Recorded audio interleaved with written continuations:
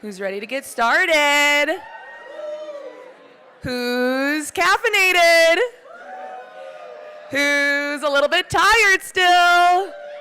Okay, perfect. I'm gonna keep talking so that the people in the lobby get the point. Is that cool with y'all?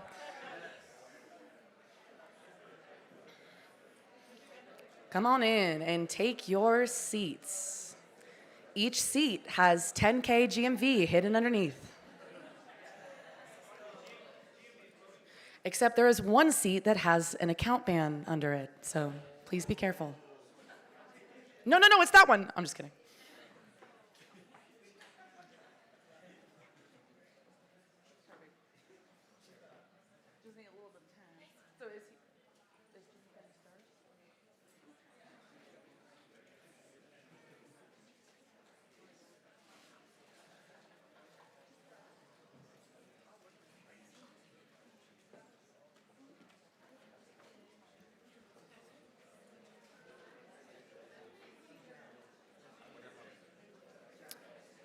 While we're getting settled in here, how did we feel about yesterday? That's what I like. I would love to hear, what was something that stuck with you from yesterday? Because there's a lot of good nuggets that I've just been replaying over and over in my head. What is one for y'all? Anyone? No nuggets? What's that? I liked how Logan has so much going on, but he's so grounded. Yeah. Nothing stresses me out anymore. And that is so inspiring to see someone on that level, so grounded and so clear-headed.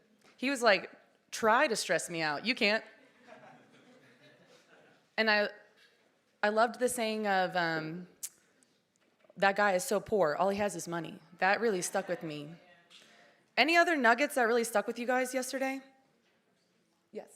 I love that they both spoke so highly of so important about integrity. Yes.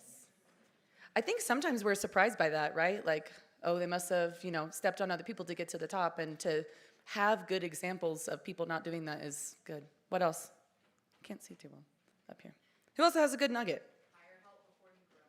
That's a good one. Anyone else? Let me think. Yes.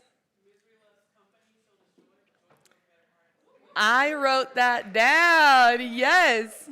That one was so good. Okay, I'm going to give us a couple more minutes for everyone to settle in. Are we going to just start with mine? Well, it's not up. That's what I'm talking about. What's up right now is his slides. Okay, perfect. Y'all ready for Jimmy to come out? Jimmy, where are you? Get out here. What up, fam? Let's go. Let's go. Who wants one of these? Who wants one of these? Let's see. I'm gonna save a few. I'm gonna save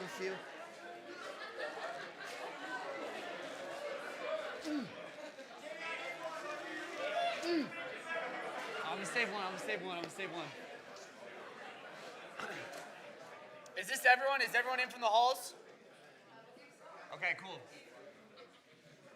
I heard Kaylee talking a little bit about how yesterday was, but can I just get a little room check here? How was that for you guys? Okay? Let's go. I really focused the starting presentation on showing up, right? And I'll tell you this, I saw it. I saw it in the way you guys turned in your conversations. I saw it in the way you guys took notes. You guys better write those journals. I know some of y'all forgot. I get it. But, do what you got to do to show up for yourself and show up for your future self too. These events are so powerful for change because you're able to literally leave your normal environment. You're forced to. And these artifacts of our past are constantly fighting us. You guys, I told you, when you wake up in the morning, they start at zero. You start at zero. Your past is always trying to take everything you got. It's always trying to bring you right back to remind you of your old self.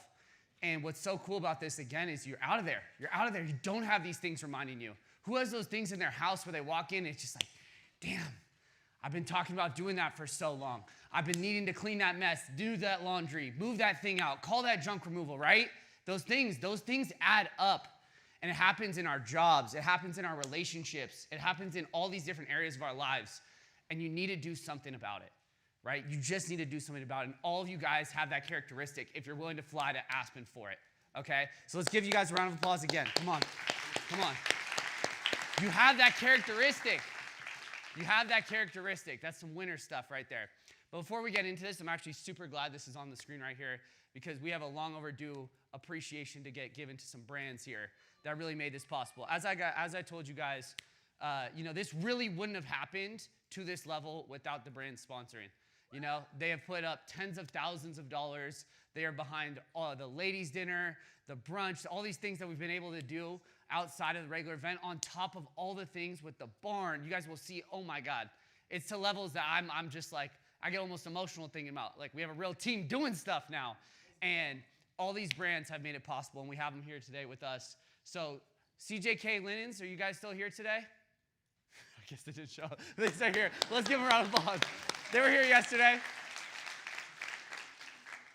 I know Kylie Water couldn't show up. Dang it, Kylie, come on. We needed you here. We needed you here. FOMO, Charlie still here? Let's go, Charlie. Let's go. Great speech yesterday. Bloom couldn't make it either. Nello, where you at, Nello? There you at, Nello, come on. Let's go, Nello. Who here has made money with Nello? Who here has made money with Nello? Let's go, Nello. Changing lives out here. We appreciate you guys so much. And they've got a presentation today that's going to be awesome. I'm excited for that for you guys. Leafar team, can we just get the Leafar managers maybe? I know Leafar is out of town, but thank you. Thank you, Leafar. Thank you, Leafar. GU, Juliana, not here? She's coming later today. And then obviously Physician's Choice. Matt, where you at? Let's go, Matt. Let's go, Matt.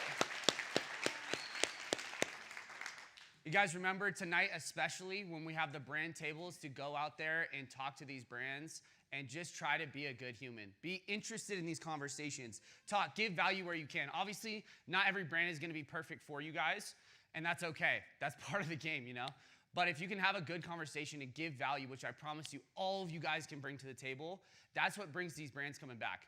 And in the off chance that you guys are a perfect match, that even more so brings these brands back, and I want you guys to run with it. Chase your synchronicity. Accept it. Claim it. It's your role. So let's get into it. We'll go into the presentation now. If we could get that live. I see it on my screen over here.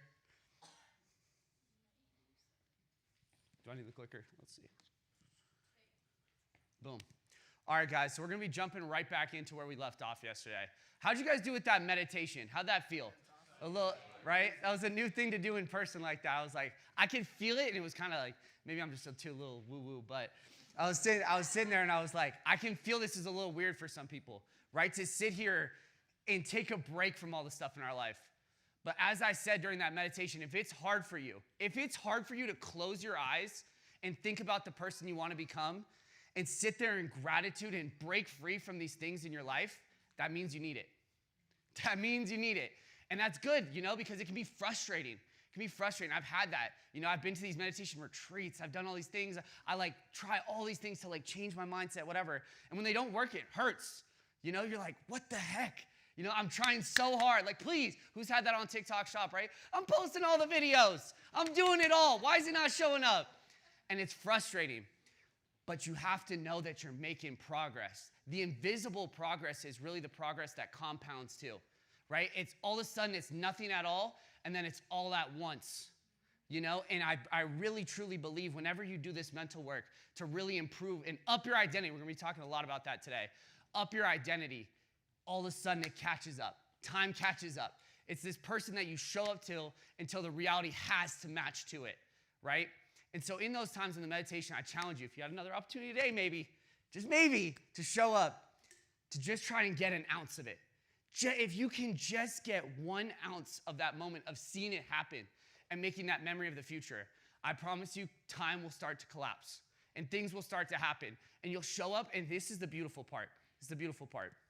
You'll start to love the process more, right? Because the whole time, everybody says, you see these guys up here talking about it, the destination is the journey, right? The process is the fun part. If you can fall in love with the process, you'll never work a day in your life. It'll always be fun, and that's when you're unstoppable. I never fear the person who's shrugging their shoulders going through it. I never fear the person who's like, dude, I'm so stressed out. Oh, it's so hard. Dude, I love the hard stuff. I would never even claim it like that, you know? I would always be showing up excited, fired up, you know? And the only way to do that is to really fall in love with this mindset stuff. Every single day, you gotta be reselling yourself. You've gotta be your own salesperson. Can we show up and do that today? Can we be our own salesperson? You with me? All right, let's get into it. So, yesterday we said it. We're gonna talk about more of that stuff. The daily question, do our thoughts play a part in our reality? If not, create them entirely. You know, do they? Yeah. Yes, right? If you said no, you would be wrong because it's the placebo effect. Simply off the fact of belief, we can convince ourselves we're on drugs, okay? We can literally convince ourselves we're on drugs. To the point, anytime they do a scientific test, they have to do a double-blind test to really prove the efficacy because your mind is that powerful. You can convince yourself that you're taking drugs and systemically feel the effects of it. How crazy is that? Imagine if you did that for your dream life. Imagine if you did that for that TikTok shop dashboard. If you gave yourself the opportunity to be the placebo. Be pretty cool, right? Who here has done that before?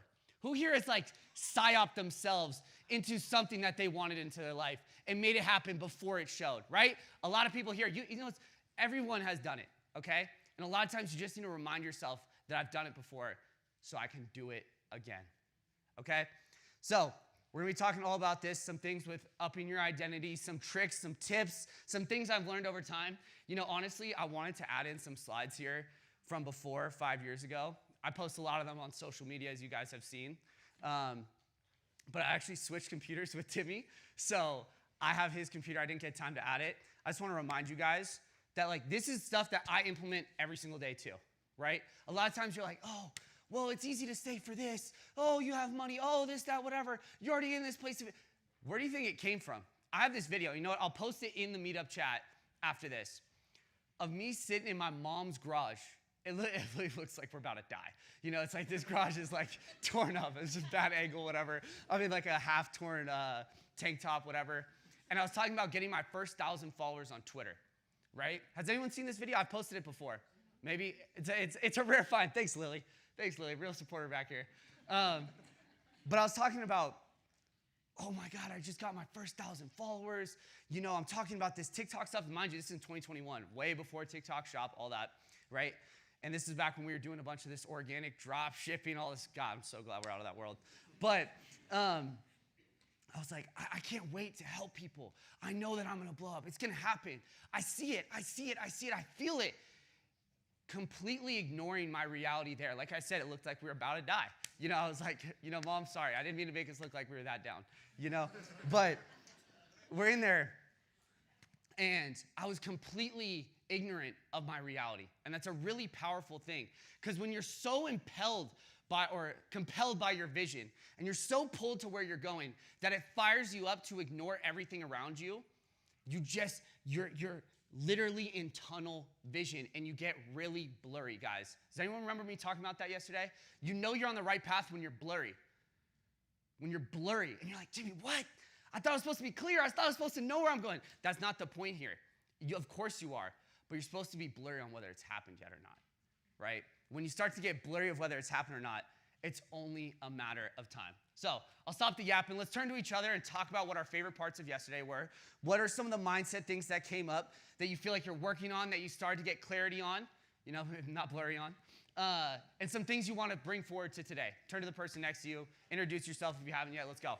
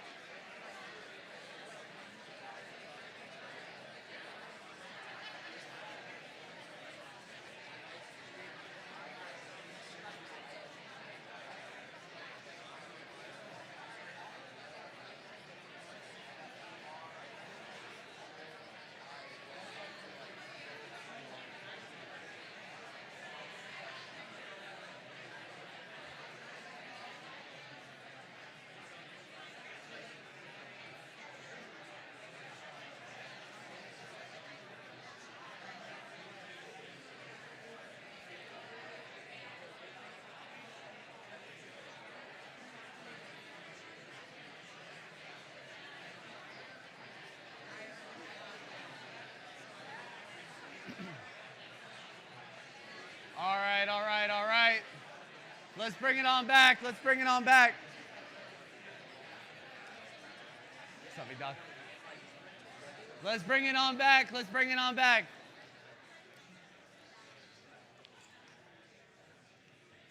Let's bring it on back. All right, someone want to share what they talked to their neighbor about?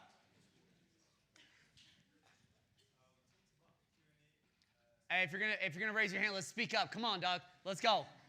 So we talked about the Q&A and how like Lucas and like Logan, they gave so much thought and gave, and the mindset bit specifically like when everyone closed their eyes and just envisioned, the process and the end result.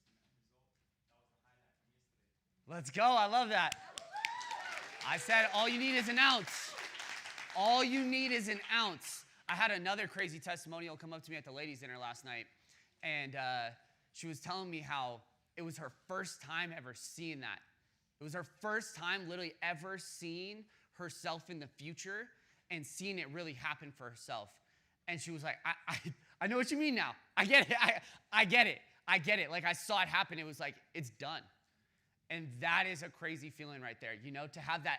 If you just get an ounce of that, guys, it only takes the faith of a mustard seed, right?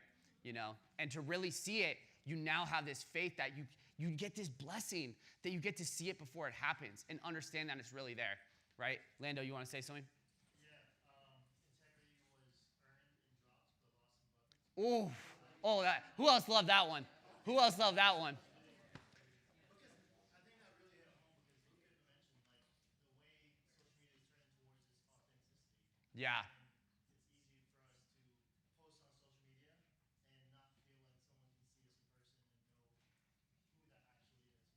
Yeah.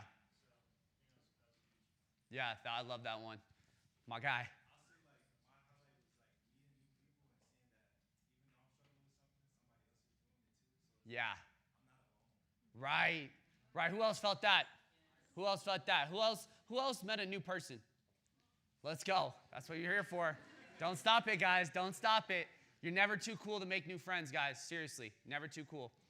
And I think that is really powerful, especially because you're also around people that don't just want to complain about it. They want to get better, right? They want to get better, right? What a blessing that is. Because so many people want to just complain and stay in the same spot. I'm okay with someone venting to me. I'm okay with that. I'm not going to lie, I don't love it, but no, I'm just kidding. But I'm okay with that as long as we're going to talk about an action plan after. Because let's get it out. Let's be real with ourselves. It's actually the next thing I have right here. You got to be real with yourself if you want to improve. You got to be real. In fact, the easiest way to improve is to be hyper real with yourself. And it can be hard. It can be hard. And honestly, I'm going to make some of y'all feel seen right now for any of my self-aware friends out here, right? It's hard to be self-aware. They make it seem like being self-aware is easy. Oh, you get it because you always understand things. You see how the room works. You understand yourself. You're always so aware. But you can be so self-aware that you're self-aware of all your problems too. And you're constantly beating yourself up for those. Trust me, I get it. I know how it goes, right? It's something, sometimes I'm like, dang, I wish I was so unaware, bro. I wish, I wish I didn't have to think about these things. And I wish I didn't have to beat myself up and carry this shame that, that goes over me sometimes. Thankfully, I know I have these tools to show up and beat the shit out of it when I wake up in the morning. But it's hard. It's hard. But one thing that I've learned with self-awareness is that you have to be, and it's going to sound like a mouthful, but I'm telling you it's right. I've practiced this one. You can be so self-aware that you're self-aware that you're self-aware. Okay? I'm telling you, it sounds good. You can be so self-aware that you're self-aware that you're self-aware. Basically, seeing yourself as accepting of your imperfections, right? And seeing, okay, I know that I'm just so self-aware that I'm too self-aware of my problems. And that's okay. Everybody has problems, guys. And guess what? Who's made a video here that had problems and it still went viral, right? Who had things where the clip didn't get cut, where there was dead time in it, but your heart was in it? You knew what was going on. You were speaking with conviction. It didn't matter, right? Our favorite people that we love online, talking about authenticity, right? Talk about integrity. The people we love the most online are the ones that are the realest. Yeah, I just love her. She's so real. Alex Earl, I just love that you don't wear your makeup and you do this and you talk about eating fast food and this. You're so real, girl, right? That's the stuff we love. And you need to do that same thing when it comes to your thoughts too, right? Because that's how you're going to find, okay, maybe we're giving ourselves a little too much love here. Or maybe we're not giving ourselves enough, hard love on this topic. And when you look at ourselves, we've been saying things that aren't okay to ourselves, right? One quote I love is, if you had to have a transcript of all of your thoughts, would you be your own best friend or your biggest enemy? And I look at that, and most times, in my life at least, I've been my biggest enemy. You're booing yourself off stages before you even had a chance to speak. You're up here telling yourself you can't do this, da-da-da-da-da, even though someone right next to you is doing it, Let alone you guys in this room are trendsetters too. You'll be doing it even if somebody around you hasn't even done it. That's special, by the way. I just want to make sure that's clear, right? One of the things I talked about yesterday, it doesn't matter if anyone around me has done it or not. I'm here and I know that I can, It's important. So make sure that you're always looking at yourself because you are the one who's creating your identity. What I find so interesting about this definition, and actually I wanted a different one that had this one extra part, the full extended dictionary definition, talking about how identity is fluid, which I always find very fascinating. But as you guys can see here, your qualities, your beliefs, your personality, who is setting these things? You. These things in your identity, if someone asks, who are you? You're going to start saying, well, I'm a nice person. I do TikTok shop. I live in this place, the place you picked to live, by the way, right? I'm into this. I struggle with this. I don't know. I just think about this. All these things that are you are set by you, right? And what I love about this is you have the ability to change it. You have, who here has reinvented themselves before, right? Who is a different person than they were 5 years, 10, maybe even a year ago, right? You have all done it. But then you're in this new self and you're like, I don't know if I could do it again.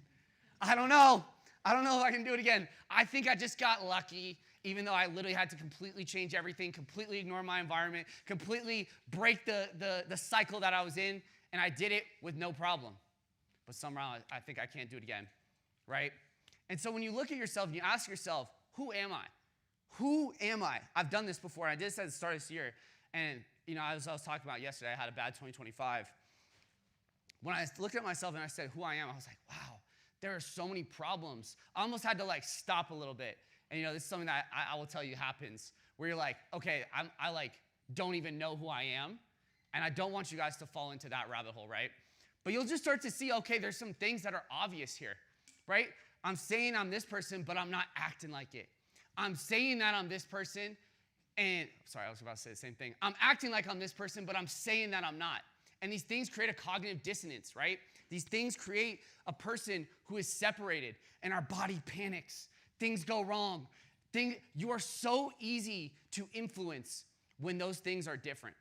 This is why you guys fall for whatever you see on your TikTok feed, whatever you see on your social media, because you're not sure of who you are, right?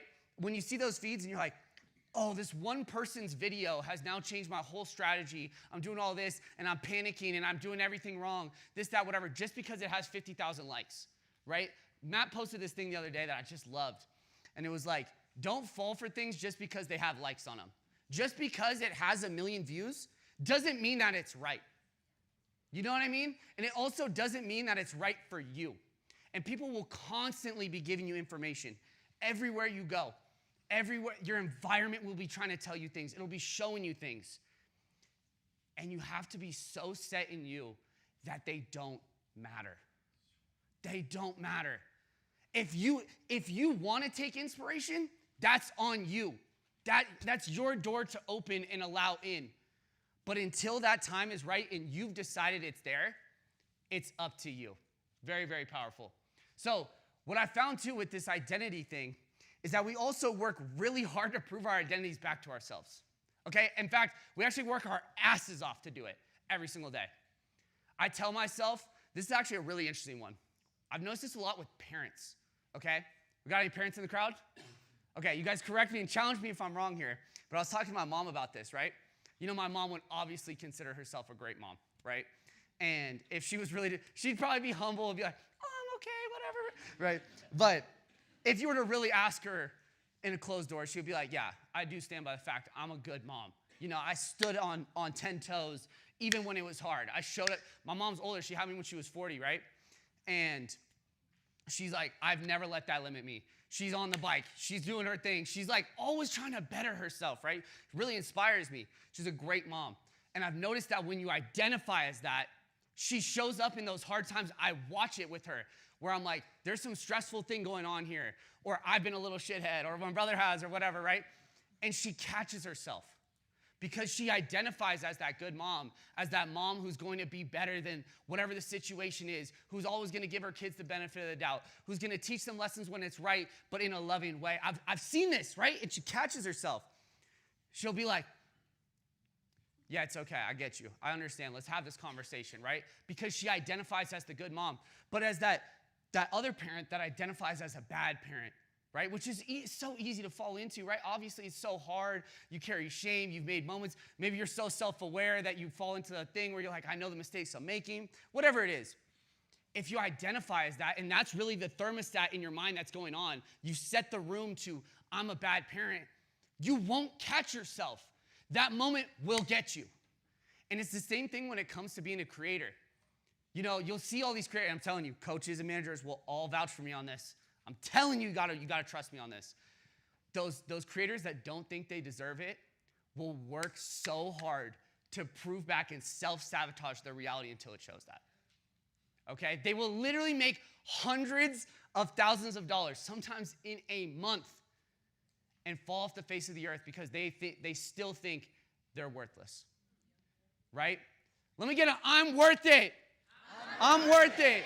Okay? That's all it takes. And this is why I say it's actually a blessing if it takes a while. It's actually a blessing if it takes a while. I was on a call with someone the other day, and they were like, I wish I was one of the lucky ones that had it happen in their first or second month. I was like, I'm going to challenge you on that. I'm going to challenge you on that. Lucky? I'll tell you, I actually think those are the unlucky ones. Because almost every single time without fail, it falls down after, right? In general, this game's going to be up and down. But especially if it's right off the bat, and it came from something being at the right place at the right time, maybe copying a video that they didn't even know was as good as they did, whatever, and it just goes boom. And then when that next month comes, they have to fight the identity of being, I'm a one and done. I fell off. I'm in a slump. I was never really able to do it. I'm a fluke. How hard would that be, right? So it's almost a blessing if it takes a while because you have that time to build that identity. I can go through hard things. I still show up. I get better. And by the time you start to get better and actually start to show it, hopefully you have that identity before it happens, you'll have the feet to withstand it. You'll have those legs that can hold it, the strength to really carry it and do it forever. Cheyenne, that hit home right there? Yeah. That hit home? Yeah. It's so, how long did it take you to even make 10K? 10K, 5 months or so. Okay, that's not too long. Over 700 videos. 700 videos, guys. What if it takes 7,000? Oh, Jimmy, I don't know about 7,000. I don't know about 7,000, though. That's too many.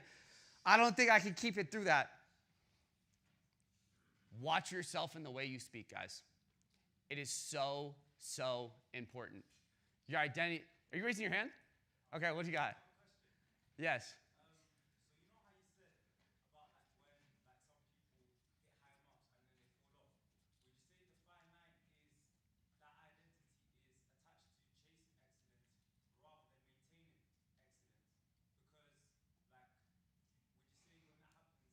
Because like, would you say when that happens, like you love the chase of getting out of the hole so much that you might make yourself fall back into the hole just to get back out. So how can you make the shift for your identity to be like maintaining excellence like back to back? Dude, great question. I didn't understand what you were saying at first, but I love this question.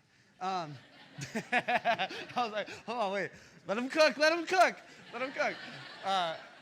But, you know, we were talking about this yesterday. I don't know if you guys remember this, where I was talking about having to hit rock bottom to get back up. You guys remember that? I think I touched on that a little bit. But, you know, it's a real, Luca talked about this for sure. And I know Luca's like Luca, are you here today? Okay, hey, you should talk more about this later.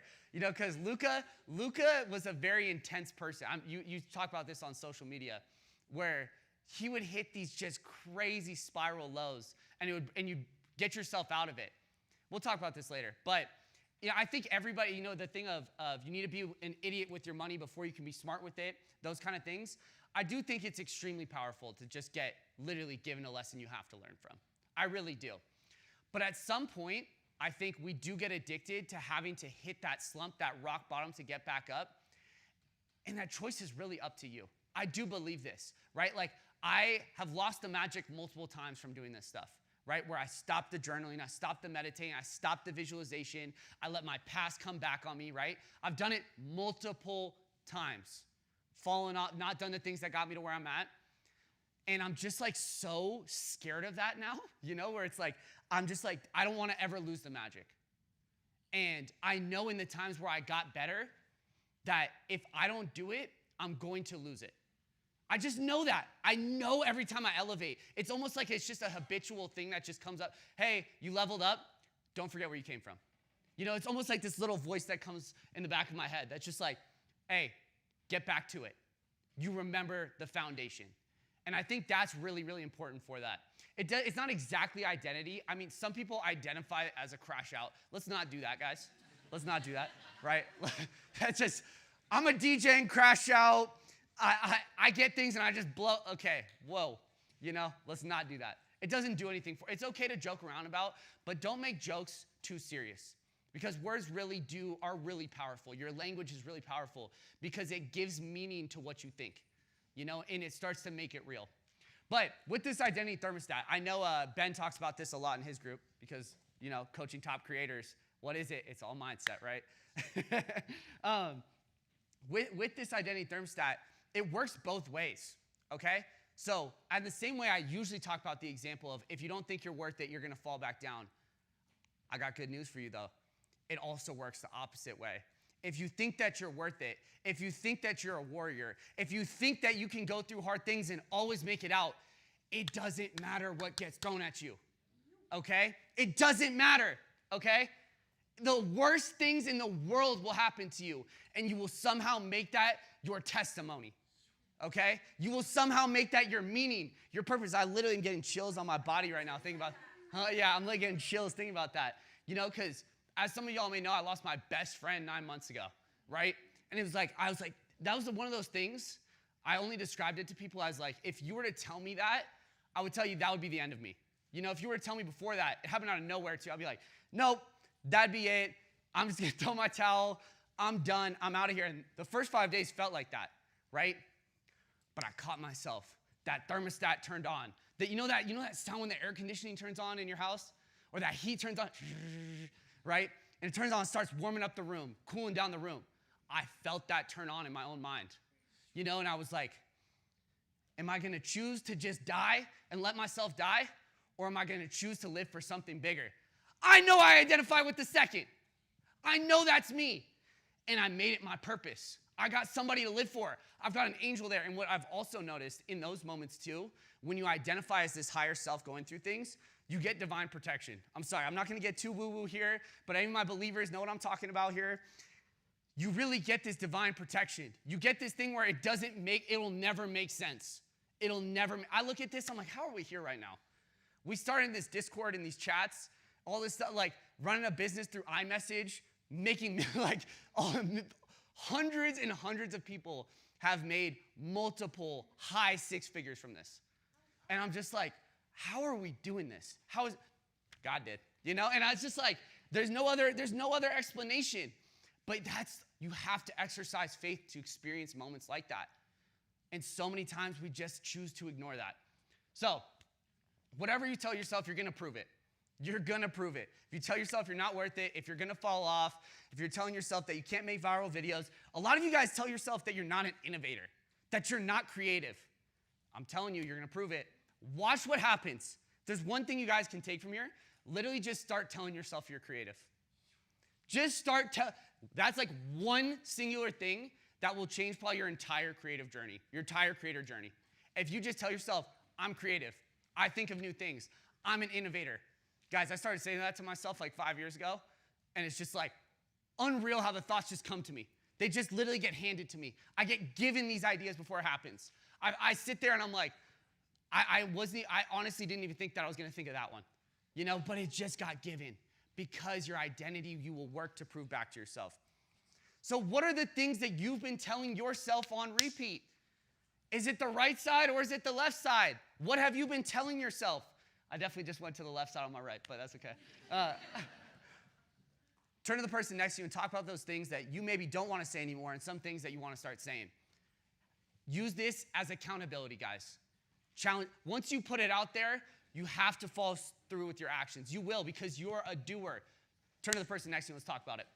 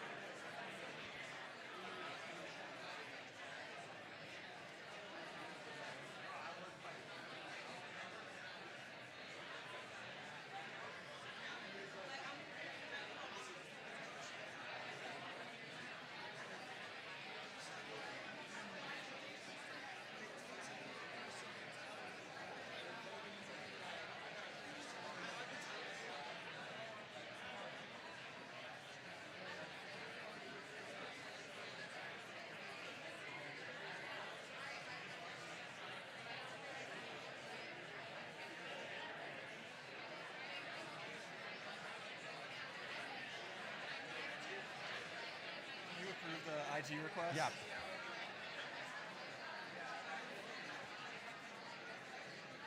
Am I cooking or no? Yeah. You're a beast.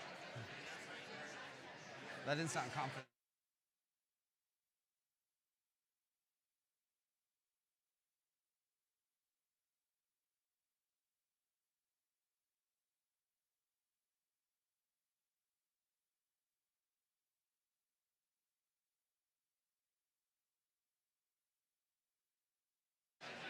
All right, all right, all right. Let's bring it back. Let's bring it back. Let's bring it back. Let's bring it back. Let's bring it back. Let's bring it back. All right, so I'm actually going to change the topic a little bit here. Who came with a +1? Who came with a friend? Who came with someone they know, right? Maybe even a roommate, right? So I want you guys to remember this. You know when we were talking about Logan and Luca, we're talking about one of the most important things is having people around you who challenge you, right? It's all about the people. It's all about the people. It's all about people. And it's something that I've heard a lot over the years. Man, I just don't have the people like that. Man, Jimmy, like if I had friends like you, I'd be bossed up too. I'd be doing this, whatever, right? You guys, you'd be shocked at how much of these relationships and these friendships are actually curated. Luca, would you agree with that? It's setting expectations up front. It's telling them what you're looking for and inspiring other people to bring out these traits that they also have but maybe just aren't showing yet, that they didn't know that you felt the same way about too. And so as you turn to that person next to you, I want you to also think about all these things in life that are probably going to hold you back, right? It's people that you're around all the time. Lucas said it again. I'm going to keep shouting this out. You're the sum of the 5 people that you're around. And a lot of you are, I'm just going to take it at face value. I'm going to take this, okay, then I need to go get new friends. No, guys, no. Please don't leave this being like, I'm going to cut off all my day ones. You know, please don't do it. Jimmy told me to cut them off because they weren't doing shit, right? Please, no, can't have that. Jimmy, I got good news for you. I left my wife. No. You guys would be shocked at how much you can improve the relationships in your life just inspiring them to do the things they also want to do. Guys, you know I came up with my best friend from high school? We did this all together. He now runs a 8-figure a year app studio, and he was just a college basketball player. He had never, in fact, he had one of the craziest limiting mindsets I've ever seen. Because he had been told he was just a basketball player. He was a dumb athlete. He cheated on every test. He could never do it on his own, all this stuff. And I've watched how making that change has made him shine even more. It means a lot more to him than someone who had it. It means a lot more to him, I promise you that. And so I want you guys to go back and tell your friends, hey, I'm not going to let you talk to yourself like that anymore. These things where you say, I'm just bad at this, I'm broke, I struggle with this, challenge them. Stop them where they're at and say, don't say that about yourself. That's not cool. I don't think of you like that, and I'm not going to let you sit here and talk to yourself like that either, okay? And when you have that and you say, by the way, I expect that back. And if it offends them at all, say, okay, take your anger out on beating up any of my limiting beliefs too then. You'll watch as you guys both grow together, and you'll have this moment where you'll have someone to really celebrate with, right? The fun stuff is always coming up with somebody else and being like, we really did this shit, huh? Hey, Mason and Connor, you guys have one of those moments? You guys have one of those moments? It's really special, right? You came up and we really built this. We did this. We changed together, okay? So remember all these things that you're stuck on, these things that you keep telling yourself. It's always repetitive. And guys, it's not going to be easy at first. Habits are hard to break. And they also take time to make, okay? You need to do the things that remind you to do it. Set reminders on your phone. Put it on your calendar. Who here is leaving with a calendar? Okay? Let's get some calendars going, guys. Put it on there. Set these things to make it happen. But until you have those people in your life that are going to do it and that will to make change no matter what, it's not going to happen for you.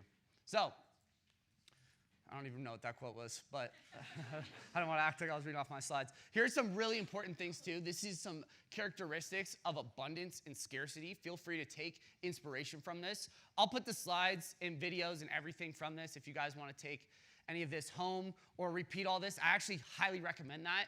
If there was any segment from this whole presentation, this whole week that inspired you, go back and review it. Remember how I talked about who here saves videos on TikTok? And then we talked about who here has it on their calendar to go review it? It went from all the hands to none. I think there was one in the back. There was one in the back, and he's probably lying. But,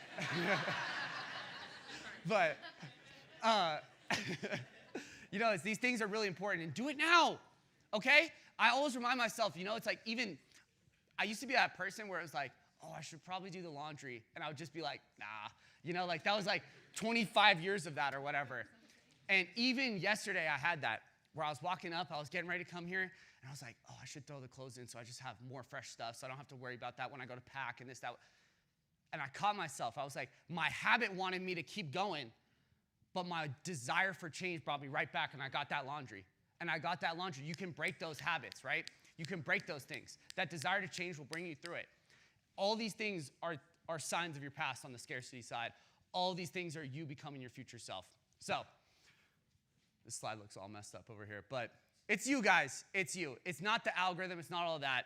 And I also want to remind you that a lot of us convince ourselves, especially during these meditations and chances to visualize, that we're trying to be the highest version of ourselves. That we're I hate to break it to you guys, all of us have bigger dreams than what we've achieved. And even when we achieve them, we probably didn't get as far and get there as fast as we probably wanted to, right? We're never that. Even I have to remind myself, I'm like, I've achieved amazing things. I thought it was going to happen 3 years ago, to be honest with y'all. You know, as grateful as I am, I really was that delusional. And that's okay. You know, God's time is always greater than whatever I was thinking. But on top of that, though, you need to remember, this is really the important part, is we are what we accept of ourselves. You know, a lot of times the things that we tolerate are the things that really decide who we are and that really show it up, right? With the identity thing, again, if you identify with someone who's okay with doing those things, with not getting the laundry, with not whatever, you'll just keep doing it. You'll just keep doing it. It's not about the things that you dream of and all the, it's about what you accept on a day-to-day basis. If you're okay with missing that post, you will miss that post, okay?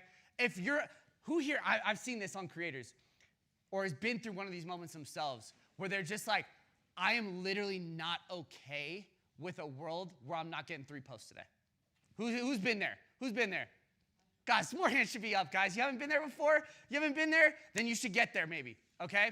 Think about those things. It's literally not okay for me to not be doing the things. It's literally not okay for me to not be journaling. These are the things that I remember, right? It's not okay for me to be saying to myself, I don't have 15 minutes to meditate when I had an hour plus to scroll. 2 hours plus to scroll. I saw this crazy video the other day where this guy, it was one of those YouTube videos where they're sitting down with, call it normal people, whatever, right? And he's like, millionaires versus this, right? Versus 9-to-5ers. And he's sitting there, and all these people are telling you, just hear these limiting beliefs. And one of them is like, well, I don't have the time. And he goes, if your screen time's under 2 hours, I'll let you say that. And she was like, I'm not showing you my screen time, right? I'm not showing you my screen time. It was probably 6+ hours. We all go through this. We convince ourselves we don't have the time.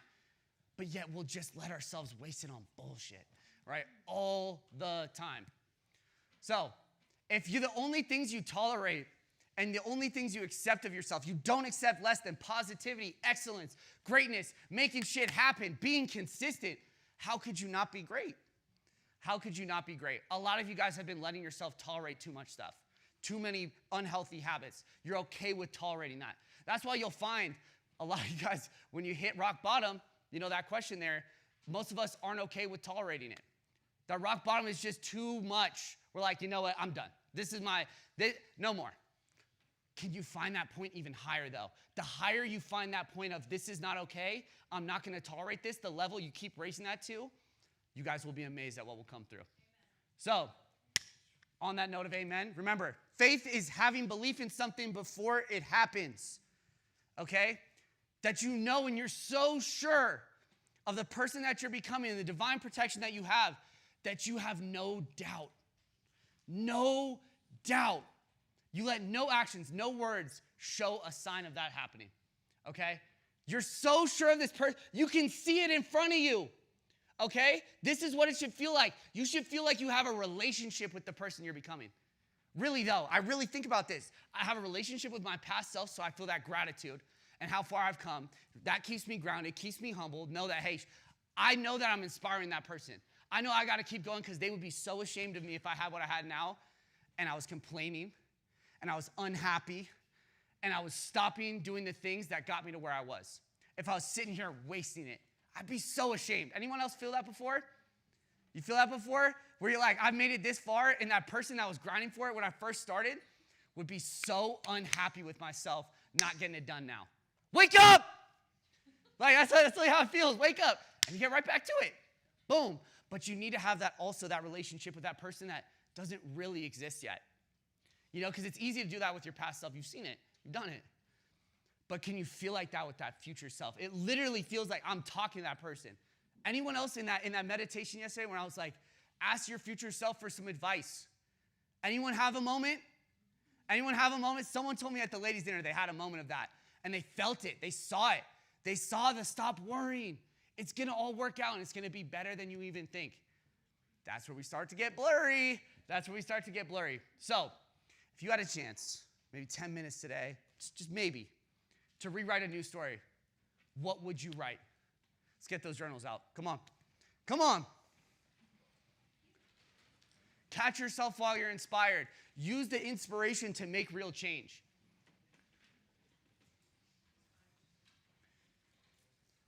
One video you saw, one piece of content, whatever, led you to get into this moment. You've done it before. You've made change before. You've taken inspiration and let it make you a whole new person. Can you make it this moment, guys? Do you think we can play the 528 hertz, just that calming music? Set the vibe, set the tone. Some corny shit, guys, but I will say, there's something to that romanticizing your life, right? Set the scene. Those moments where you're on a cool vacation and you set up the camera and you start talking to yourself like you're making a documentary. Do that stuff, guys. It works. And those are the coolest memories when you go back to it. Turn on that music.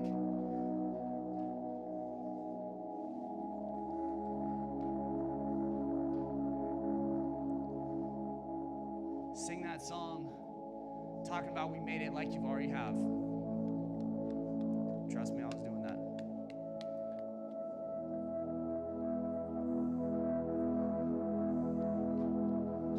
Write down those things as if you already have them with gratitude, just like we did yesterday. Some of those goals that you're working on. Thank God, the universe, whatever it is for you, your current self, your future self, your past self. And become the placebo. Become the placebo, guys. Write down that gratitude for the future as if you already have it.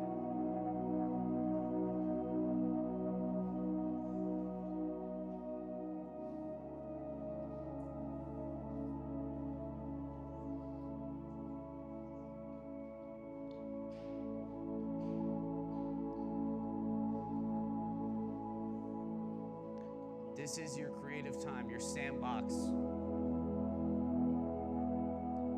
Just trick yourself for 5 minutes to whatever you write is done. It's already happened.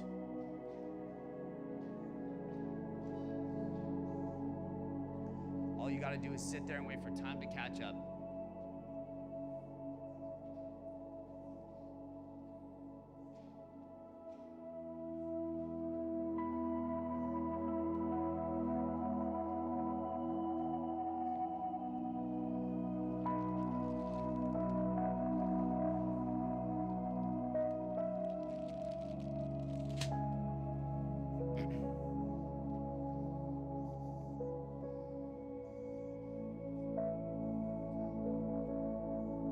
If you can even feel an ounce of gratitude, that means it's starting to happen. Just an ounce.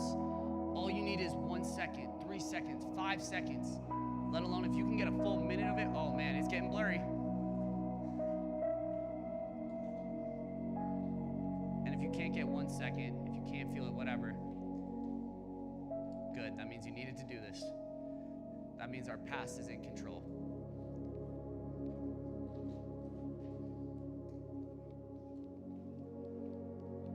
All right, on that note, finish up that last sentence. We're going to dim the lights here and go into another meditation. Hopefully I won't feel that energy again of people feeling like, oh my God, he's really doing this. We're really closing our eyes. But I really hope I feel that love again that I felt last time. Of everyone in the room showing up for themselves. Practicing faith when their reality told them otherwise. So let's do it, team. You ready? Remember those things that you just wrote down? You remember those things? Those goals that you've been working on. And now let's think about them actually coming true. Okay? Let's think about that dashboard being exactly what you wrote. Let's think about those views coming in the exact same way you envisioned them, okay?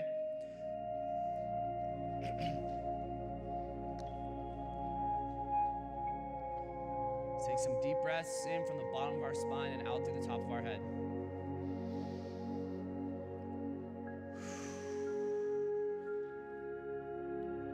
Keep it going, just on that pace. And in these breaths, I want you to think about letting go. Completely separate from anything that's pulling you back right now. Your to-do lists, your videos that you need to post, the text that you need to respond to, that person you need. You don't need anything right now. That can wait. Let it go. Clear the slate.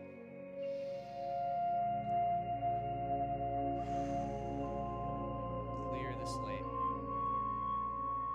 Think about nothing. Just let it go.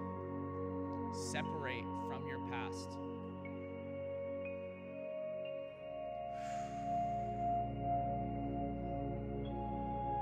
Just as you feel it separate, and those things that don't matter slip away, I want you to think about that person that's done it. Those things that you wrote down, what's it gonna be like when it happens? Don't worry about how it happens. Just worry about the what and why. What happened and why it matters to you.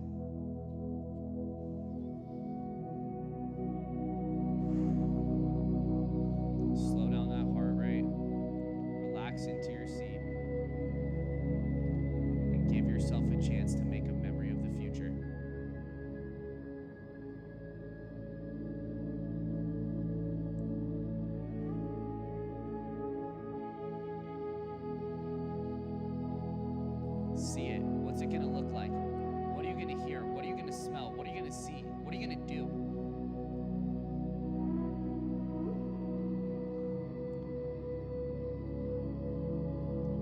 much more just jump in as soon as you wake up in the morning. What are you going to do? Who are you going to call? Where are we going to celebrate? Grab the pen and start writing the story.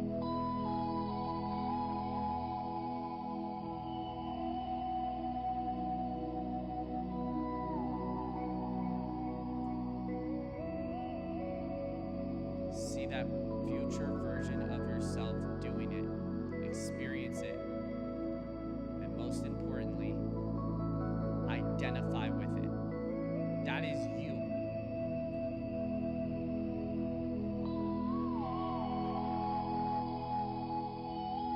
That is you.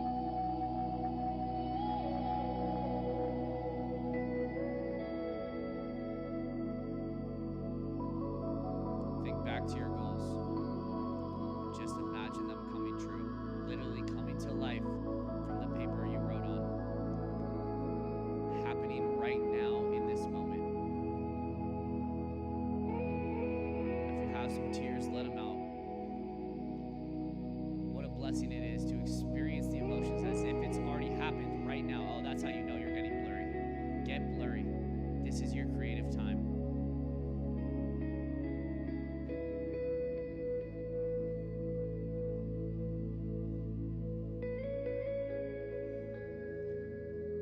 Now I want you to think about someone else in your life too. Someone who believed in you. Is it your mom? Is it your spouse? Is it your best friend? Is it the person sitting right next to you? What's it going to mean when you do it and get to tell them thank you? Thank you for believing in me for no reason at all. Oh man, this one gets me.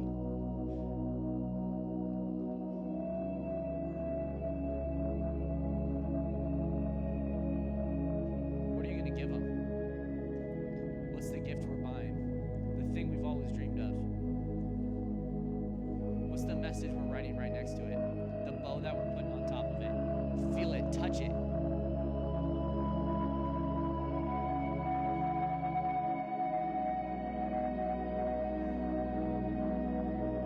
Send some love to somebody else in this room too, and tell them that they're worth it.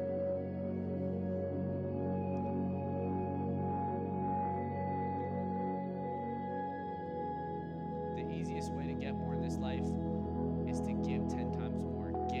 Give some love. Give some support. Just like that person did for you.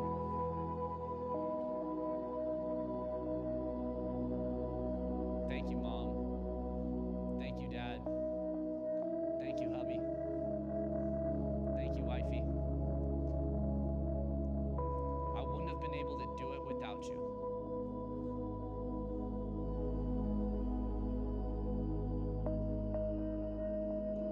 Think about that moment. A couple more minutes here, experience it. Show up for your future self. See it happen.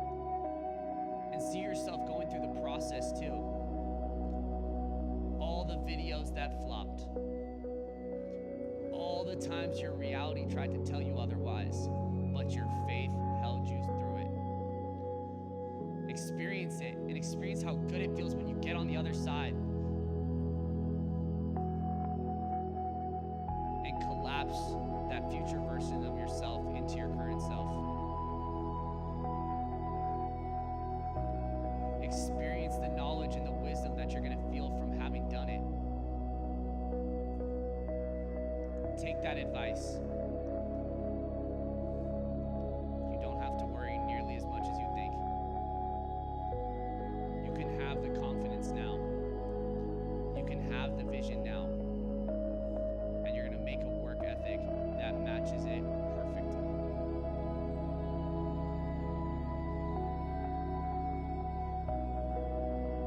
See it, feel it, touch it. One more minute here. Show up. Separate. Let go of the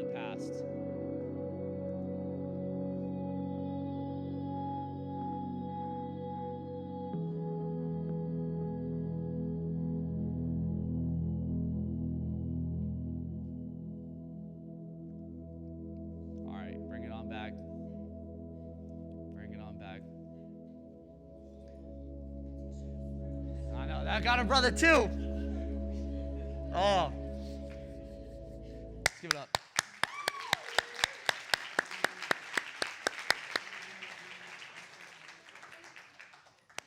How was that? Good. Who saw something, right? Who saw something? It's okay if your hand's not up right now. That means you just need to keep showing up, right? That means you just need to keep showing up. God, that one of think about those people who believed in you. God, that gets me every time, all right? But I'm going to keep doing it. I don't care how weird it is. I don't care that people see tears on my face, whatever. Because my vision matters more than that, okay? This person that I'm becoming. I always say, it's a big thing with men, okay? Men will be like, nah, bruh. Nah. I ain't doing all that. I ain't doing all that.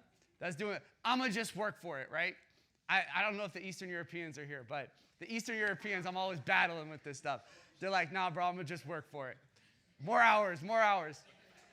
And I get it. I totally get it. I really do.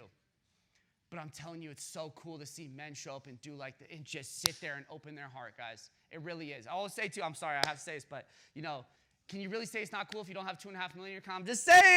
I'm just saying.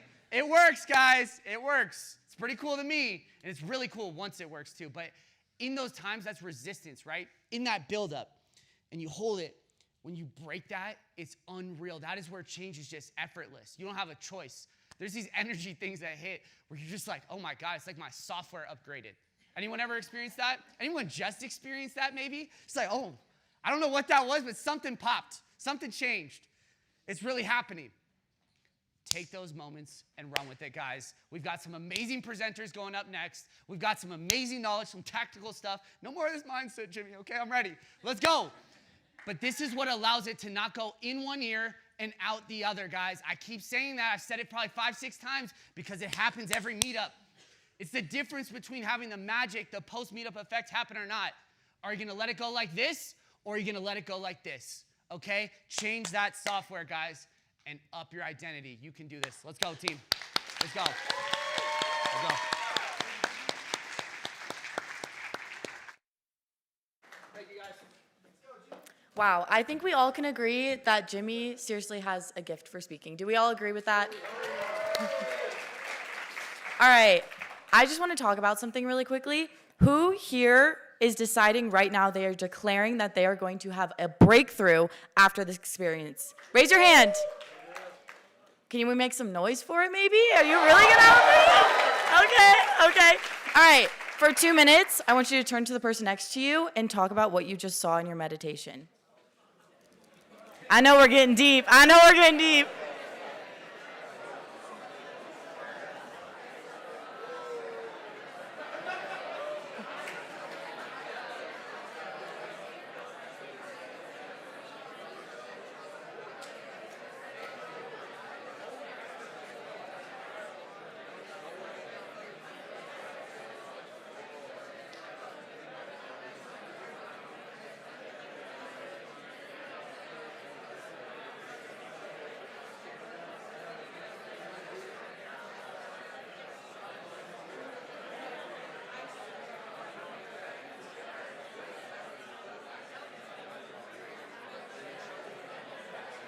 All right, slowly bring it back.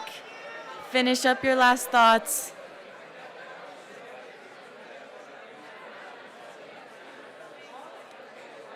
So good. This is why this community is so special, truly. All right, let's bring it back. Bring it back. Seriously, you guys, where else are you going to find people that you can turn to and talk about what you just meditated about? Seriously, where else? All right. I'm so excited to introduce our next speaker. She is so special. I've been waiting for this all day. Our next speaker made her first 100K in commissions in her first 100 days on TikTok Shop and has since done over $4 million in sales. She's gone viral across multiple niches, retired her husband, and traveled to 6 countries this year, all while coaching other creators. Today, she's getting real about how she royally failed Q4 in 2024 and the skills, tactical, and mindset that are going to help her rock Q4 2026. Please help me welcome Kaylee Berg.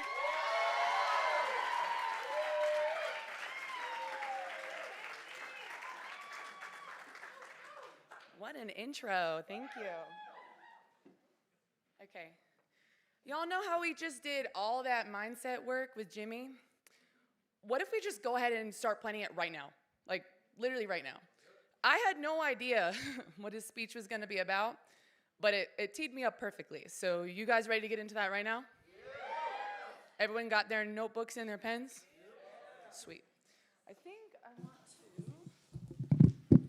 This might be loud. Hold on. Okay. I want to walk around a little bit. You know, I got to get my steps in. Also warm up, yeah. And it's true. I did royally F up Q4 2024. So I want to teach you guys those mistakes that I made so that you can correct them, hopefully before you even make them, and have a killer 2026, okay? Yeah, fuck yeah, I like that. I might slip a couple F words in there too. But first, let's give it up for our speakers. Hasn't this been awesome? Frick. I've been to a lot of conferences, y'all. I'm sure some of you in here have been as well. And sometimes they can be a lot of fluff. This has not been an ounce of fluff. It's all been tactical, and that has been incredible. I'm extremely grateful to even be invited here. And by the way, they don't have to do this, you know? I know a lot of top creators. I made a video about this the other day. Many top creators will not share any of their advice, and they don't have to. It really is educating your competition. So I'm very grateful for all of you that choose to come here and share your wisdom so that we can push each other and grow together. I really do appreciate that. Can I get a hell yeah for that one? We kind of went over earlier what's something that stuck out with you. But real quick, can I tell a little story about frogs? Something weird happened to me. So we got in on Wednesday night, and that night I had a dream that we were like staying in some Airbnb, and I was in the bathroom, and there was a frog. I was like, what? And then I'm like getting up, like, I better get out of here. And then another frog showed up, and then there were three. And I was like, Josh, honey, please, please, please, there's frogs in here. And then I'm outside the bathroom, I'm peeking in the door, and literally there were dozens of them. I'm like, where on earth are these frogs coming from? I was so confused. I wake up Thursday morning, I'm like, that was the weirdest dream ever. Like, what? I don't think I've ever dreamt about a frog. So I looked it up. I was like, does that mean something? You guys ever do that? And it said, dreaming of a frog usually symbolizes transformation, renewal, fertility, and unexpected luck. And I was like, okay, maybe I see signs in too many things, but that's weird. I was like, what? So I put in the Discord, I was like, you guys, I just dreamt of frogs, and this is what it means. Like, I don't know. I feel like it's meant to be. We're all here to have unexpected luck. And it was jumping frogs and frogs in the house. Jumping frogs signifies a quantum leap. Could not be more on the nose. And moving forward quickly into a new life chapter. Frogs in your house represent domestic peace, incoming wealth, or personal achievements.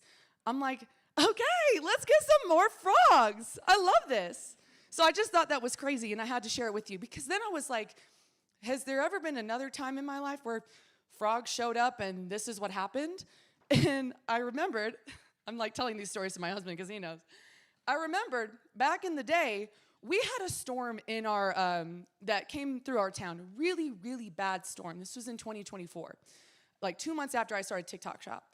And it was such a bad hailstorm, it broke like almost every window in our house.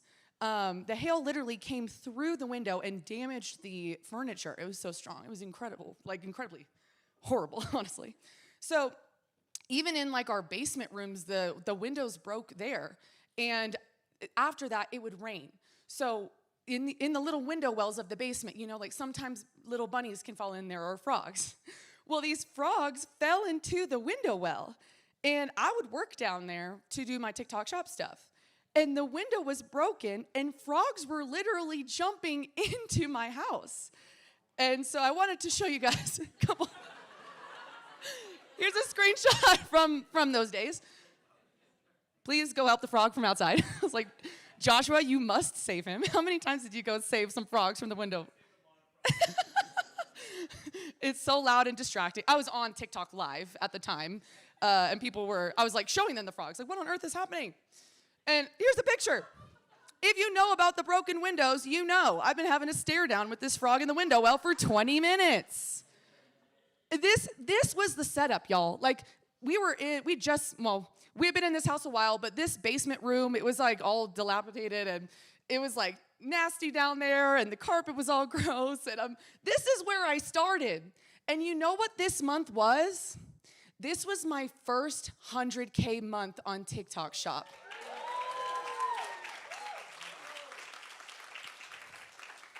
I was trying to line up the dates because I made 100K my first 100 days on TikTok Shop, and I look back at these screenshots, and they were from like July 15th of 2024, like almost an uncanny lineup.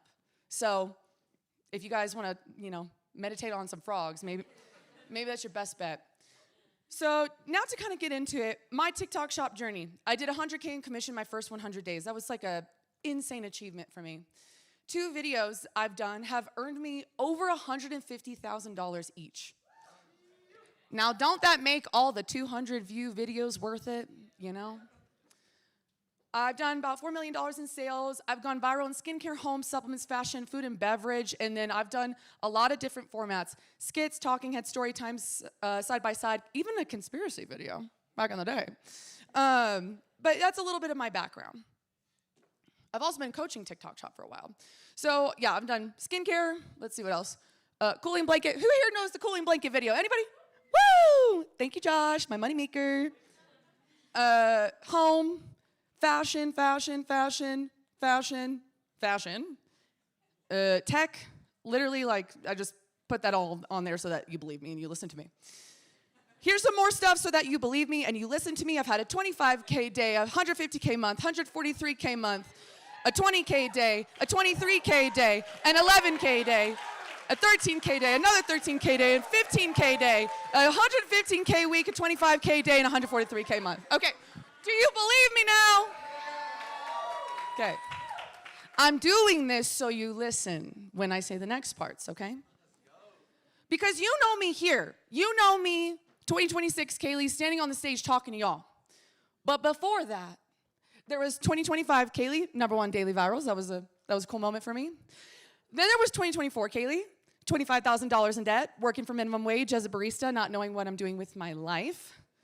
Then there was 2023 Kaylee, crashing out because I felt like after shutting down my first business, I was a failure and I would never make money again. And then there was 2022 Kaylee, which she was succeeding in that last business, but I had a lot of mindset breaks and pitfalls that I fell into that led to me shutting it down in a really horrible way.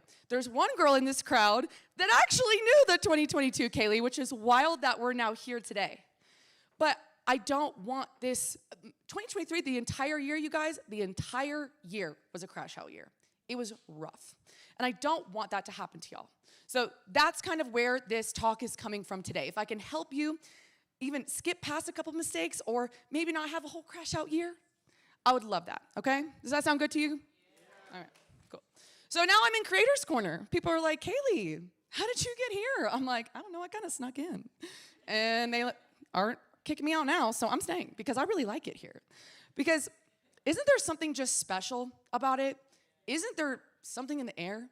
Like, even before I met any of you guys in person, hearing Jimmy talk, I'm like, I gotta get around that guy. That guy knows something, and that guy sees a vision. And it pays off so much to get those people in your circle. So I was like, I gotta get in Creators Corner. So what I'd like to share today is how I horribly fumbled my first Q4, and then the next year increased my earnings by essentially 400%. Because I want you guys to do that and rock Q4 2026, okay? That's what we're gonna do. And I also increased my monthly average. So this is not for just Q4, y'all. This helped me increase my income overall. Ready? I already went to the next one. Hope you're ready. But what I'm gonna do first is what I said. We're going to set ourselves up for success by fixing the mindset thing. So we're going to do 3 quick exercises. First is a gratitude. Second is a paradigm shift. Third, we're going to speak it into existence. Okay? Locked in? We're going to do 3 things. Perfect. But first, hypnotizing. Look, I thought I was really going to have to convince you guys to do the mindset stuff, but you know it's important, right? Cool. So I don't have to hypnotize you. Perfect. First, I want to go over a paradigm shift. This is essentially what we were just meditating on. Seeing the future self and changing the paradigm of our mind, the way that we see things. A paradigm shift, is a major change in how people think about or do something. An old way of thinking is completely replaced. That's my goal here. I want you guys to have a paradigm shift. Because if you don't, you're going to hear me say all this stuff, and it's just going to flow right on through, and it's not going to stick. But if you have a paradigm shift, you have rich soil, it's going to soak in, and it's going to stick, and it's not going to dissipate after we leave here tomorrow, right? Because it's woo-woo until it works. You know what I said when I started TikTok Shop? I was never about this woo-woo stuff before TikTok Shop, by the way. I met a girl that was really into manifestation. And she's like, you need to do this stuff. And I'm like, whatever, I guess. And I said, I'm going to make $100K my first 3 months of TikTok Shop. Now, I was $25,000 in debt, making less than $14 an hour. I really didn't even believe that. I didn't believe that I could do it. And you know what? I did it every single day. When I was driving in the car, I'd like do this tapping thing. I don't know why, but I was like, I'm going to make 100K my first 3 months of TikTok Shop over and over and over again. And it happened in 100 days, just over 3 months. And I'm like, no fucking way! It worked! So that's why we're doing this. Oh, and the whole point of this is it's woo-woo until it works, and then it becomes standard operating process, okay? It's not the special stuff you sprinkle on top. It's literally part of your daily routine. I think it's very validating to hear Jimmy say, you have to keep reinforcing it. I think that helps me a lot because I see people with the mindset I want to have, and I'm like, oh, it just clicked. No, it doesn't just click. It has to be continuously reinforced. So the faster you radically accept these paradigm shifts, the sooner you'll magnetize success. This is when your pens will be handy, okay? I'm going to show you what we're not doing anymore and what we are doing. And I want you to write down a version of the green one on the right. You don't have to write it down word for word. If you like it word for word, do it. If you don't, do a summary that makes sense to you. Ready? Thank you. Okay, the past. I hear this. I hear people say this a lot. Oh, I'm a small creator. Oh, I haven't even done $50,000 in sales. Oh, I haven't even posted my first video yet. We're not doing that anymore, okay? Because we know now that our thoughts create our reality. Now what do we say?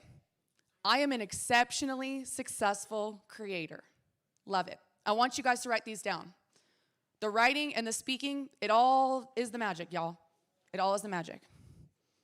I am an exceptionally successful creator. I kind of picked some words that were hard to spell, sorry. While you're doing that, I'm going to take a quick sip of water.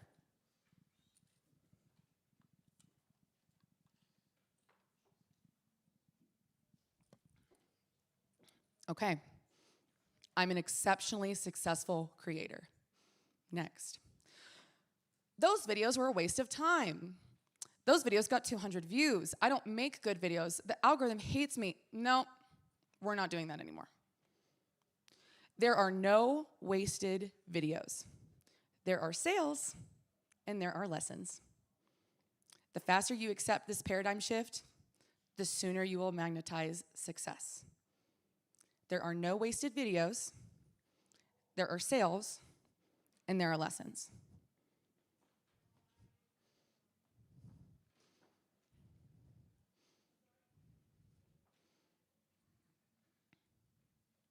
Okay. In the past, I hear this one all the time. I hear it in communities all the time. We magnetize negativity to each other because we say, are your sales down? Is it a bad day for you?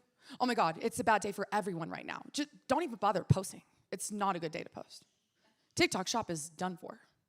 No. This one, you might want to summarize.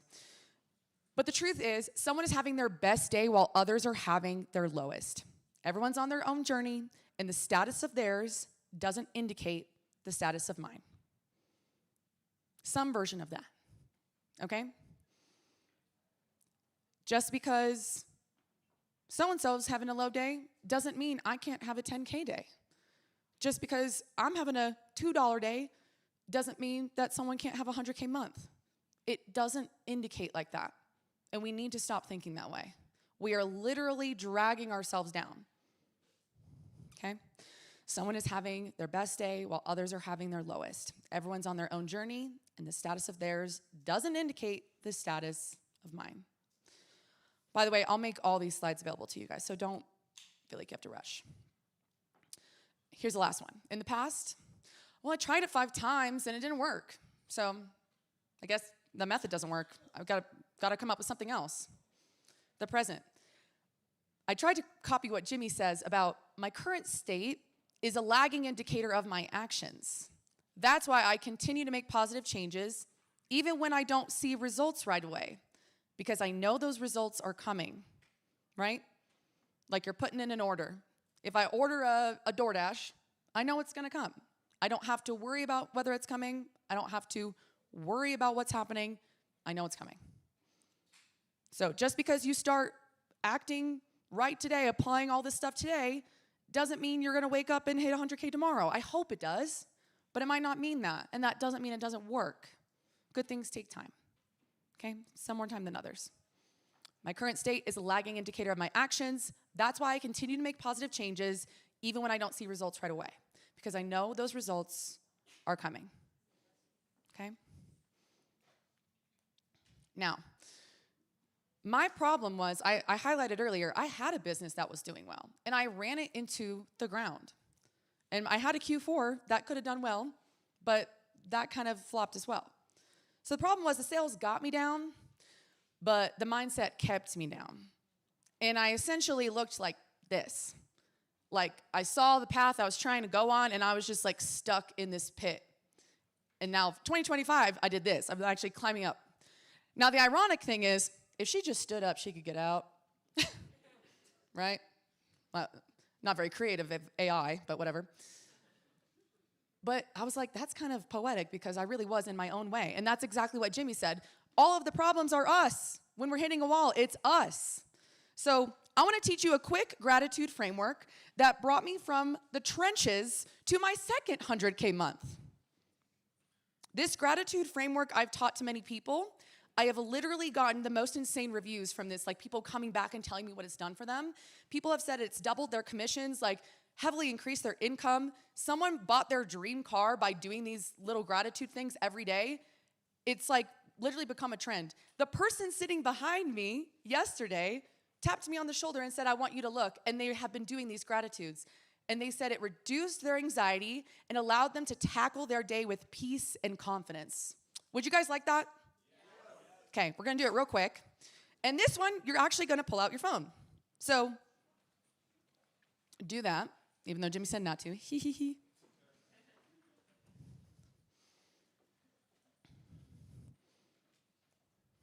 Am I doing it? Okay.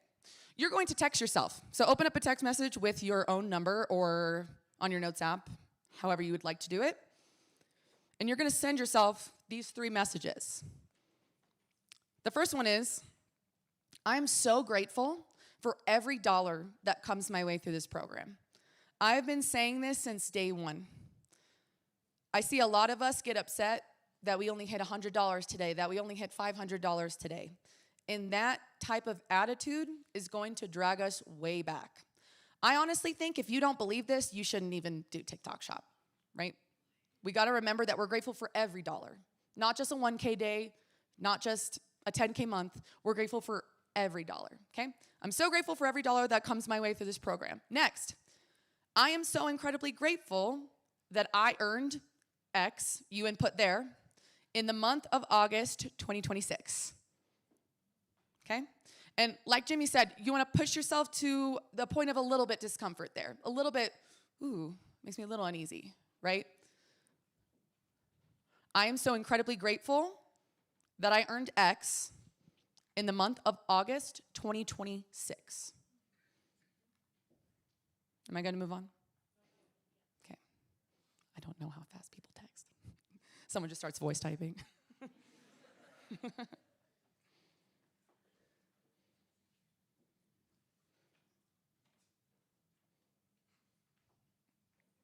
I'm so grateful for every dollar that comes my way through this program. I am so incredibly grateful that I earned X in the month of August 2026. And now for the final one. I'm so thankful that the content I made this month felt effortless and aligned. It also earned me X, fill in the blank, in commission on TikTok Shop. We're getting specific. If you want your order to come out right, you better give it a little detail, right?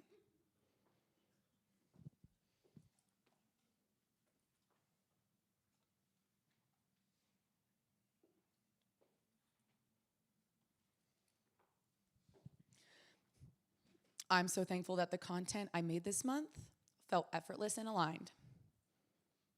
It also earned me X in commission on TikTok Shop or whatever your creative endeavor is. Cool? I see a couple more hands typing.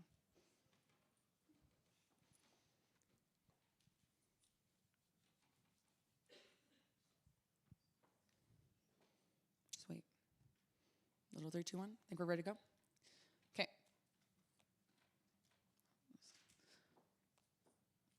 Now you're going to screenshot that. And you have your new background. Because you know what? If you're going to open your phone 100 times a day, which you're probably doing more, I know I do more than that, you might as well subliminally message yourself something good, right? There's enough stressors when we open our phone. We're usually going to check our commissions, refresh something. Who liked this? Who commented on that? You might as well start with reading something good.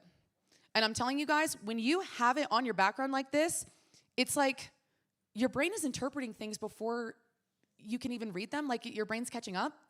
And I swear, it changes everything. So I want you to do this, and I want you to do this every month, okay? I like to do it this way because I know I'm checking my phone all the time. But if you like to write it down or whatever, these gratitudes have genuinely changed people's lives. And when it changes your life, please come back and let me know, okay? Cool. And I just want to show you, I did that gratitude. I started in May of 2025, and I said, I'm going to make 100K in the month of May of 2025. What happened? Not even 10K. And you know what? I said it again. And you know what happened in June? I tripled it. But I didn't hit 100K. But I did it again. And you know what happened in July? I added another 10K on top of that. But it wasn't 100K. And so I did it again, and I hit my highest month of all time.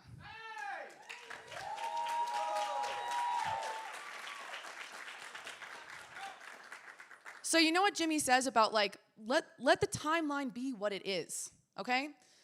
Don't say, oh, it didn't work. I better give up. Obviously, gratitude doesn't work. You know, if I had said that, I would have never gotten there. So allow the time to be what it is and continue to do the work, okay?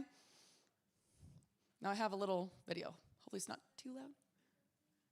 Somebody who really believes in like what you say out loud, you know, is very important. Manifestations we put out there into the world are very important. Whatever you say out loud happens. So I think it would be manifestation. You said this and it happened, and it's very powerful. Speak and it becomes real. You speak and you manifest it. Things that I repetitively think about or say, I'm able to manifest. I'm going to manifest this. I never specifically said that, but I've done that exact thing. Most people can't sustain that level of discipline to manifest the things that they want. I have this weird manifesting gift, I think. But yeah, but you manifest. Yeah. Shit. Yeah. So putting things into writing is powerful. You believe that you do manifest things, Yes. like one is capable of manifesting. This is you and your 6th birthday pop star themed party. Yeah, wow. Yeah, I really manifested this hard. Yeah. I manifested this life. You I did? said I was gonna be this girl and I am that girl. I can manifest like a guys. Let's see him. So if you didn't have enough proof that the shit works, right? So we did our first 2 exercises. We were writing. Now we're going to do a little bit of speaking. So I'm going to repeat these, or I'm going to say these, and then we're going to repeat them together because we know that the words that we say out loud have power, right? Yes. Love it. So let's put some power to them, okay? So repeat with me. I'll say it first, then we'll say it together. My circumstances are improving daily. My circumstances are improving daily. I go the extra mile, and it pays off. I go the extra mile, and it pays off. I already have everything I need to know to make millions. I already have everything I need to know to make millions. I'm a great content creator. I come up with unique and great ideas. I'm disciplined and inspired to make amazing content.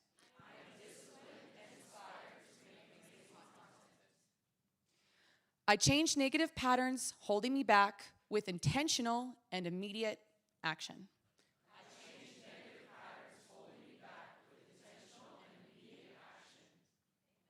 It's a blessing to work hard and be tremendously rewarded.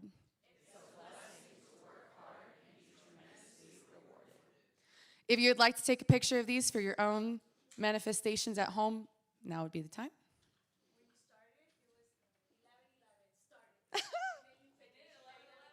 There's always little signs, you know? The frogs, the time.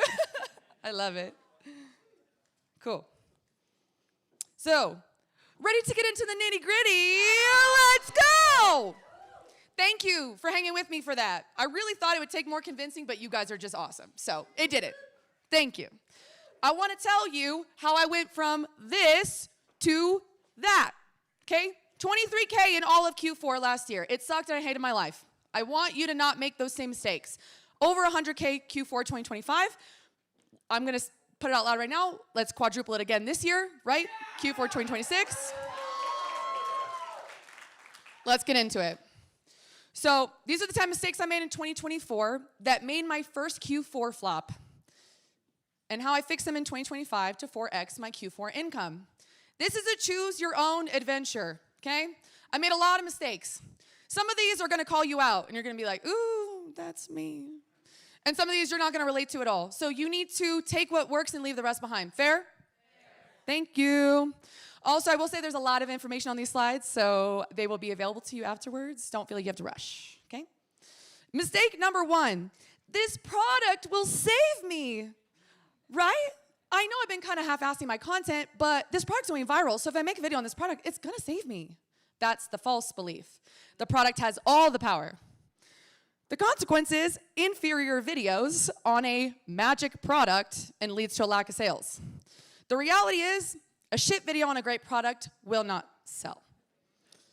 So what's the correction? The product has power, also your creative quality has power. The proper product plus creative quality plus demographic match equals unmatched power. Okay? That kind of making sense? Product can't pull you out of the trenches on its own, is the point. I'm also gonna give you immediate action steps for every single one of these. Yeah, I packed this full, baby. I packed this full. Immediate action steps. Do a demographic or personality match on the product you're considering. Is it even a product that fits you well in any regard? Is it something that you would even consider using, taking, wearing, or are you just doing it for the product? Do a competitive analysis before selecting a product to add into your roster, okay? Are there already 1,000 creators that are doing this product and their videos are honestly top tier and have been for 6 months? Doesn't mean that you can't get in there, but it means that you know what you're getting into, okay? Am I willing to do 10 plus videos on this product? We're not gonna just pick up one thing, do a video, oh shit, didn't sell, move on, and do that over and over again. I will say sometimes we just get free samples because we want free shit, okay? But do you want free shit more than you want to genuinely 10x your business? Yeah. So how about you just buy those couple of things? It's a write-off anyway. We all need the write-offs anyway, and then you get focused. Is that fair? Yes. Thank you. Mistake number 2, shiny object syndrome. This one is very similar. False belief. I should try this real quick because it could make me quick money. I'm already really focused and doing well on all this stuff, but I just saw so-and-so go viral and they have 15K likes, so that must mean I should get distracted, right? Consequence. Distracted from our current products, we don't put as much effort into the new product or the current products, and both videos end up sucking. The reality is, you will not be the best at selling everything that everyone else is selling. I really struggle with this, y'all. I do want to be the #1 seller for this and for that and for that. But when we look at people's top TikTok shop products, like, oh, what made you a ton of money? It's like 2 things, right? And sometimes it's something that nobody else is even touching. So let that go. Correction, the goal is not to sell a few of a bunch of different items, but to sell a shit ton of a few items. If you do TikTok shop, you know this. Immediate action steps. Product self-audit. Do an audit of the last 30 products you've promoted.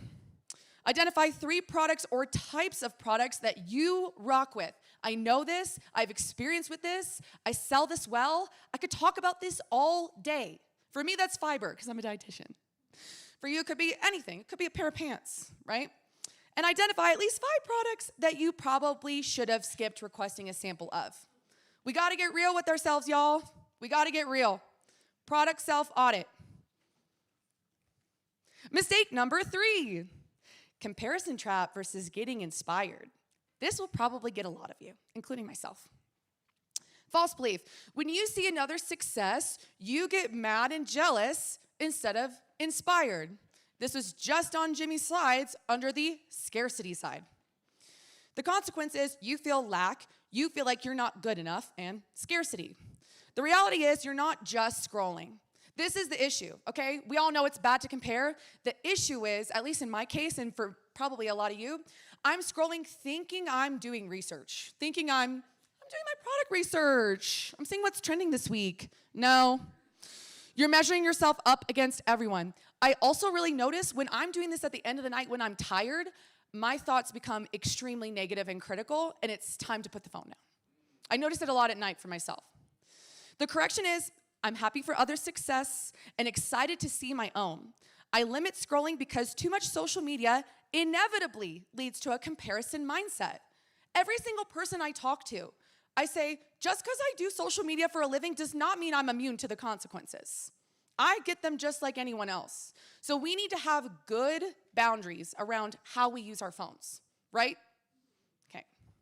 So your immediate action steps for this one are no more calling doom scrolling research. If you're going to doom scroll, you can do it on another app. For me, I love a little YouTube short scrolls, a little mukbang, a little recipe video. And I don't see any TikTok shop stuff, so I don't get triggered. Number 2, set up a time to do a product and market research during the week. Schedule it, right? Just like Jimmy said, you have it all saved. When's the time to go through it? When's the time to take your notes? That called me out. And do it on a market research app. Actually sit down at your computer with your daily virals, with your SoCo, with your Calo data, whatever you use. It's time to do market research. We're not just gonna scroll it. This is going to keep us in the business mindset rather than the consumer mindset, okay? So these are your immediate action steps if you fall into that comparison trap when you're just scrolling, thinking you're getting inspiration. Oh, and this one, really important for me, phone has a bedtime. Phone has a bedtime. We gotta just stop this. Also, if I'm having a bad day and I hear those negative thoughts already coming up, time to put it away. We'll revisit that tomorrow. Sometimes we just need a good rest. And 4th, attend Jimmy's mindset calls and actually do the mindset work. Yep. They're changing my life every week. Mistake number 4, that's a good idea. I'll get to it. I do this all the time. The false belief is there will be just as much opportunity if I just wait till next week or tomorrow. The consequence is next week never comes and you lose out on inspiration and good ideas. The reality is money loves speed, right? If you don't jump at the bit, somebody else will. GMV Max is a competition. okay? If I don't jump at the bit, Mikey's gonna steal my ad spend. He was like, we're not even in the same category. I was like, I know, your videos are just so good. Correction, time is ticking, so can I get it done sooner, right? Now, don't let this drive you crazy, but be real with yourself. Because I have said this in my head, oh, that's such a good idea. And you know what I do? Just log it in the back. I never even revisit it. I never make time for it. So when is the time gonna come if I don't make time for it, right? I jumped on this month. I saw a product come up on my For You page 4 times. And we requested the sample, waiting for it to get in. We purchased the product, waiting for it to get in. And eventually I said, Josh, will you just go to Walmart and pick it up? And we went viral that day. We made the video, 2, well now we made like a handful of them, but we made a couple of videos. They went viral, I guess overnight. Got a message from the brand rep the next day. You have the top 2 videos on this. Because you decided to jump fast, that probably secured the bag for you. That's what he said to me, word for word. Word for word. So if you can set up a way that you can film it soon, especially when you have a good idea, at the very least, write it down. But if you can film it soon. So immediate action steps. When inspiration or opportunity strikes, do everything you can to film it right away, please. Especially those of us that are working from home, don't sit on that idea. Go do it right now. If you can't film that day, at least like brain dump on a note or a voice note so that you have a detailed idea for later, right? And you're not gonna just remember. I remember you said, it's the biggest lie we tell ourselves, and I'm like, yeah, it's so true. I'll remember that. Number 1, again, apparently. Stay up to date, hence the scheduled market research. We're scheduling our market research. We're treating this like a business, okay? Number 2, get resourceful. How can I make the most with what I have? When we went to film that product, we were staying at his brother's house. I had none of my filming equipment. I had nothing ready to go, but we went and bought the product. I went out on the porch, sweated my ass off, got the video done. Still went viral. Let's go. Don't put too many stipulations on it. Get resourceful. Remember that girl, Nati's cart? She's made over $300K sitting in her car without AC in Miami. Right. And that guy, My Family POV, I remember he made a video on his personal brand page one time that said, we're in a double wide store, like a manufactured home or something. They had all this money and they still haven't leveled up because they made it work, right? They're managing their finances. These are 2 people that are extremely resourceful. There's Nati and there's My Family POV. Mistake number 5. That's good enough. I don't want to do all that. Has anyone felt this way? Wait, I should be taking a poll. Hold on. Hands. Has anyone felt this way? Okay. Thank you for the validation. False belief. I could go the extra mile, but honestly, I think that's good enough. The consequence is mid-videos that are most likely flops. The reality is you don't go for good, you go for great. Asterisk here for those of you that are maniac perfectionists. I know you're out there in this crowd. That's why I said this is a choose your own adventure. If this calls to you, if you know that you do this, you need to hear this. If this is not you, just skip on by, scroll by. Okay, the correction is, I go the extra mile for my videos. Quality over quantity. I'd rather have 1 mega viral than 5 mid, right? I had 2 videos that made me over 150K each. Your immediate action steps. When you're planning your filming, identify how you can go the extra mile and call yourself out when you're making shortcuts. This is why planning your filming time is so important. You know how many hours I've wasted making a mid video because I just didn't have enough time to film it. I was rushing through it, trying to get it done. And then I spend all the time editing it. Then I go to post it. Then I'm looking back. I'm like, man, if I had just done this extra thing, this video would have crushed. Or this, at least I think I would have done better on this video. But I didn't. So isn't it kind of a waste to do all these mid videos when we could have just gone the extra mile? And maybe you don't have to post so many. Look at Kara. She's posting, 3 a day? And she's putting everything into it. So it doesn't have to be the quantity. This is another one that's for me personally. I've spent a lot of wasted time on this. Make it a goal to buy 5 to 10 props for your TikTok shop videos. Get resourceful, get creative, think outside of the box. Get a fancy wine glass that you use for all your drink videos like Peyton does, right? Why not? It's a write-off. You need it. Giant wine glass, fancy cup, grocery items. I do a ton of grocery, just food demos, right? I asked ChatGPT, if I was teaching this to an 8th grade science class, what would be a demo that I could do for it to visually explain it? cups and food coloring, shirts I can get ruined, anything. I was really rocking with my numbering last night. Make it a goal to review your video. Shh, I'm so good, guys. Please, hold on. Make it a goal to review your video and say, yeah, no one else is gonna do all this. Because you become untouchable. Nobody can compete with you, right? You freaking crushed it. I want you to look back at your own video and be like, I crushed that. I crushed that. I think a great example of somebody that does this is Mikey. Mikey goes the extra mile. We were talking like 6 months ago, and I remember seeing your clothing videos, and you actually do the back and forth, like trying on this versus that, and the customer can really see how big of a difference it makes. And what came up in my mind is like, I've thought about doing that for videos, but I didn't want to do all that. What obviously paid off. Go, Mikey. He is somebody that goes the extra mile, and it pays off. Okay? Now, this is why it's good to work hard. Let's see if it works. I get happier about the harder it is because I know that no one else will follow. If you can shift from this is hard to no one else will be able to do this, then it flips from being this thing that you're like, oh, poor me, to oh, poor everyone else who's gonna have to fucking try. Because in the early days, hard was, stop. This is a warning sign, this is a red flag, I should slow down. The more I think about it as a competitive landscape, as I'm clear on what this path is supposed to look like, and these rocks and these dragons are things that I'm gonna have to slay along the way to get the princess or get the treasure. Isn't that so true? When you know you're working hard, you know you're not gonna have a lot of competition. Because people don't wanna do all that. You ever try to convince someone to do TikTok shop? And then you're like, yeah, I spent about 6 to 8 hours making content a day. Oh, never mind. Great, I will take your ad spend. Thank you. Or I post 10 videos a day and I have been on average over the last 2 years. Oh, never mind, I don't wanna do all that. It's good to work hard. I see so many people get into this industry and they get mad because they have to put in effort to get better. What's wrong with that? You are building two of the best paid, most important skills in our world today: sales and content creation. You learned how to get somebody's attention and how to make them give you their dollar. What's wrong with working hard to learn that? It makes you indestructible, okay? Mistake number 6. Again, calling myself out. And this is a choose your own adventure. I'll just do this real quick, or it has to be perfect. Who's the I'll just do this real quick? That's me. Who's the it has to be perfect? Okay, figure. A lot more of I'm type B. I'm like, let's just do this real quick. The false belief is I just want to get it done. So I'm not going to plan anything out. And the perfect people are it has to be perfect before I post. The consequences is for the quick people, mid videos, wasted time on a 70% quality video, similar to the last. For the perfect people, you never post.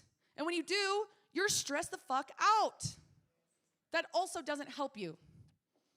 The reality is most high-earning TikTok shop videos took at least some degree of planning, right? And then Ben starts to dissect them like a mad scientist, and I'm like, whoa, there was a lot of planning in that one. For the perfect people, where that thought drives you crazy, it's free to post, y'all. Nothing bad is going to happen to you if you post an 80% video, okay? I promise. You can post unlimited videos, actually, just so you know. The correction, for the quick people, which is me, I full-ass my videos. Don't ever half-ass anything. Full-ass, every time. If you remember one thing from this presentation, you full-ass your life, okay? I'm not gonna try to rush through it just to get it done. I'm telling you, I've wasted a lot of time doing this, and I wasted so much time by just refusing to put up a selfie light. You know how quickly that goes? It's 22 seconds. 2 seconds! And I wasted the video. The video looks like shit because I just didn't want to go get my light. Stupid. Don't do that. For the perfect people, you need to know no video is ever perfect, per se. But I aim for 90%. That's what you need to tell yourself in your head, because it's never going to be 100% in your head. And if it is, it took you a year to make, and we're not going to do that, okay? Fair? Still locked in? We're getting towards the end. Thanks for hanging with me. Why did I make this so long? Sorry. Immediate action steps. This is like a little checklist for your videos. So visual, is it crisp? Is it clear? Is it colorful? Script, is there at least a rough plan? Did you hit on the pain? Did you provide some sort of proof? Did you sell the sizzle, not the steak? Editing, does it have the rhythm? You guys know what I mean when I say the rhythm? You watch someone's video and they're like, boom, boom, boom, boom, boom, boom. You're like, ooh, that has good rhythm. Would you scroll this video? Be honest with yourself. Have a quick and easy film setup that helps you achieve these things so you're not found half-assing your content. Again, this one's for me. Script the morning of or the night before to make a plan and find a filming routine that works for you. The truth is it's gonna be different for everyone. If you have a setup that works well for you, great. I highly recommend that if you're on the go or if you're in a situation where you need to be opportunistic, that you have at least a quick, easy film setup. Keep a little foldable tripod in your purse, in your backpack, right? Keep a little stand on the back of your phone where you can prop it up against something. Maybe keep a selfie light with you. That's really all you need, right? I think a great example of this is Shop Approved, here with us today.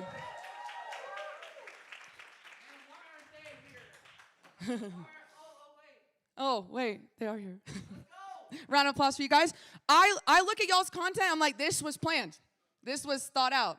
And then I saw the setup that they do, and I'm like, oh shit, this is really planned. And they only do 3 a day, and it works, okay? So just have a quick setup where you can do it easily. Immediate action steps for the perfect people, set a timer. Set a timer. You need to get it done eventually, please. Set a timer. That's my only action step for you. It's not me. I wish I was that person. Mistake 7. I probably posted that enough. The false belief is I don't think I'll sell that much more from posting the same thing over and over again. My audience has seen me post this 200 times. They're definitely not going to buy if I make another video, right? Wrong. You missed out on the easiest sales of your life. Congrats. You played yourself. The reality is you can never post your best sellers too much. This is probably the biggest thing that's going to prevent people from making more money in Q4. This and truly understanding this and knowing this is what I see take people from 10K to 100K in a month. Seriously. People that have had 100K months. Am I right? Thank you. Okay. The correction is, I want to run this product dry. I want to sell out every last unit. I've sold it before, I could sell it again. I personally think that once you've sold a lot of a product, I think TikTok's more likely to send more customers your way for that product. That's my personal belief. Whether or not that's true, I don't know. But I think that is the case. So your immediate action steps. Reserve time each week to film your best sellers. We're planning. We're time blocking, right? Always have them close by. I know some creators have a shelf with their best sellers. They have a suitcase. They have a box. I always have my best sellers close by. I always have them with me. Film your best sellers, top of funnel, middle of funnel, bottom of funnel. My mind completely broke when I realized I could also film middle of funnel and bottom of funnel for my best sellers, and I'll probably sell that better than other people. And I was like, oh, easy. And I also like to do the Kira method. Kira's the fast track girl. Y'all know her? She's pretty awesome, right? She likes to do, if it was in your top 3 bestsellers the day before, post a video on it the day after. She said she implemented this like sometime, I think it was 2024, and she said it literally increased her income by 40% just posting her bestsellers more, okay? Your goal is to sell that product out once you have a hit. Spam that button. I was talking with the girls last night, and I was like, once you find your shtick and like your thing that you can do over and over again and it gets you views and it gets you sales, spam that button, you know? Press it over and over and over again. It's easy for you. You already found a way that works. Don't reinvent the wheel. Somebody that's rocking this right now is Macy K. Did you just hit 290K months by posting a bunch of random products? No. How many products made you 90% of that money? Mostly 1, but kind of 2. Perfect. Wow. You're focused. Do you post them every day? Yep. Love it. Easy peasy, y'all. Mistake 8. I guess it was just luck, right? I don't know why my video went viral. That was the one video I didn't try that hard on. It was just random. Guess it's just luck. Consequence. I cannot repeat virality because I don't know what caused it. This is my problem all of Q4 2024. I didn't understand what made my content go viral. I genuinely thought once I hit 100K a month, it would just happen every month. But I'm not Cheyenne, so it didn't happen. I'm just kidding. But I didn't know. So how am I supposed to repeat it if I don't know? The reality is it's not random. It's not random. And once you've dissected enough videos, somebody can bring you a video and say, look, isn't that crazy that this went viral? And you're like, no, you had a hook, you increased curiosity, you opened a loop, you had a cool visual. Like, you know, because you've dissected the videos. The correction is, I dissected my video to understand why it went viral. Now I understand the principles and I can repeat them. Your immediate action steps. Please review my CC call from 422 called Guest Call with Kaylee. It really should be named How to Force Conversions. It's like, once you get their attention, which is the first battle, how are you going to make sure that you get them to buy, okay?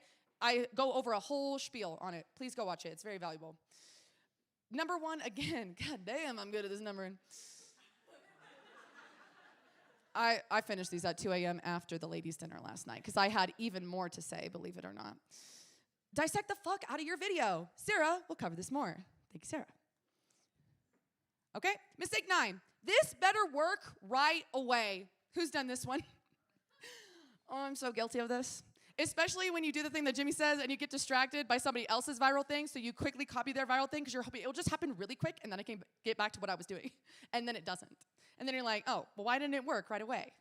The false belief is I tried it a few times and it failed, so I guess it doesn't work, right? The consequence is this. Y'all know this. Y'all know this. The reality is good things take time. Now, I'm really opening my mind to like what Jimmy says about the allowing the timeline to be what it is. It could be as soon as tomorrow. It could be 7,000 videos like we were talking about, right? So good things can take a lot of time or a little bit of time. We don't know. The correction is my current success is a lagging indicator of my habits. Is that how you say it? I try to copy how you say it. Okay. My current success, my current state is a lagging indicator of my habits. If I lock in right now, I might not make 100K August 2026 because guess what? I kind of slacked the last few months. So I gotta lock in and be ready for the long haul, okay? Your immediate action steps. Fall in love with the process, not the results. Set goals that are process-based. My fitness coach is in the room. Y'all know this one, right? We can't set goals that are like, I need to be this weight by this date. That's a way to set yourself up to fail. Your goals need to be, I need to show up to the gym 4 times this week. I need to get my 10K steps in. I need to follow my meal plan this week. Those are process-based goals. It's getting you to fall in love with the process. How many videos did I push out today?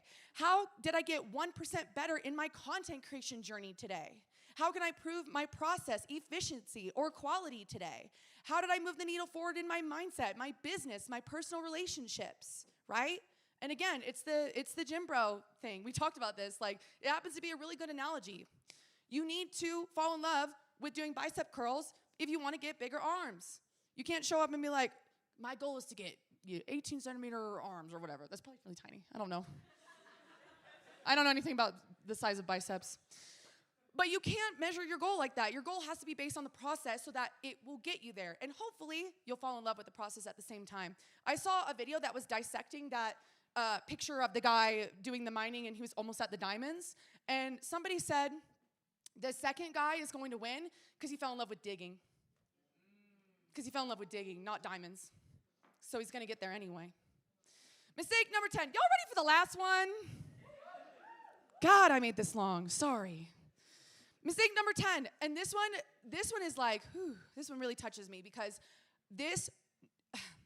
my sales went down in Q4.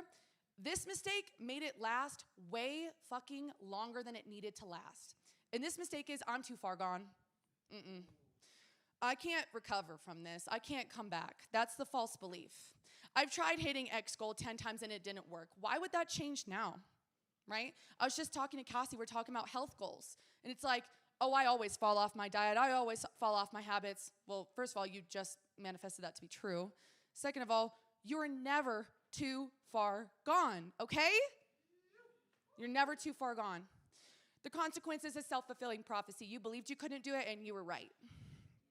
The reality is things can change for the good overnight at any time.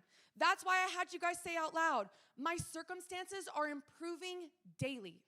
Every single day they're getting better. The correction is allow good to come into your life. Stop being so damn hard on yourself. If being hard on yourself worked, don't you think you would be better by now? And this is what I need to tell myself, because when you said the thing about if there was like a transcript of your thoughts, would you be your best friend or your worst enemy? I was like, ooh. Was that you? But it's true.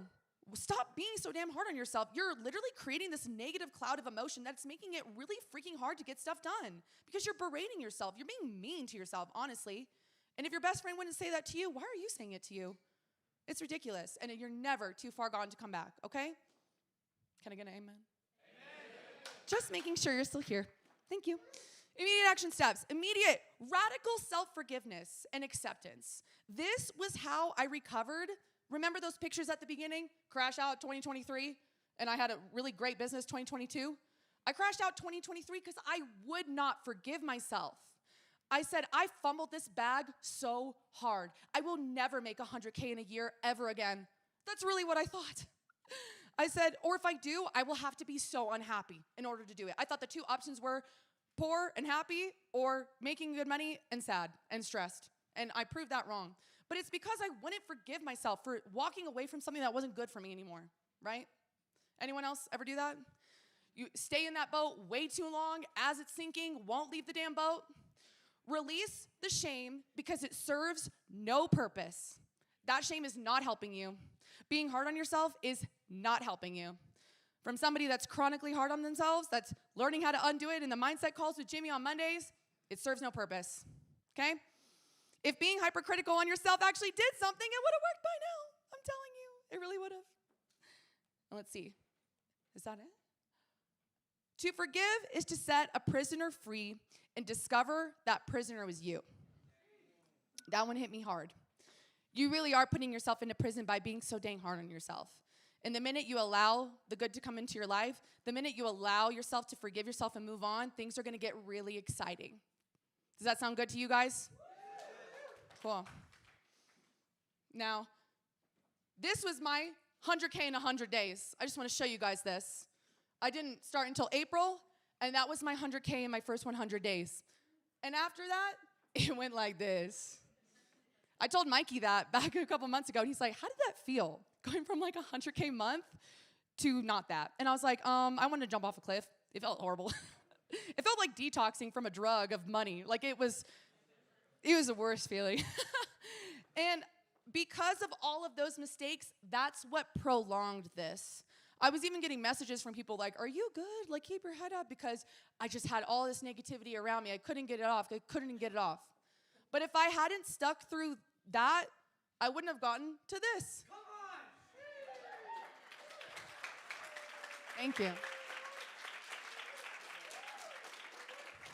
The crazy thing is, look, it kind of happened again. But the graphs are interesting. But this is double this. I doubled my income from my first year to second year. And we're gonna do it again in 2026. Okay? Was that valuable for you guys? Thank you for hanging with me. Sorry I went so ridiculously long. Wow, what a presentation. I was locked in right there. I was like, hey, I ain't gonna lie to my friends in the back, consider after this break coming forward a bit. I ain't gonna lie, being in the front really makes some magic right there. You just see it closer and it's closer in your mind too. But let's take a break, guys. You guys have been sitting, focused, everything like that. We'll take what, 15 minutes? 10 minutes. And not a minute later. All right, team. Let's go. You're doing amazing.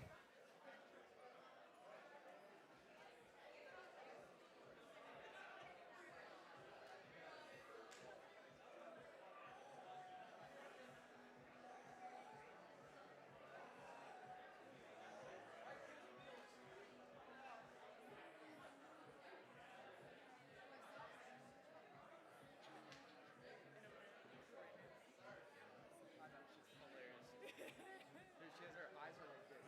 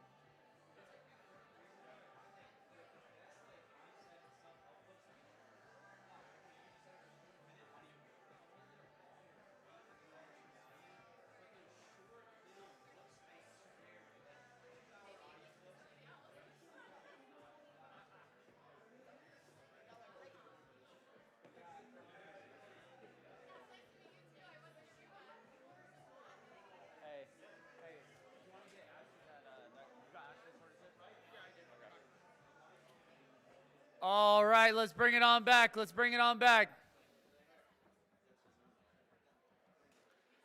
I like the quarter zip, Cassie. I love it.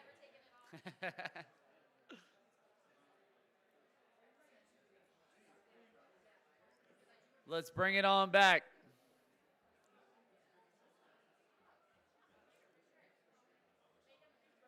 Oh, I know, right? Every minute past 10 burpees.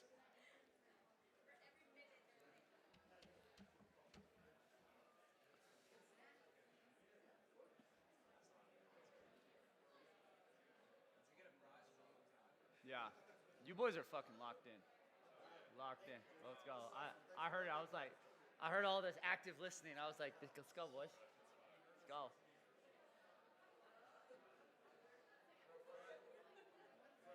Yeah, no, that's really, hey, it works. It works, bro. There's a reason. You know, a lot of the shit that teachers told us, I started to realize, okay, they were onto something. You know? Yeah, exactly. That's the problem. You know, even that though, I found that in my adult years, I like start to be interested in the topics. You know, like I don't know how you made biology so boring. Like everybody has that in their body. You know, it's like to learn about your body is pretty cool. You know, or they made history. History, I used to like literally dread that class. But history's cool. Like it's like, oh shit, someone battled a warrior right here. I'm like, that's kind of cool. Yeah, exactly. I go to a city, I'm like, what's the history of this city? You know? But in high school, I didn't dare to do that. Didn't dare to do that.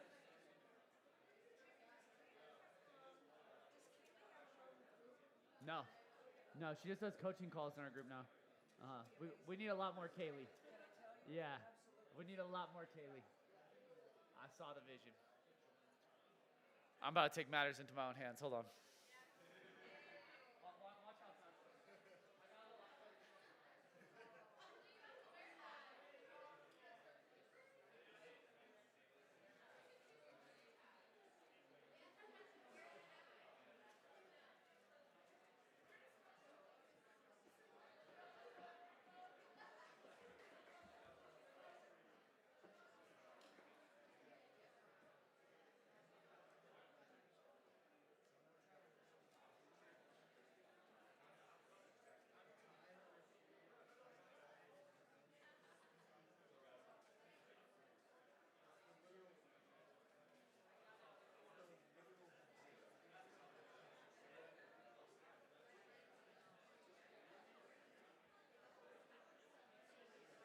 Yes, yes.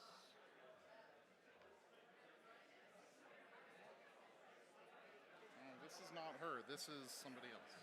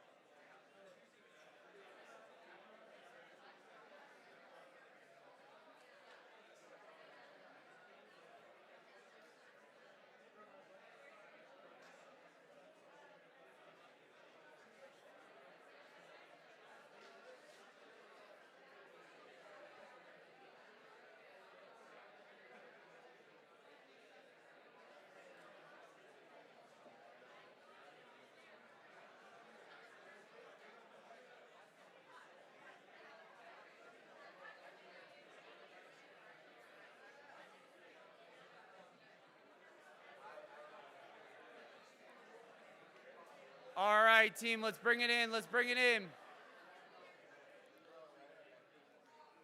We were off schedule a little bit again today. You know, yesterday we were too, but hey, we made it back. It's not about how you start, it's about how you finish, right? Come on, team. Let's go. Let's go. And let's finish strong, okay? We got 2 more hours here, and these are going to be 2 hours that count, right? This is the one where people want to stop. Remember what Kaylee was saying here, right? Oh my God, I'm not trying to do all that. You know, I'm tired, bro. Like, I just want to go scroll and watch memes in my bed. Wake up! What? I'm going to do all that. Let's do it. Let's lock in. Let's focus here. We've got one of the best presentations here. Scar. Are you guys kidding me? Are you kidding me? Anthony Scarmazzi is in the building, y'all. Do you feel the aura yet? I feel it. Mace, I'll let you do a proper intro, but let's get it, team. Let's lock in. All right, let's go. Our next speaker was a top affiliate in the pet niche last year, doing over $3 million in GMV. Before TikTok Shop, he was a director of purchasing, and he's brought those exact negotiation skills straight into content creation. Today, he's gonna break down how to negotiate better brand deals and squeeze more value out of every single piece of content. Please get loud for Scar!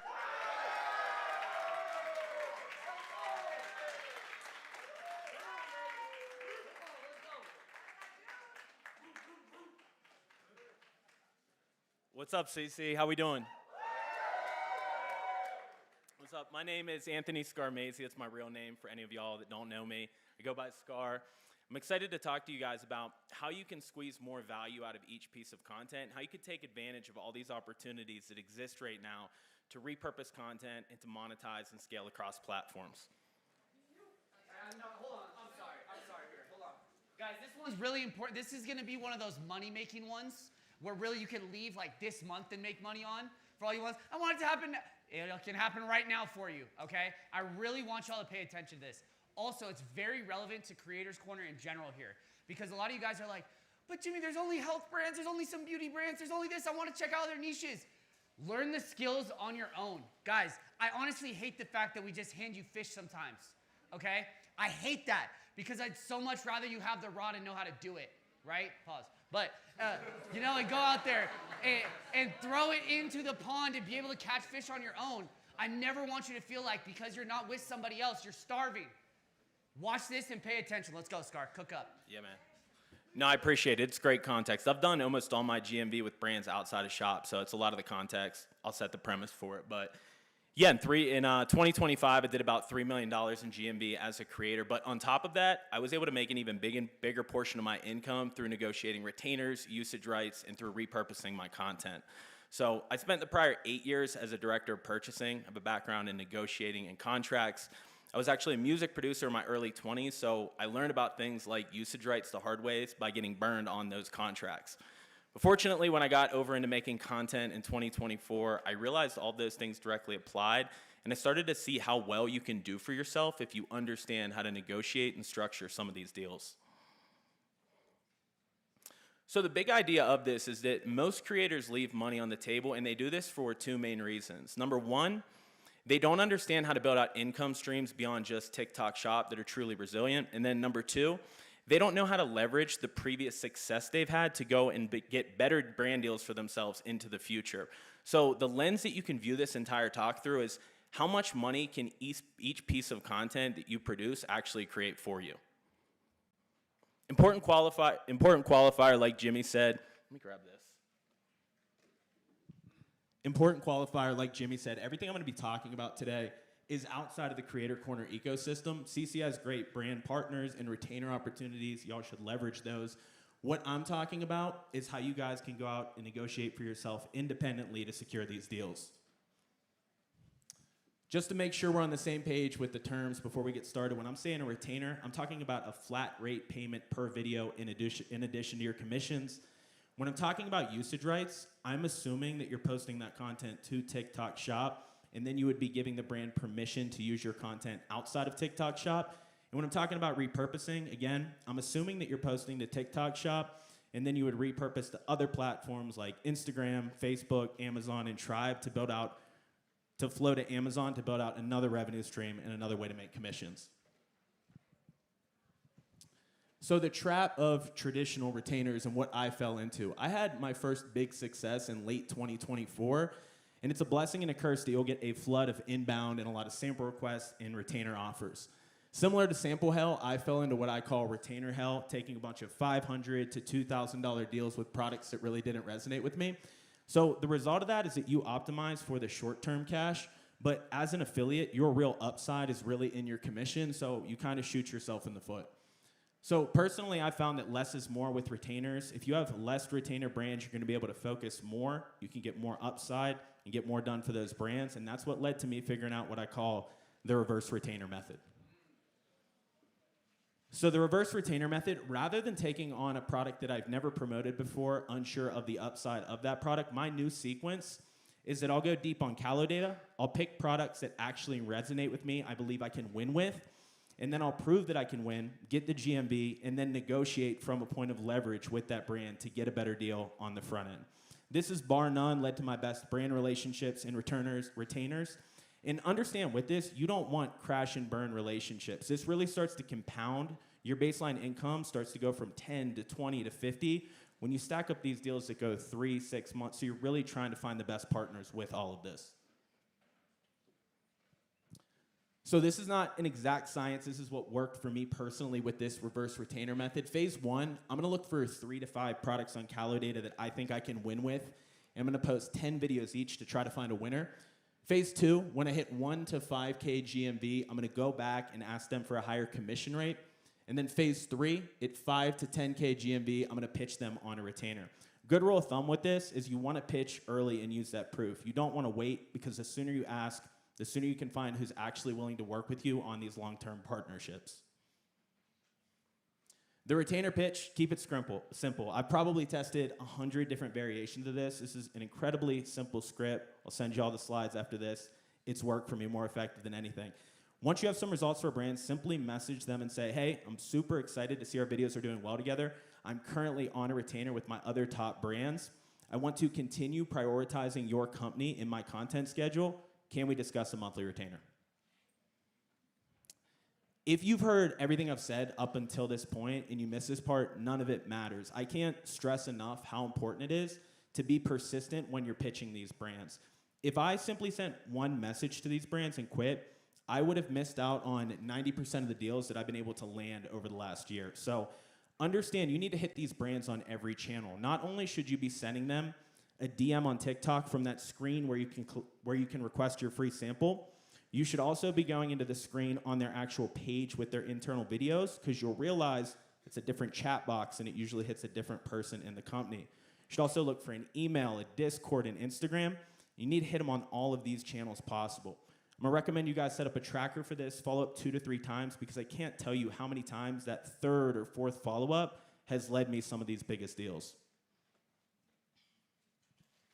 What to do when they say no? $1 million question. So one of the biggest things I could tell you is don't let your ego get in the way with this. Again, you should view this holistically as how much money is each piece of content that I make for this brand actually making me. So if you're already making great commissions with the brand, not getting a retainer is not a solid reason to walk away from that. But understand that just because one brand says no doesn't mean that you can't use that as leverage to go out and pitch a competitor or another brand in that niche. The best example I can give you guys of this, I had a $250,000 GMV month for a dog training collar company. It's the first product I popped off with in late 24. They were adamant they wouldn't do a retainer, but I was able to pitch their 2 competitors and land 10K in deals over the following week. So that leverage is valuable elsewhere. A no doesn't mean a no. It just means either you need to offer more value or go and pitch somebody else. Oh, hold on. Say that one again. Say that one again. What's that? It's not a no, you need to. I think to rephrase it better, a no isn't necessarily a no. You haven't communicated the value that you can actually deliver to the brand. That's something I'll hit more on. It's important, man. It's important. So the negotiating stack, what levers can you actually pull beyond just a retainer? Number 1, you can ask for a higher commission rate link.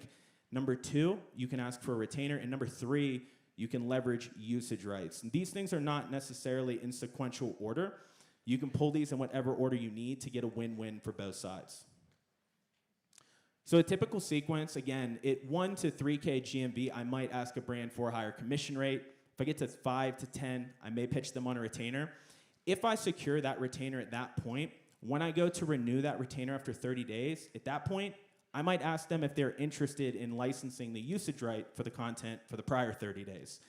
If they decline that retainer, I might offer them free usage rights for 30 days as part of that retainer contract. If it's still a no, I might default and ask for a higher commission rate.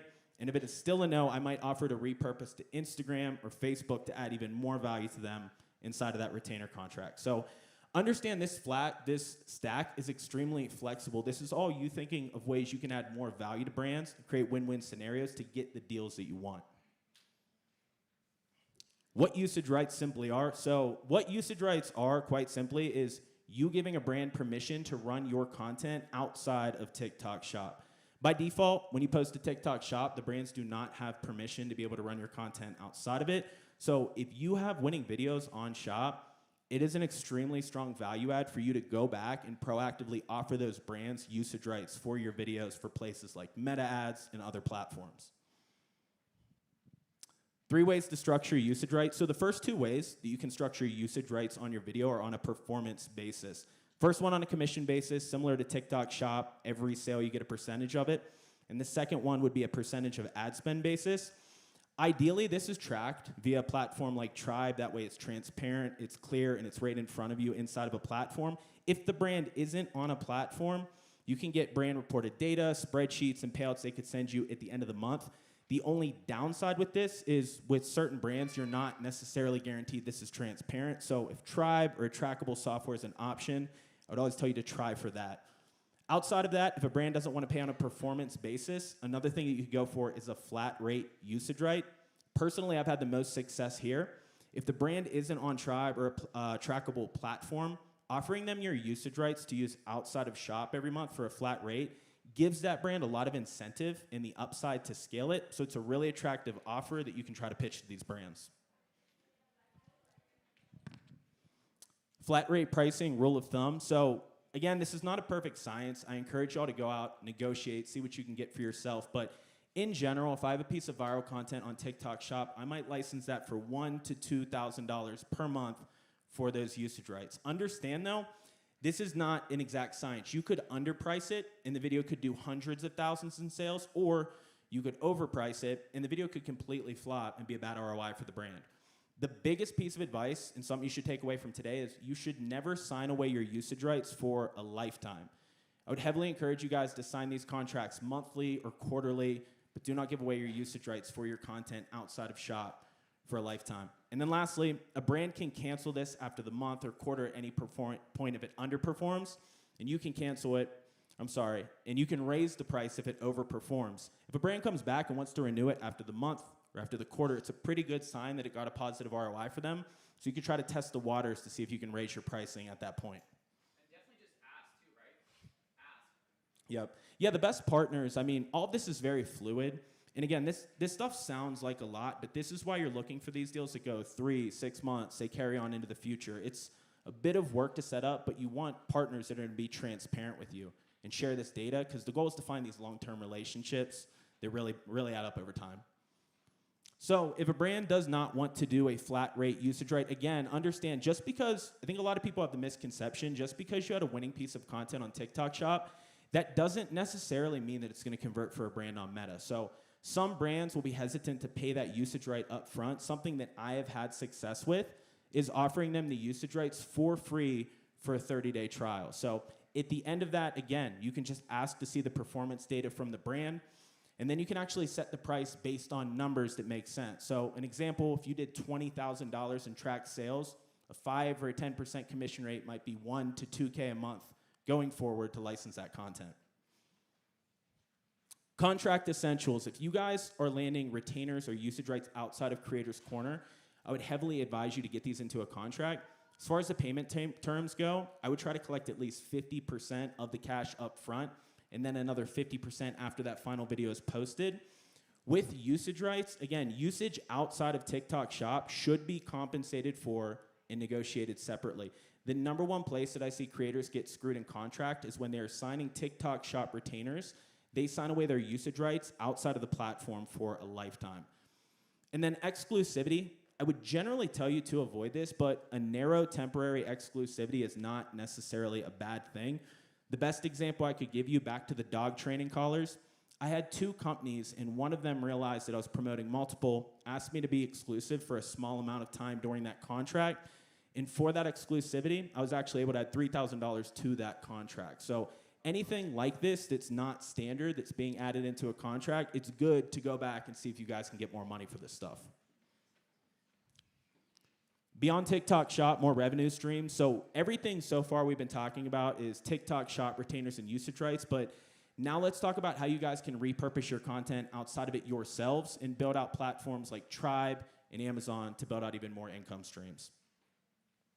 Tribe, simply explained, if you guys haven't heard of it, I don't know where you've been. I think it's the biggest thing that's been going on recently. But Tribe is like TikTok Shop for meta ads. You upload your content, a brand runs it as meta ads, and you get paid out commission based on that ad performance. With Tribe, when you upload, you don't need to sign a contract for usage rights. You get paid again based on performance, either commission or ad spend.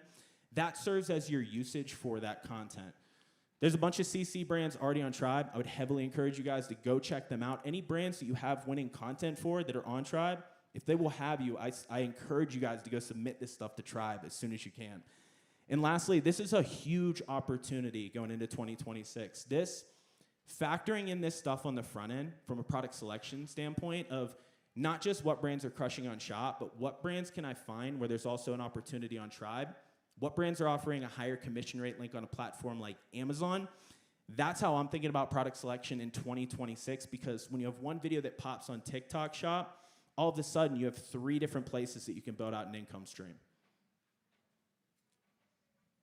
Additional notes on Tribe, I think it's important to hit on it again. A winning video on TikTok does not necessarily mean it's going to be a winning video on Tribe. I've had countless times coaching the guys in the Haas Discord where we will have videos that flop on TikTok and they will print on Meta and vice versa. So even if you have a video flop on TikTok, I would encourage you guys to try to repurpose that over to Tribe because it could perform on the other platform.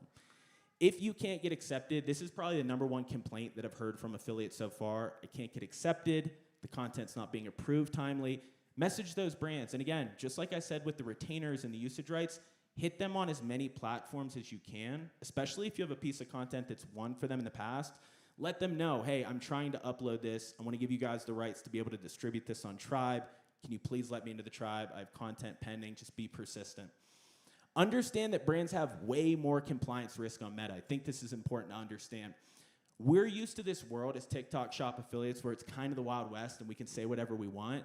On Meta, there's much more legal scrutiny. So when they're coming back to you for revisions and to change certain wording, it's for a good reason. And it's just going to take something that we learn together over time. And then lastly, meta ads are expensive. A 5 to 10% commission rate, understand that with Tribe, there's no organic side. This is all paid ads. So a 5 to 10% commission rate is super competitive. And frankly, if I see an even lower rate than that, like a 3%, don't be stubborn. That shows you that the brand actually wants to scale that content. And there's so much ad spend on Meta that can go even more nuclear than your biggest TikTok Shop videos. Lastly, whitelisting matters. Do you guys know what I'm talking about when I say a whitelisted ad? No, Scar. So when y'all see a piece of content on Instagram and it says physician's choice versus physician's choice and creator name, that's a whitelisted ad.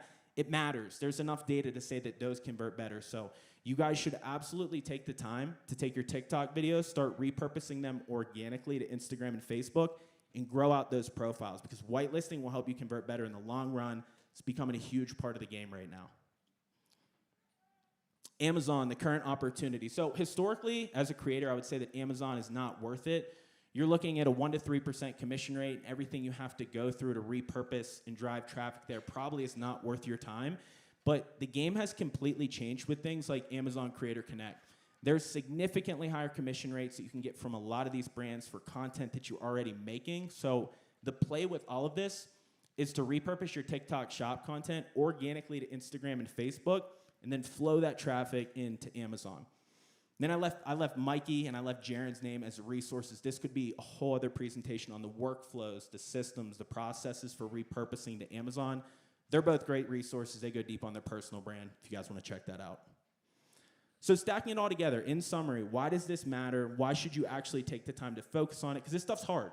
This stuff is not easy to set up. Tribe's simple, but the organic profiles flowing into Amazon. It's very hard to do. What you stand to gain from this is making one video where you can post it to TikTok Shop and earn commissions and a retainer. You could repurpose that to Tribe, where you're now earning Meta Ads commission. You could repurpose it organically to Instagram and Facebook, where you're now earning Amazon commission. So outcome of all this, one piece of content you made, 4 different income streams, and most importantly, you now deliver a lot more value to the brand, so you can go back and negotiate better retainers and better deals for yourself into the future. Recap to close it all up. So everybody in this room is working hard, man. Everybody wants it, but work smarter while you work harder. This stuff and setting it up on the front end is so worth it, and it's going to level you up and help you to scale as a creator in the long term. So don't leave money on the table with these additional income streams. Commission rate, retainer, usage rights, and repurposing. This is all one stack that you can use to deliver a brand more value and get better contracts for yourself. And lastly, if you take anything from this, please go home and do this retroactively. Don't just do this into the future. If you have winning content you've made for a brand, go back and ask if you can get a retainer. See if they want to license usage rights, or if they're on Tribe and you can upload it. Go and upload this stuff organically and start growing your Instagram and your Facebook pages, because this stuff is all changing, and creators are going to make more money than they ever have by figuring out all these systems.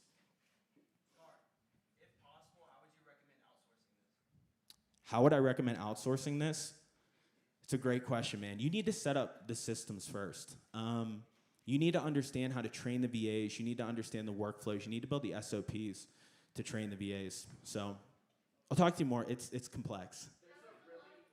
I just want to touch on that real quick. There's a really good video that actually Alex Hormozy just posted a day ago. It's this one with I think it's like an Italy background. There's an ocean in the background.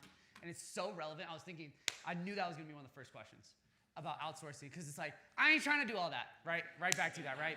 Same thing. Once again, guys, it's almost like we have an opportunity to do all that, right? To do all, especially what I love about the Amazon one, and I wasn't that into it at first because the commissions were bad. And then I started hearing, Mikey just made $25,000 last month on that. Correct me if I'm wrong. Huh? A little higher? That was a little high. Oh, okay, my bad, sorry. Whatever, was I close? Yeah. Okay, perfect. And I'm like, okay, this is legit now, right? And it's the same amount of work relatively, right? It's just a little bit more posts. You need to be able to understand the system and ask questions like, why am I doing this? What am I doing? What's wrong with it? How am I doing it? And break down that system first before you hand it off. Because a lot of times what happens is when you outsource things first, you outsource a broken system. You guys know what I mean? You're going and you're having, and then you're like, I see Luca smiling over here. He's like, that boy been watching it. Thank you, Luca. I needed that. And you guys actually take this serious. Do it on your own till your hands hurt. Till your hands hurt. But you know it, and you know exactly what they need to do and the lessons that they're going to do wrong. And then you don't run into this thing, I handed it to a VA and it made my life worse. Okay? That's not automation. That is making things worse. Automation should only be once the thing is actually ironclad. Right? And this is why Alex Hormozy loves AI, but he hates it too. Because AI has made things way too easy. We're automating things that should never even be done. Okay? Okay, cool. Sorry. Yeah. Absolutely. Yeah, go ahead. Is part of your process, or do you do this going onto the Meta Ads site and making sure they didn't steal your video first? Yeah, that's a great question. I've made videos about this in the past. So if you guys want to know, I'd say any brand that you've had a really viral video for, going on to the Meta Ads library, simply Googling it, and going to look if your videos are in there, you can get context to whether or not those brands stole your ads. Again, by default, when you post to TikTok Shop, they don't have usage rights or permission to use that on Meta. I've done that several times, and I've been able to go back and negotiate it retroactively after you catch them. So yeah, that is part of my process. Have you gotten paid after catching them, calling them out, and then pitching? I'd say if they're in China, you're cooked. It's not happening. It's probably 50-50. It's 50-50. But again, man, don't attack these brands. I hope all this comes across as very collaborative. Go back to them. Hey, I noticed you guys are running my content. I'd love to collaborate on this. Can we talk about compensation? Be collaborative with these guys, man. When they come back to do the performance, so you were like, say it makes 20K in sales, then you can kind of calculate what it would be worth. What if it made some sales, but it's kind of would you just price it lower or not at all, or? If it makes little to no sales, they're probably not going to want to license it. It's probably not going to be worth their time, no. Thank you. Yeah, of course. What's up? A logistics question. So when you talk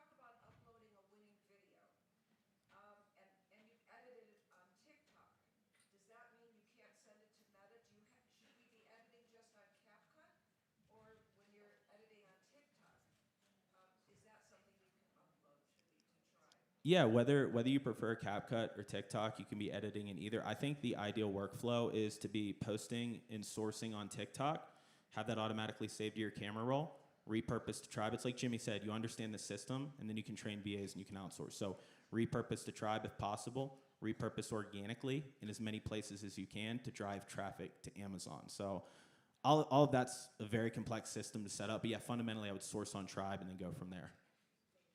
Yeah. What's up, brother?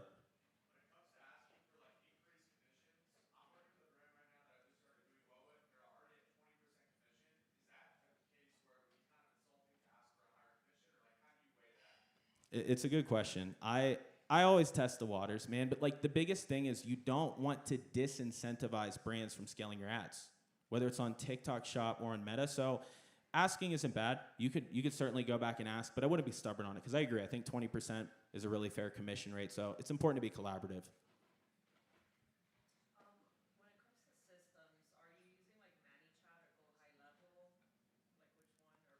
Oh man, it's evolving. It's evolving so fast. I'll say this too. This is a segue into this. Mikey, Dustin, and myself kind of teamed up for a Q4 Inner Circle. It's all the stuff we're talking about. It's building out the systems, the SOPs. How do you understand this so you can eventually offboard to a VA? How do you negotiate better? So we're going to be focusing on all this in a really small cohort. Happy to talk to you guys about that later if you're interested. But to your, I'm sorry. What was your question again?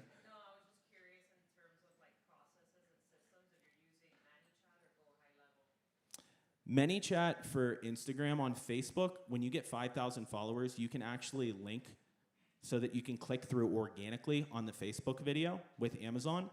On Instagram, ManyChat has been the best actions, but this stuff is evolving so fast. Just the other day, Mikey and I were on a call. He called me at 8 a.m. in the morning freaking out, and he's like, Scar, I figured out that I can organically link on an Instagram post to flow into Amazon. I no longer need to have a ManyChat automation. So it's evolving really, really, really fast. So I think, like I said, and we'll share these slides, Jaron, we're actually bringing him in as a guest speaker for the Amazon portion. Jaron's done 50 mil in Amazon GMV. He has a really small personal brand, 50 mil in Amazon GMV. He goes back to like blogging days, 15 years ago. He's a phenomenal resource. He really understands this stuff. What's up?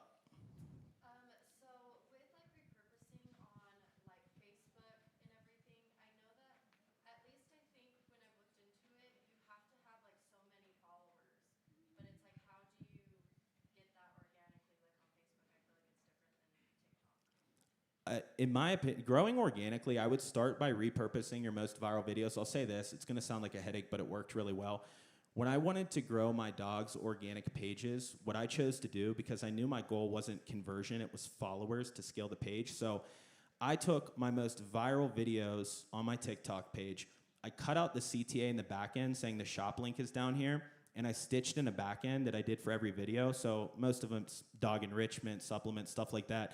I stitched in the back end. If you want to learn more about pet enrichment or pet health, follow me for more. And I stitched that in the back end of the video. That grew 40,000 followers in 4 weeks.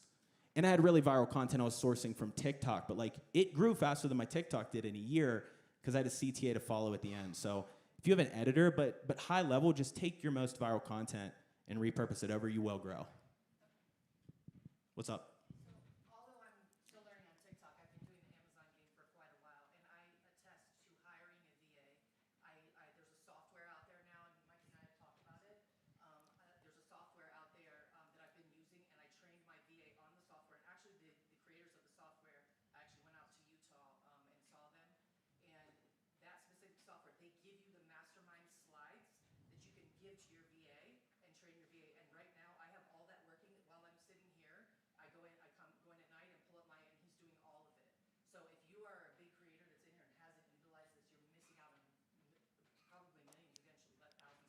Wow, what software is this? Let's go. We're all affiliates. We're all affiliates.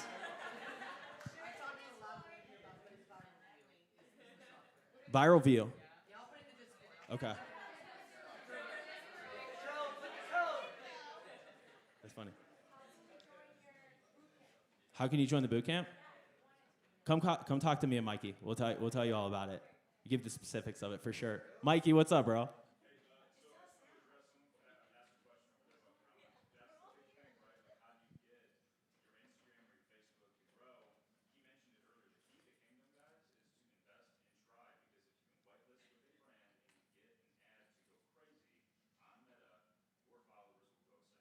great point. Build with Psycho. So whitelist. Keep the brands you're working with on Tribe to whitelist and pump ads into Tribe, hoping something takes off, and then your meta accounts will grow. And that's the threshold to get into the Facebook thing and deep linking now on Instagram, which is new as of the last week.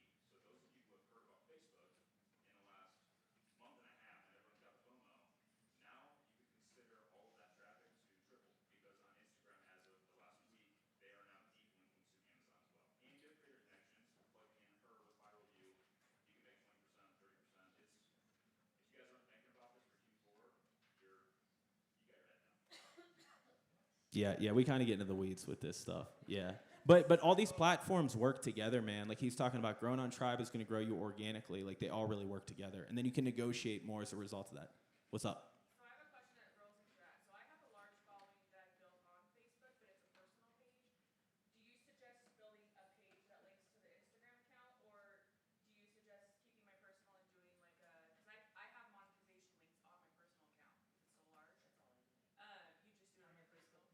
Okay. Because I didn't know if the Instagram linked to a page and you would get more ad spend or runs on that from Instagram and Facebook connected. Yeah. It's not necessary, but it helps. Yeah. So if you're posting ads organically on Instagram and you have them connected, it'll do it for you. So it's one less step. But yeah. What's up, brother? Are you using a more generic CTA on all your videos so it's applicable across all platforms? Great question. Yeah. It's interesting. Like, I think we'll see certain formats. Like, you guys know the angle. This is a scam. This is a scam. This is a scam. Like, you're talking about a TikTok link at the bottom, so it kind of doesn't make sense in Tribe. On our first campaign with Primal Queen, we had some videos like that, and they just didn't perform. And the brand really didn't love them because they're very native to TikTok. But to your question, I think about you never want to trade off what you know works on TikTok, but how can you optimize? I think obvious things like rather than saying I got it on TikTok or the orange link down here, you could say it's the cheapest down here, I'll link it down here, stuff like that to kind of optimize for it. I think I've been studying this as head of creative for Haas. I've been studying this for a year. What content works both on both platforms? It's hard to say. And stuff that flops over here can print on Tribe. So I'd always encourage you, if the brand will have it, always repurpose it. Don't think that you got a flop on TikTok and it won't rip on Tribe. I've seen it 500 times. That's it? You got the room? One more? Can you clarify whitelisting? So if you see a video that says like Physician's Choice, but it's clearly a video from somebody's personal page, does Physician's Choice go to that person and say, hey, can we run ads on this, or how does that happen? Okay, so as I understand this, there's like two levels. There's partnership ads and then there's true whitelisting. So a partnership ad would be, I don't know, Rosabella and your name. And a true whitelist would just be your name. So I believe in order to give them like true whitelisting access, we did this with our Haas creators. It's like a fairly in-depth process, but having to just give them like like a partnership ad, that can be done through Tribe. So they can send you a linking request, you'll get a DM in your inbox, and then you approve it, and you can do a partnership ad. And I've looked at this, whether it's a true whitelist, just your name, or partnership, brand and your name, they're very close in the ROI increase that they get for the brand. So I would run it through Tribe, and you're good. Mikey, what's up, bro?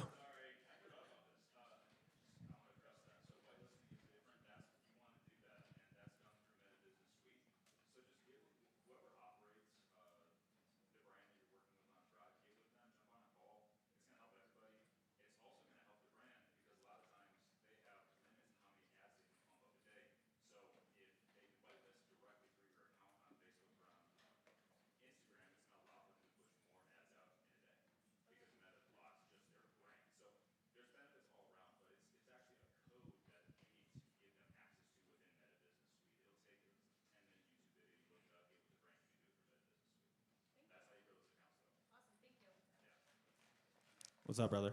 Yeah, as the creative director for Haas, obviously Haas is like killing it on Tribe, and I was wondering if you had any advice on like what to look for other brands that might be good to work with on Tribe. There's been a lot of talk about some that don't know what they're doing in terms of the media buying and stuff. Just want to know if you have an idea of like what to look for when looking for good brands to partner with there. Yeah, I mean, high level right now, there is no Callow data. They're trying to build their own daily virals, Tribe is. I would be looking, I mean, that's what it is. I would be looking at the Tribe Top 100. I'd be looking at the top 100 videos. I'd be seeing what brands are in there consistently. What brands are sending you out messaging on TikTok, whether it's a sample request or elsewhere, encouraging you to get onto Tribe. Like, If they're just, there's a big difference you guys will find in brands that are just on Tribe that are kind of dormant. They're on there, but they're not active. If they're outreaching you actively and just networking, asking everybody, I know there's people in this room that are ripping with Tribe. So it's really networking. Look at the top 100 and see who's outreaching you about it. They're probably pushing their programs. What's up? Technically speaking, if you want to whitelist with a brand, does it have to be a page or can it be a personal page you built to like a larger community? Mikey, do you know the answer? No, can you do it if somebody's built a personal brand page versus like a professional page? Can it still be whitelisted through a personal page? Or does it need to be professional? Thank you. All right. All right. Thank you, guys. Appreciate y'all.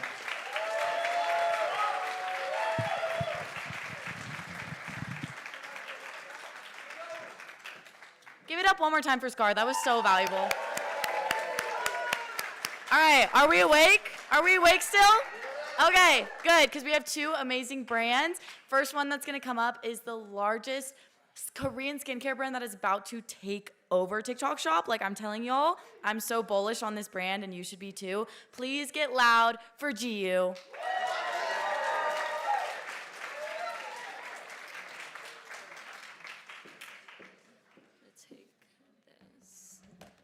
Hello, everybody.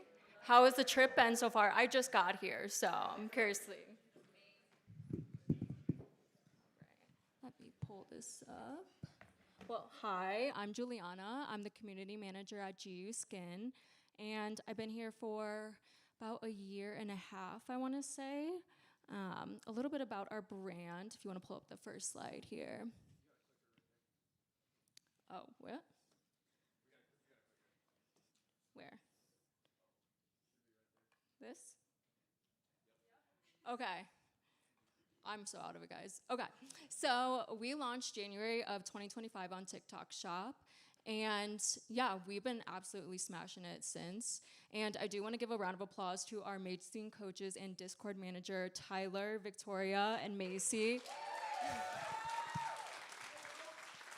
They've seriously helped build up this brand, not even just for you guys, but like so much of our content from Creators Corner has just made so much money for you guys and then obviously for us. And we're pushing so much ads because truly I've never honestly even just worked with an agency that has created such amazing angles and just you guys really do think outside of the box, and I think that's why we've been so successful. So we are founded by a woman in South Korea, and of course Logan is also a huge part of our brand. He is our CEO. And yeah, what I really love about our brand is the fact that this isn't just tailored towards women. In fact, some of our biggest creators are men. I don't know if you've heard of Shop by Jake, but he continues to be number one. But of course, like anyone can take his spot. So I love to see one of you rise to the challenge. I thought I pressed it. Okay. There you go. We have a lot of exciting things coming this year. We did just launch our cleansing Polish pads. They are acne-focused pads, and they are multi-acidic. These things are super, super strong. You have to wash them off after you use them, and I've heard a lot of amazing feedback, specifically with women and men with acne around their chin, hormonal acne, back acne as well. I've actually told our leadership we need to come out with like gigantic body pads for people who struggle with acne all over the place. I think that would kill it, especially on TikTok Shop. One thing I'm super excited about is our co-branded bundle with Satcho. That's actually coming in 3 weeks. So me and Karen, she's our director, she was actually supposed to be here today, but she was sick, unfortunately. We have just been working day and night to get this co-branded bundle out, and it is going to be so big, guys. It is going to have limited stock, and we're going to come out with more details next week on how you guys can be involved. But we definitely want to make sure you guys are at the forefront because you guys have done so much for us, and it's just this bundle is going to be so good. Makeup and skincare together. I mean, you can't ask for more, right? We are coming out with serums as well. That's going to come in November of 2026. I do have a slide about that. It's called the AM and PM serum, and it has a shake to activate like capsules inside, so it's gonna make really good for your content. The hook is going to catch people's eyes, and I've honestly just never seen anything like this before. We just kept remaking it in our lab in South Korea, and really the biggest component we wanted out of this is this gonna be good for content, and I think we're absolutely gonna smash with that. So for Black Friday, Cyber Monday, I am going to say this right now, you want to be here for Q4. We are going to be giving out some of the biggest cash prices since we've launched as a brand. And we obviously want you guys on board, but we also want to hear feedback, what you guys would like to see. We're also coming out with a trip. I know we talked about the South Korea trip in Aruba. That's still happening next year, but we're going to be coming out with huge cash prizes, so be ready for that. And then our matcha eye cream is also going to be coming out next, so January of 2027. Let me actually just get right into the products here. So this is the AM and PM serum. If you look in the middle, you can see the shake to activate little glitch here. I don't know if it's gonna play again, but it's really cool. These capsules, and they basically just rise to the surface as you shake them. And I do think, I mean, obviously it's just eye-catching already just by watching it. So what's really nice is these obviously work together, but they're good for any skin type. They brighten your skin complexion, protect against environmental stressors, strengthen your skin barrier, which is huge right now, especially with SEOs. Everything is strengthening your skin barrier, protective ingredients that help just fight against environmental factors, honestly. And then, yeah, so our PM serum supports overnight skin repair, deep hydration while you sleep. And honestly, these together are just gonna work beautifully. And what I'm really just focused on is it making good content.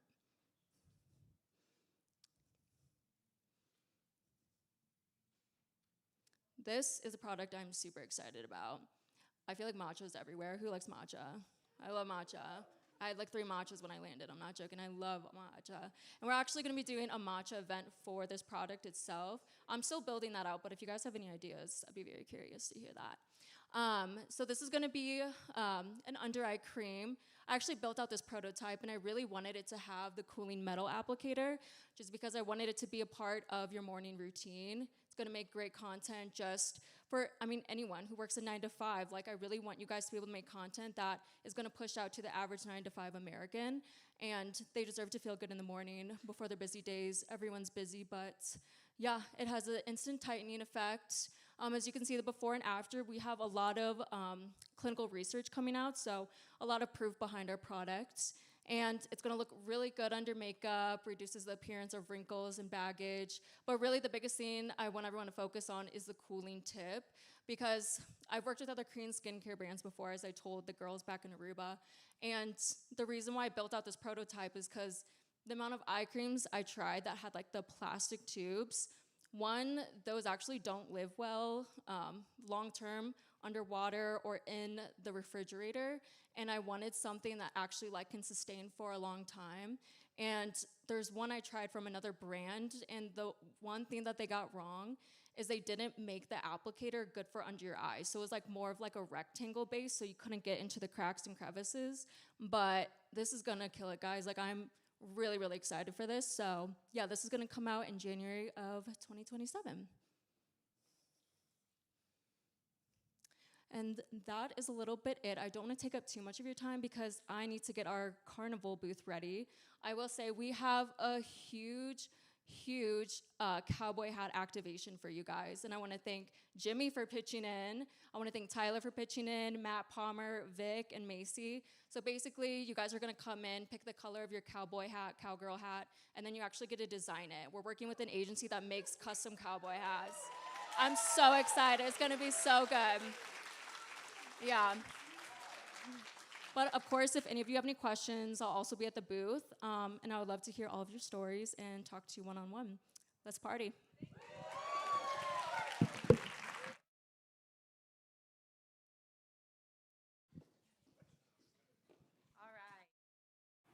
Of the brand Physician's Choice. Has anyone made money with Physician's Choice? Raise your hand.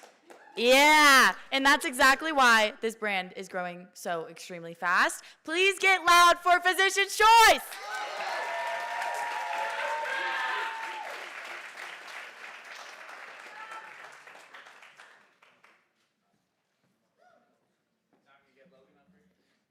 good. This is the clicker. Click this thing. Guys, what's up?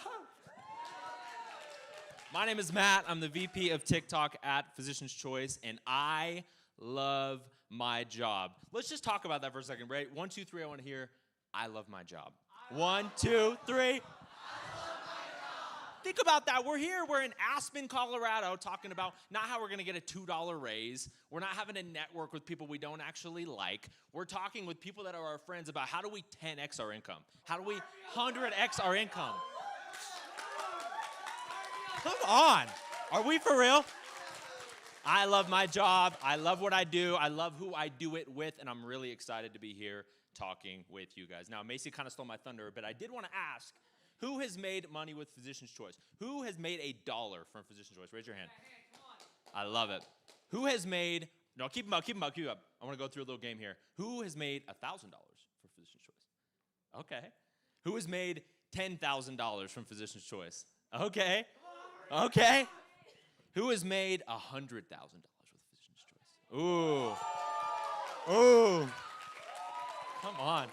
This one, wait, but this one couldn't be true, so I'm assuming none. Who's made $1 million with Physician's Choice? Are you kidding me? Stand up! Stand up! Stand up, you two.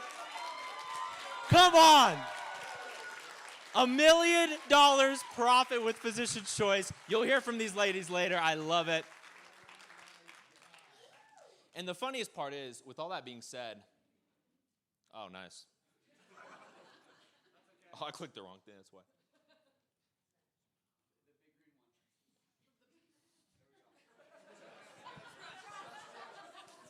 He said trust. Funny thing with all that, though, guys, that I wanted to get into is I don't even want to get up here and recruit you to Physician's Choice. I don't even want to pitch you Physician's Choice. I've never had a creator in 2026 be like, my biggest issue is I don't have enough brands that want me to make content for them. That's my biggest issue.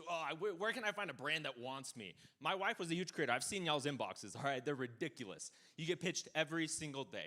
I want to talk on a few things that I think are actually even more important in 2026 when it comes to content. I could talk about how we're a top 4 brand in health.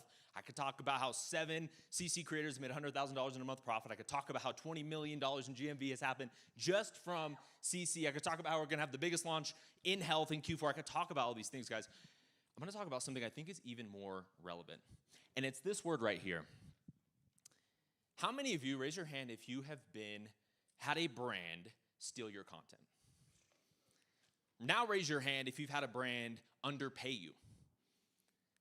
Now raise your hand if you've had a brand not communicate with you and ghost you. Guys, it's 2026. There's a lot of brands on Shop. There are a lot of big brands, especially recently. There are more ways than ever for a brand to use your content against you, to steal it, to put it on Meta, to take it, to do all these things, to lose your trust. And it's your career, guys. Like, that's how you make money. And I want to talk about this word, okay? Because with Physician's Choice, you obviously have me. A lot of you know me. I've worked with you guys for years. You have a face, a name that I think you can go to. I'm not going to say that you trust me. I hope some of you do at least. Not only that, you have the head of TikTok Shop Consulting for Physician's Choice, Jimmy, right here. Make some noise for the man. You've been inspired by this man. He's talked to you guys. Tell me you have some trust in Jimmy. And if all that even isn't true, how about some noise for Logan, the founder of Physician's Choice?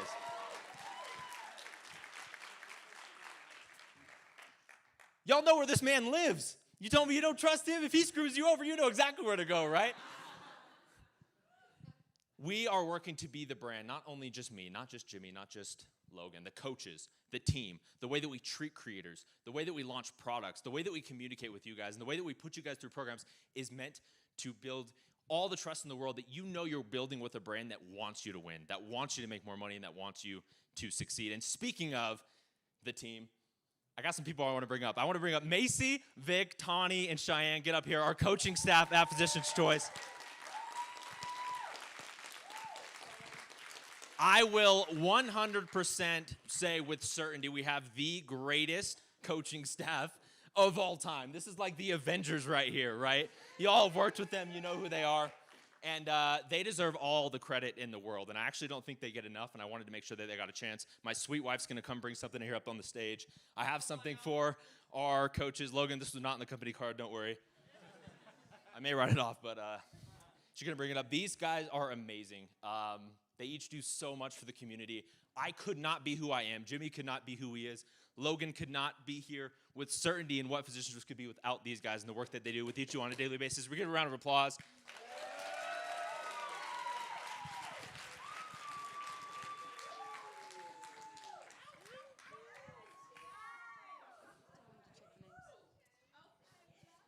Got some designer. I also have a book in there for you guys. That's one of my favorites. But I love you all. You're amazing. I want to give them 30 seconds each, too. Obviously, we don't have much time. Love you guys. To give a little spiel, to talk about what they do with Physician Choice and their thoughts going into Q4 with PC. I did bribe them before they said this on purpose, but it's cool. If you guys don't know, for PC, I do one-on-ones. Personally, I think one-on-ones are very valuable. I think you get to just, we can do anything, right? I'll brainstorm with you guys. I just had Bella, me and her, we did a brainstorm and boom, her video popped off the next day. So I think they're very valuable. I also have texting chats where I will send you guys inspo. So last night, I think I sent like 4 inspo vids at like 1 o'clock in the morning. I'm always thinking about the content. So that is kind of my role for PC. I think for Q4, like Kaylee was saying, to have a plan. So definitely niching down with you guys and figuring out, okay, how can we be innovative? How can we create a plan? How can we have that next pudding video so you can have a 100K GMV day? Okay, because that's what these girls are doing, 100K GMV days, okay? So my goal is to help you guys get there, as many as you can, and so yeah. I'm gonna come from the affiliate perspective a little bit. I feel like right now product selection is becoming more and more important. And let's just say PCB spending, okay? That's all I gotta say. My first few videos, my third video hit 150,000 views, and my 5th video hit 7.4 million with PC. Ever to post with PC, okay? So when I say it's a good product that you can actually believe in too, like I mean it. And as far as my role, I'm in the feedback channel. I do calls every single week. I'm doing Looms where I'm live scripting and giving you guys my viral scripts before I even run them. So that's what I'm doing in there. I coach the Spanish side of TikTok, and I do see a lot of chicas and chicos here. So the experience I have, my main case study is my mother. She's over 60 years old, and I brought her into CC, and she killed it last Q4. And then the beginning of this year with the launching of the fiber gummies, they did a huge giveaway, you know, and we did great. And there's another giveaway happening right now, like I think the most insane giveaway that PC has ever done. So if you want to, he's like, I'm not trying to pitch you, I am. So come on over, because this is like one of the best brands to be with if you align with it. Kaylee touched on longevity, on being effortless content, and that's where it's at if you're aligned with the product and with the brand. And like Macy said, they are spending, so now's the time. So I'm a little different. I'm in the incubator. If you haven't popped off, I'm going to help you pop off. I'm bringing you from 0 to 100, and they can bring you from 100 to 1 million. But I run calls. I give away one-on-ones, which are very valuable. They're $500 an hour, so you guys are getting my time for free. I can't say enough about the incubator. There's been so many people that have come to the account reviews, and the next week DM me, oh my God, I just had my first viral video. So where's Mia? Mia? Mia. She's an amazing example. She is an amazing example, and she's gonna do big, massive things, and I will touch on that. They are doing a giveaway. Let's just say you're $50,000 to one person, okay? Talk more about that. But yeah, it's a great time to join. And if you want to start learning, I'm your girl. If you want to keep learning, those are your girls. Wow. You're all amazing. I'll let you sit down. Thank you. I'll let you guys all sit down. You're the best. Love you guys. You're amazing. Yep. Let's give another round of applause to those guys, man. The ones who make it happen. I know I've taken a lot of time. We're going to get really quick into some of the things that they talked about and the things that Physician Choice is doing so that you guys are aware. first thing I want to say, if you are an L3 plus creator that's run health, I will literally give you a retainer today. Probably not here. I know there's a lot going on, but at the carnival, come find me. We will sign you with the deal right now. That's how much we're willing to invest in you guys and make sure that Physician's Choice is. I don't know. Tell me. And if you're L1, L2, Cheyenne talked about it. She's the head coach of what we call the incubator. Now, the incubator is our program for L1, L2 creators. We put you through, I have a 3-hour program that touches on everything you need to know to do your first $25,000 GMV in a month and become an L3 creator. We have weekly workshops we're starting where you're not just gonna be in an audience listening. We're gonna have you turn your camera on and actually film, script in person with us so you're learning on the fly and actually getting real education just like you would here. Oh, I was like, man, she wants to speak. Not only that, though, I wanted to make it super worth it. Yeah, we don't mess around. We don't mess around. Those bags weren't empty. That was not a prop, I swear. That's proof. But we also wanted to make it worth your time. I know when you're an L1, L2 creator, if you're here, it's hard to get retainers. It's hard to get brands ready to invest in you. We wanted to make sure that if you won with us, that we made it worth it. You can see here, if you do 2K GMV in a month, we will pay you $500 as a bonus. If you do 5K GMV in a month, you will get $1,500 and we will get you directly onto a retainer. So we'll make it worth your time. Not only are we going to teach you, we're also going to pay you for learning and getting that skill. So if you want to be a part of the incubator, find me after. We will get you in there, absolutely. Some of the opportunities coming up with Physician's Choice, they touched on it. This one is massive. It's going on right now. It ends at the end of October. This is our probiotic giveaway. It's kind of a funny one. The 60 billion probiotic. Wait. Oh, no, it's real. Oh, it's real. This is the biggest probiotic on Amazon, the biggest probiotic in the United States. It's in every retailer. It's Physician's Choice's biggest product. And funny enough, it's one of the only ones that we've never really focused hard on shop. It's just kind of been there. It's part of the bundles, but it's never really been a massive focus. Logan was like, you know what? Let's change that. Let's change that. And I said, how much is that worth to you? And he said this right here. If you're the first one, and these are all still open, by the way, this just started, so you're not late to the party.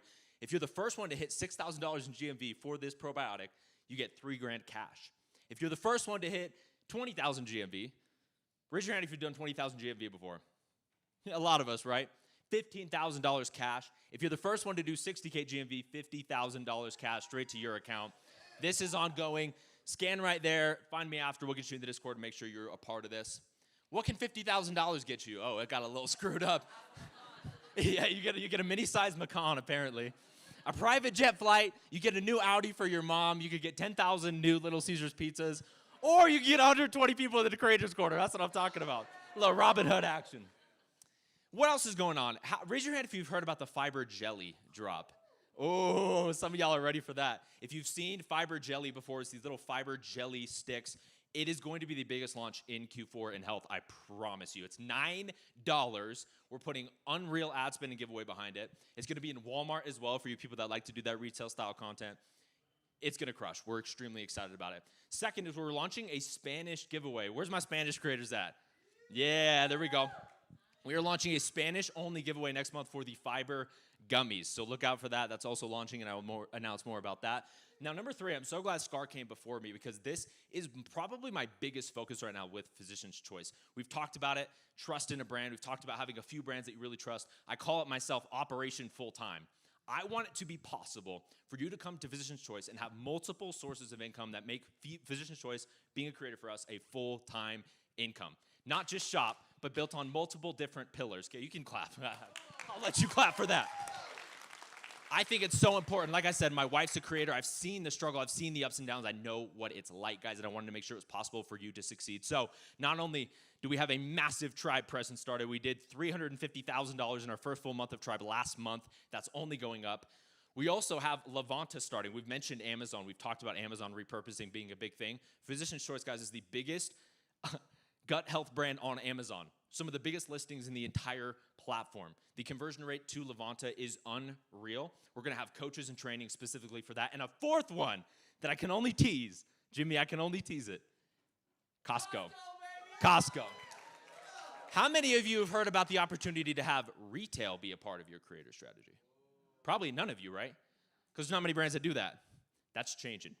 There will be a fourth pillar where you can use your same content to push not just to those other 3 that we talked about, but also to retail and to stores. So more coming on that. Just know Physician Choice does not play around, guys. Again, I am not here to recruit. I'm here to attract. I want you to feel it in your own gut. I want this, if this appeals to you, if you feel something, if you feel like this could be your product, come find me. But I'm not gonna beg you. There's a lot of people making money. I want you to be one of them if it feels right to you. So thanks for letting me take all your time, guys. I love you all. You're amazing. Thanks for being here.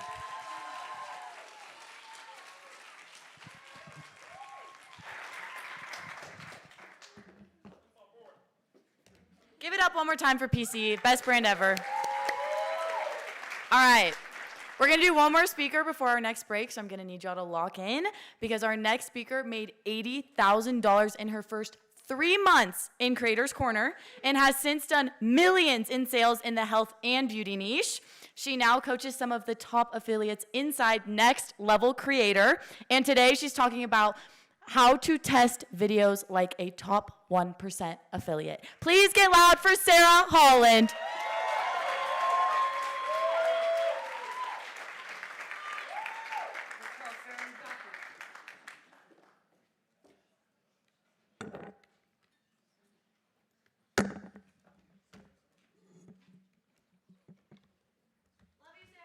Thanks, guys.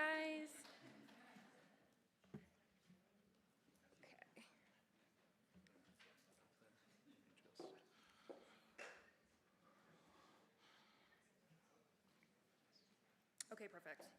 Okay, guys, super excited to speak on this today. Ben spoke to you guys yesterday about how to pick a winning product, like what are the signals to look for when you're looking for a winning product, and then he taught you guys how to write a high-converting winning script. So what I want to talk to you guys about today is how to test hooks and angles to get you to that big winning video that's going to print for you. So today we're going to talk about our student Kim. She's like a perfect case study to represent what I'm trying to teach you guys about. So she was looking at this Tarte CC cream, and she saw that, for those of you that don't know, Tarte is like a huge cosmetic brand and is huge on TikTok Shop. So they have a ton of ad spend. So this was a new product that they launched, and they're always launching new products. So she saw, that they launched a new product and thought that like, okay, this might be a good product for me. They have a lot of ad spend. So she went to the Daily Virals and wanted to see what are the videos that are printing for this product.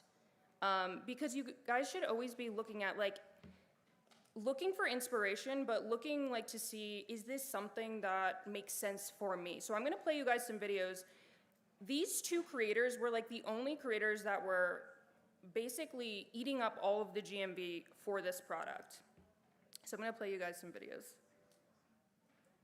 You're a teacher who decided to get in the kiddie pool in the bed of a pickup truck and drink 20,000 beers, and now you're late for work because they just called you in for a meeting that you have to be at in 10 minutes. You have no makeup. All you have is this color-correcting tinted serum that's just skin. Okay, so that video got 6 million views, and this other creator, we're gonna look at her video. You're a corporate badass who ended up drinking moonshine out of a pool noodle in Delaware, and now you're late for work and you have no makeup. Okay, another 6 million views. And Peyton spoke on this yesterday, and it's so important to understand why these videos are working before you take inspiration from them. It's not about just copying them, it's understanding why this video is going viral. So why are these videos going viral? What are the reasons? What are the reasons? They look sunburned. Yeah. They're telling a really funny story time and they look busted. Like they did their makeup to make themselves look busted and they're applying this white serum. So you're watching this video and you're thinking like, okay, they're telling this crazy story. They look busted. What are they putting on their face? It's gonna make you stay till the end. So Kim, I don't know if you guys know Kim Killian, but she is super funny. She's super funny, so she always uses humor in her videos. And she's an amazing storyteller. So when she saw these viral videos, she said, okay, game on. Like, I can do this. So then she started testing. So I'm gonna show you guys her first couple tests.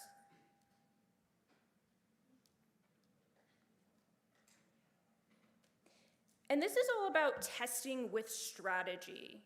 Like, you're not just throwing spaghetti at the wall and trying to figure out what sticks. You have a plan for yourself. So she wrote a really good body, and now she's just testing hooks. So let's watch. Not be the only one out there that's a mom and a corporate baddie, a sister and a daughter and a wife and a friend who occasionally likes to have a glass of wine or two at night, so fucking sue me. But now that I'm pushing 40, it looks like I was racking rails off a stripper's ass, followed by like 12 shots of buttery nipples or purple squirrel. Okay. Super good, right? Like she's made for this. Okay, so then she throws out another test, another variation. So she's just tiny tweaking. She's throwing out videos to see like, okay, what's gonna stick? This is my variation of what's working, what's gonna work for me.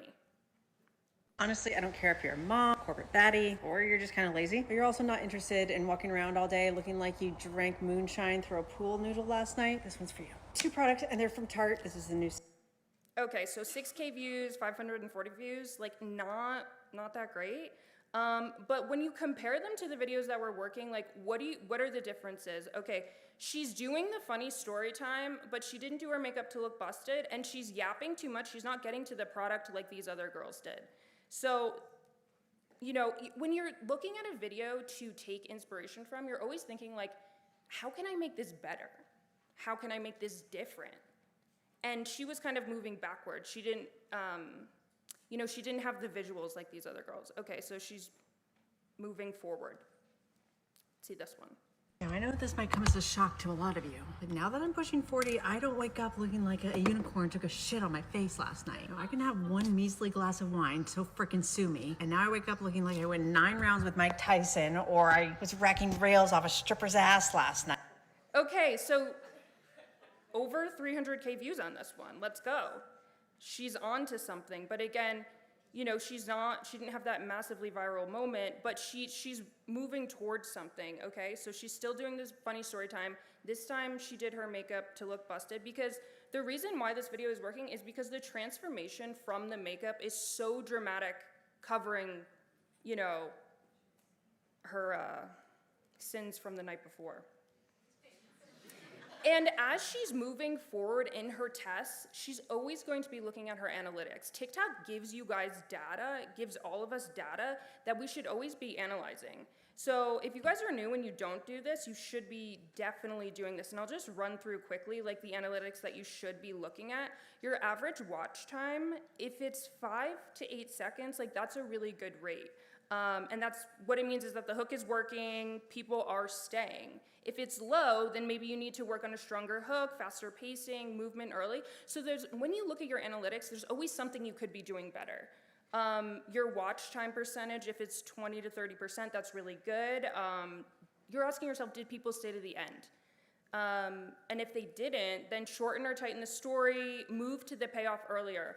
Like I was saying before, she was yapping too much. She had to get to the product demo quicker. Your CTR, that's your click-through rate. If it's 1 to 3%, that's good. How many people clicked your product? If it's low, you need a stronger desire or a stronger CTA. Your CTOR, a good rate is 2 to 5%. That means how many of those who clicked actually bought the product. And if it's low, you need to build trust, add more proof, sharpen the offer, and solve objections. So she was getting decent conversions, but in our chat, because she's in our community, Ben and I coach in Ben's community, Next Level Creator, we have one-on-one chats, and she was kind of like, oh, I don't know, guys, I don't know if this angle is gonna work, and we were like, no, you're really onto something, like you're converting well, you just need to get the views. And for those of you guys that don't know or don't look at your analytics, this is what you're looking for, and that's in the back end of TikTok. Okay, so she's moving on. She found something that's working. So she's kind of leaning less towards the drinking and looking like crap and more towards pushing 40 because that's what's working here. So she's gonna double down on that. Now, I know this might come as a shock to a lot of you, but now that I'm pushing 40, I don't wake up every morning looking like a unicorn took a shit on my face. No, because I have 2 little crotch goblins that keep me up every 7 seconds at night because I'm not willing to... Okay, 5K views, that's okay. She's gonna keep moving on, because she knows she's onto something. And I kept this video, okay, I'm gonna play it first. This one goes out to all my lazy girls. I'll bet you a Butterfinger that I can do my makeup in less than 30 seconds with 2 products, and I won't even speed up the video. Ready? Go. I kept this video in here because she's testing a new angle. She's going off of what is already working, and she's like trying something new. Which, when you have something working, when you have a video that's at 300K views, double down on that, because someone is gonna see that you have a video on the Daily Virals that's at 300K views, and they're gonna be like, oh, she's onto something, you know? So Kaylee talked about that. It's a game of speed. It's a competition between GMV Max. So if you're onto something, don't go testing something new. Double down on what's working for you. Okay, so she tests again. All right, listen up, you little twat rockets. Now, I know this might come as a shock to a lot of you, but now that I'm pushing 40, I don't look like I shit rainbows and fart glitter anymore. Calm down with the protein ones, okay? Now, I can have one measly glass of... Okay, so basically she's doing the same thing. She's kind of like stuck in this 300K view jail. She's not like taking it to the next level. So we had a call in our community with Nurse Lexa. You guys know Nurse Lexa? Okay, she's the GOAT. And she was also testing this product. And she had a call where she wanted to talk about how she got this product to a 1.1 million view video. And she was breaking it down and giving out all the sauce. That's what we do in our community. We always give you guys ideas. So basically, she found this organic video. Kill a bitch, all I need is a pencil and a pad. Let me get the beat so they remember who I am. Damn, what a real bitch is that? Okay, so she's a master marketer. So she's always looking at organic side of TikTok and seeing like, what can I pull from organic TikTok into my TikTok shop videos? So she sees this sunburn video that went viral, and she takes it here. You're a charge nurse, you get a day off for once, God forbid. Angela calls you from down the street, you know she's a bad influence, but you go anyway because she tells you she has a new margarita machine. You fall asleep in the sun, and Barbara, your boss, calls you saying you have a mandatory meeting you have to come in for because the state is there and you have like 30 seconds to get ready. This is not sponsored, but if you don't have Okay, so Lexa, being the GOAT that she is, she's thinking about how can I take these winning videos and change it and take it to the next wave. So that's what she did. She just changed the visual and she took it to the next level. So that's where Kim keeps going. You're one of those badass working moms. Husband finally offers to babysit his kids for once. Then fucking Ashley from 2 doors down calls you and tells you to get your fat ass off the couch and walk down to her place. You know she's a bad influence, but you go anyway because you saw that Costco haul with the new bucket wine that Okay, so she's onto something here. She keeps going. You're a type B mom living on fridge cigs and Zempi. Fucking Ashley from 2 doors down calls again. Against better judgment, you go. Because yesterday you saw her unloading those 2 new buckets of wine. Okay, over 600K views. She keeps going. Her husband finally decides he's gonna babysit his kids for once. When Ashley from 2 doors down calls, you take any chance you can get for some time away from the crotch goblins. Even though last time you hung out with Ashley ended up with a tattoo on your ass. But she said that she... Okay, this video got her to 10 million views and took her to her highest month of 70K.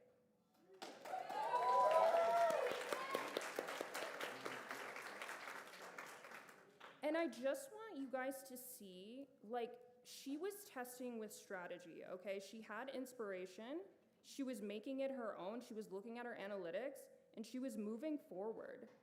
I feel like a lot of times we often like we'll test a product and we'll be like, oh, we made 2 videos, it didn't go viral, it didn't work. But if you're converting and you're making sales, that you're really onto something and you need to push forward. If she would have stopped right here and given up, she wouldn't have had a 70K month. So shout out Kim. Shout out Kim. Okay, another case study I want to show you guys is one for myself.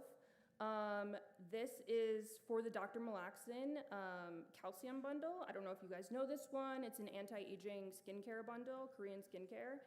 And I was making sales with this product. I had gone like baby viral with it, but I hadn't had like a massively viral video. But I knew that there was something there, and I knew that I just had to test my way to that massively viral video. So y'all know Nati. She had this 19 million view video. I'm gonna play it for you.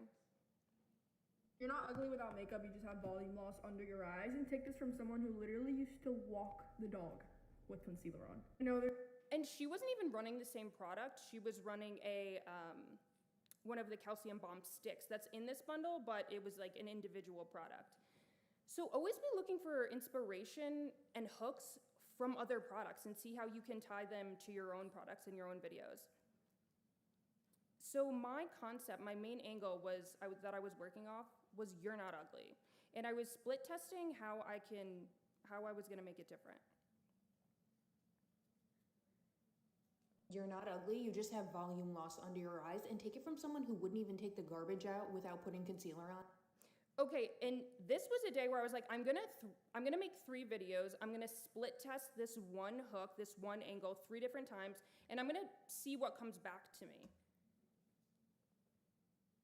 You are not ugly, you're just using bad skincare. Because this was me.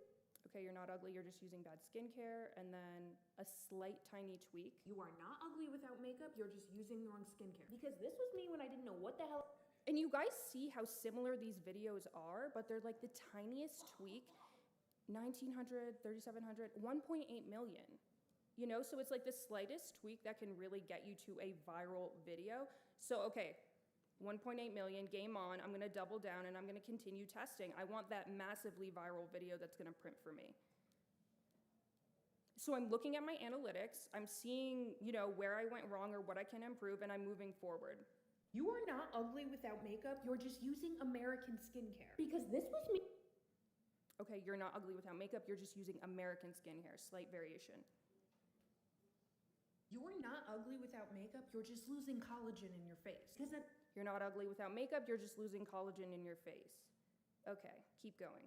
I don't know who needs to hear this, but you're not fugly without makeup. You just have collagen loss in your face. And Okay, I just changed the word ugly to fugly to see if I got any traction with that. Moving forward. I don't know who needs to hear this. You're not fugly without makeup. You don't need a nose job. You have collagen loss in your face. And okay, you don't need a nose job got me 31,000. But also too, it was like I was feeling like I wasn't really getting anywhere. So I had to look for more inspiration and look at like the ecosystem of like what was really working for this product. And Nurse House Steph was printing with this product. She was the first one to kind of like pioneer this style with the face tape. So I don't know if you guys have seen this, but I'm gonna play it for you. When this under eye area looks sunken, you get labeled 5+ years older. When your nasolabial folds get heavier, you get labeled 7+ years older. And when your neck laxity begins to drop, you get labeled 10+ years older. All those befores I just showed you were mine 11 months ago. Most people think the answer to combat that is needles here and filler here. As a person who Okay, so I'm not gonna copy her video. I'm trying to understand why is this concept for her working? What is the underlying idea of her videos that's not working? You don't need Botox and filler, you just need good skincare. You don't need a medical procedure, you just need Dr. Malaxin. So that's kind of where I took it here. you don't need a nose job. You don't need toxin filler. And you're not ugly without makeup. You're just getting a little older and losing volume in your face. And okay, that video got me 4.7 million views.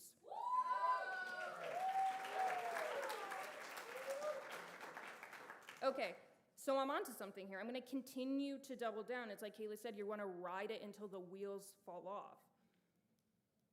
So moving forward, I'm taking you're not ugly to you don't need a whatever. Ben messaged me, he said, do facelift. So that's what I did. you don't need a facelift, you don't need a nose job, and you don't need filler. You're just getting a little older and losing collagen in your face. Slight variation, 3.5 million views. Keep going. You don't need a facelift in your mid-30s, but if you walk into a med spa with hollow eyes and your eye. Okay, 15,000.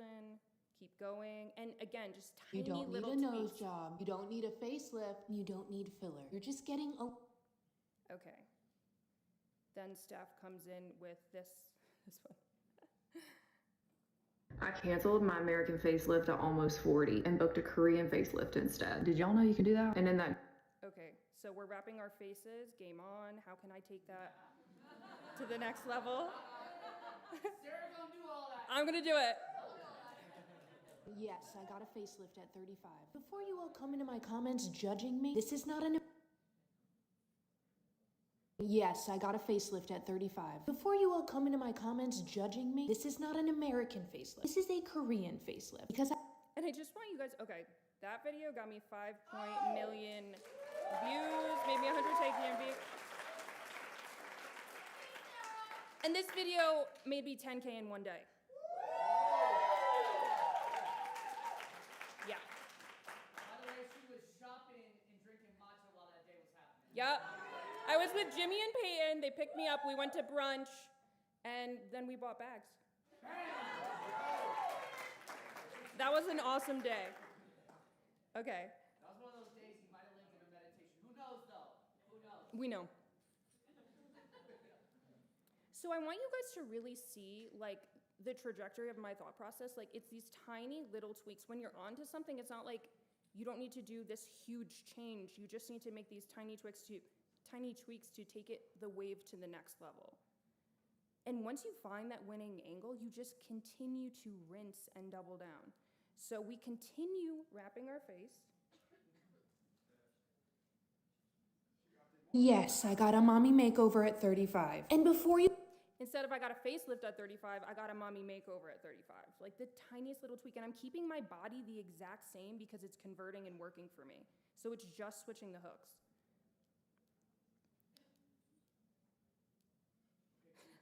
Yes, I got a facelift at 35. And before you all come into my comments judging me, this is not a. Another 5.6 million views.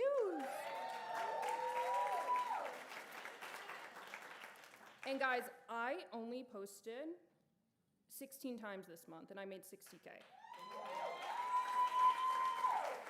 It's not a flex. It's not a flex because guys, if I would have posted double that, I would have made so much more money. Because it was one of those months where it's like, oh, I have family in town. This ban wave is happening. I had a few violations, so I was like taking my foot off the gas. And guess what? When you have a winning angle, nose job hook, someone else is gonna come in and use it. So look at these other creators that. You don't need a nose job. Try bedtime nose taping instead. You don't need another session. Steph got 3.6 million views off of that hook. You do not need a nose job. Try bedtime nose taping. You don't need 14.8 million views. Because I was doing whatever and someone was working harder than me. You don't need a nose job. Try bedtime nose taping instead. You don't need top. 3.9. And then Claire Bear coming in with this Yes, variation. and almost 40 years old. I decided to get a facelift, so let's 7 million million together. views. It was just. So I just want you guys to see that when you find a winning angle, you really, really need to double down, rinse and repeat, and ride it until the wheels fall the frick off. Can I ask you a quick question? Yeah. Does timing matter? Yes. The day when you're posting? Oh, no.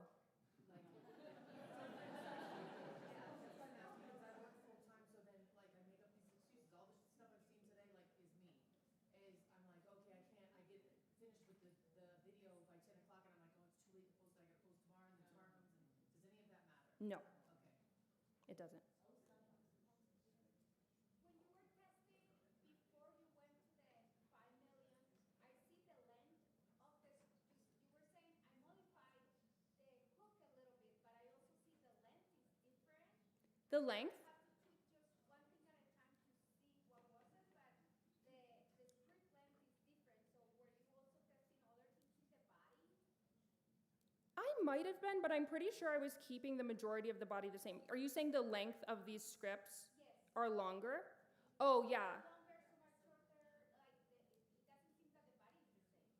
It could just be the way it's popping up. A lot of my videos when I was running this angle was like 2 minutes to 2 minutes and 30 seconds. So these were longer videos.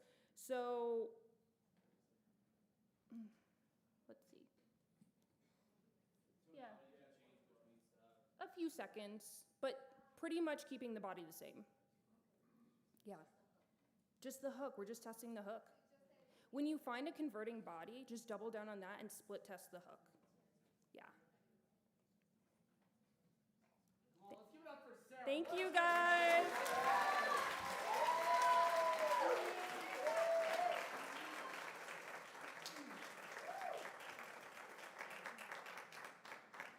I'm telling y'all that matcha story was real.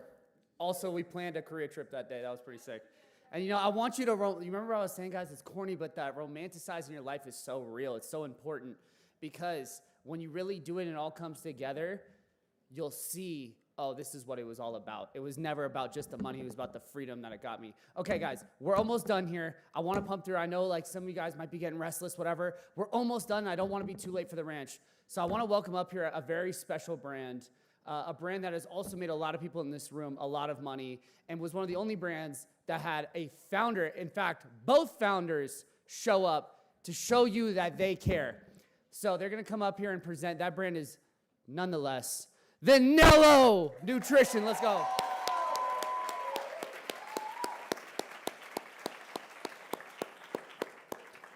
Let's give them their attention and have them present their amazing presentation. Connor, thank you for coming through, brother. Let's go. Come on. Jimmy, you're the man. Jimmy doesn't know this, but Jimmy, I'm going to start calling you PJ. That's for Pastor Jimmy, but also Private Jet Jimmy. You're both, PJ. So, yeah, big thank you to CC. We love CC. A lot of familiar faces in here. We're super grateful to be here. And, yeah, we just love being here with you guys. Jimmy mentioned earlier when you were talking, Jimmy, about how, you know, like that aha moment as a brand that Mason and I had. It's funny, when Mason and I were thinking about it, a lot of those like cool aha moments of the brand are much more, like when I think back on like the coolest moments with Nello, it's all been like working directly with you guys, of moments where you guys were messaging us saying like, I just bought a new car, or I just moved out of a new apartment, or I just had this big win with Nello. And that makes it so much more fun. Soraya can attest to this too. If you guys don't know Soraya, welcome Soraya. Big shout out Soraya. Soraya runs the show here. I'm just kind of like here with the microphone. So, but yeah, we love like partnering with you guys and just linking arms with all of you. So thank you so much for being here. Can I get a raise of hands of who's posted Nello before? Oh wow, that's a lot of hands. Okay, who's made money with Nello? Lots of people making money with Nello. Okay, awesome. Thank you so much. I just want to say, if it wasn't for all you guys posting and supporting, like we definitely would not be here. The only reason we are here today as a brand is because of all of you guys like linking arms with you and partnering and you guys posting about the brand. We could not have done it on our own. I also want to give a quick shout out to, is Mason in here? Okay, this is my co-founder, Mason. Give it a round of applause for Mason. Mason works on the back end a lot, finance, ops, logistics, all the fun stuff. But he's always there, and couldn't have done it without Mason. If your prize campaign payout is late, it's Mason's fault. No, I'm just kidding. Yes. It's not. It's not. It's not. Anyways, all right, we'll jump into it. Soraya, maybe I'll give the mic to you. Yeah, sure. I don't. What is here's the clicker? Big green thing. Someone said. Yeah, big green button. Okay. All right, guys, I had half a Nello energy, and I'm shaking from it. So I got a lot of energy right now, so I need the energy to match with us. So we're going to run through new products, upcoming collab. You are literally the first one anywhere to hear about this. Like, not even our 100 creators. Like, you guys got it. And then if you want to join our campaign, like, join if you want. Yeah, come on. All right, hey, Peyton and Richie, you got it! Yeah! All right, we literally love CC. Everybody in our company knows about CC and knows you creators by name. Like, literally, even if they've never met you, they know you by name. Together, we've generated 1.6 million GMV across 300 creators. Like, that is insane. We have some great coaches, previous and current, Peyton, Richie, and then a star 100K month creator with Katie. Yeah. All right. No, sorry. Her handle is like Sarah and Katie, and I was like, make sure I don't say the wrong one. Yeah. All right. So we have literally listened to everything that you guys have said when it comes to what you want from us. If you want a prize campaign, we're giving you a prize campaign. If you want increased commission, we give increased commission. Now, when it comes to products, we listen. We heard Super Calm cannot be the only product. So what did we do this year? We launched 4 new products. Yes. So, first off, you guys wanted to talk through women's hormones. We got you here with Super Balance. You all did some insane angles that I have never seen in my life before. The visuals that were there, we just let it happen and let you guys earn the money. So, to run through this product, it gives a mild energy lift and also helps your hormones balance. Now, both men and women can drink this, and you get the same effects. So don't think only women can drink this, but star ingredient is shatavari. This one is what most people will say as their star ingredient in their angle, and it takes it off for angles like libido or healthy relationship, things like that. And then it has myo-inositol, rhodiola, and then vitamin C and vitamin B6. This one gave us an incredible March and had so many creators reaching new levels and new GMV that we didn't even know was possible. We were so excited to see this take off. You know, when you launch a product, you never really know what's gonna happen, and you all took this one off like nuts. So huge thank you for getting this Super Balance one to go off in March. Don't drink it if you're not married. Yeah, don't drink it if you're not married, yes. All right, now we know a lot of people are in the beauty space, so what did we do? We gave you drinkable skincare. Super Glow! Yeah, this one is actually nuts. It has a 2-week study that you will get a decrease in your fine lines and wrinkles in 2 weeks. In 1 month, you'll see hair growth and nail growth. Like, this stuff is legit. Our scientists tested it and saw all of this. So on top of it being great flavors, if you want to have increased hair growth, better nails, better skin, more hydration, just drink this. So this has wheat lipid ceramicides, collagen peptides, hyaluronic acid, vitamin C, and biotin, all things that you can put on topically, but when you drink it, it reaches 2 layers, your epidermis and your dermis. There you go, I got you a hook right there. Yeah. This one, we are really pushing the hair loss impact of GLP. So if you want to say, if you're taking GLP and you want your hair to grow back, this is it. So there's another angle that we would really like you to push. Now, I'm gonna let Connor speak to this next one because this is one of like the most exciting products, and we've seen all of you holding it here. It's been a crazy experience to see you holding a can of Nello. Never thought that would happen, so I'm gonna pass it off to Connor to chat through Nello Energy. Drink Nello, baby. Who's had Nello Energy in here? Who's tried it? We like? Yes? Solid? Okay, great to hear.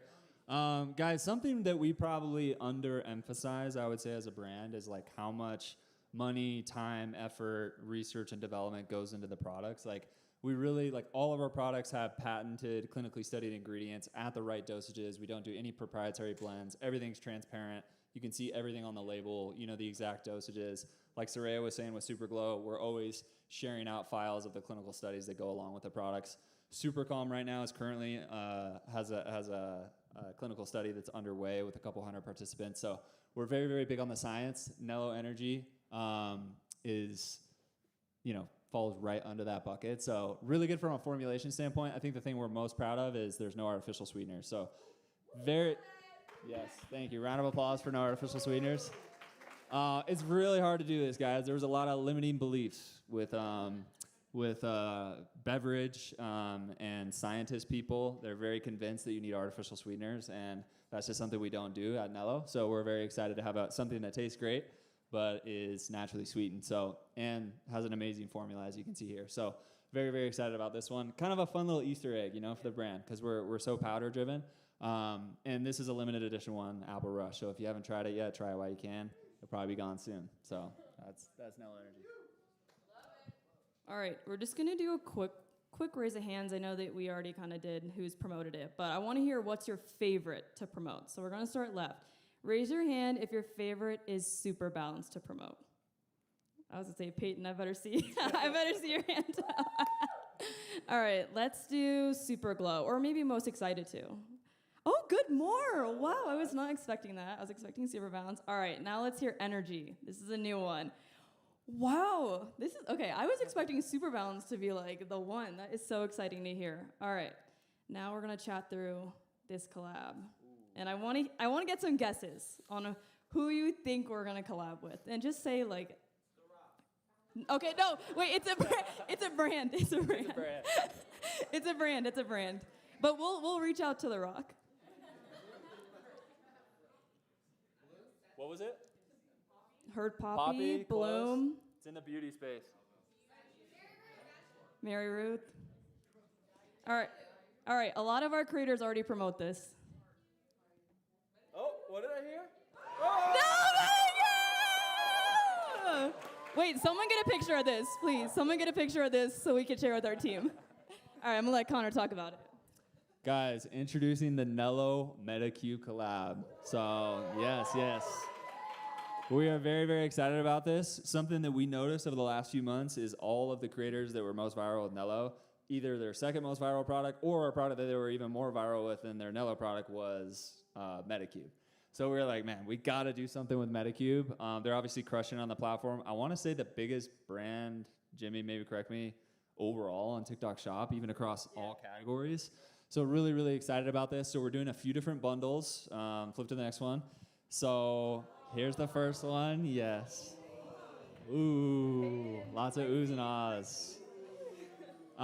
So this one, you guys already know, the PDRN stick, super viral product. So we'll be doing 2 PIDs. One will be on our end with the 20 count super glow with the PDRN stick, and on their side, it'll be a 7-pack trial pack of Nello with their product. So this is the glow bundle, first one.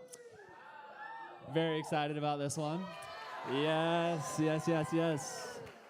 Stress less, puff less. Let's go. This is Super Calm, the one that manages your cortisol that you guys are all familiar with. And then we got the PDRN pink collagen jelly eye mask to go with it. So get those under eyes looking right. And then the third one.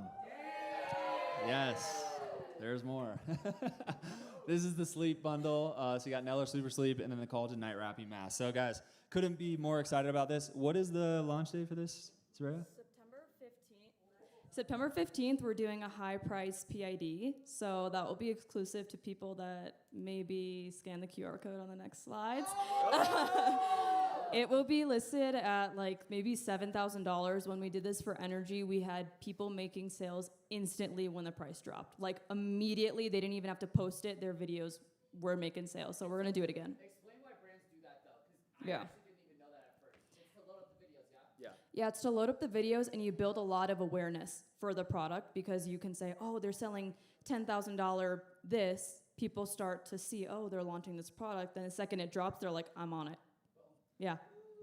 Something we noticed too is that people will add it to cart. So like on our last product drop, as soon as the price dropped, like we had like 200 orders like within the first hour or something, and it was because it was already in everybody's cart. So yeah, it just kind of like builds up a lot of buzz. Oh yeah, here are the dates. So September 15th, high price PID, limited access. September 22nd is when it will go live on both of our TikTok shops at the normal price point. It'll be priced between like 32 to 35, like our normal Nello 20 counts. And then the commissions, 20% organic, 50% ads, what we always offer. Okay, so I'm gonna put this up.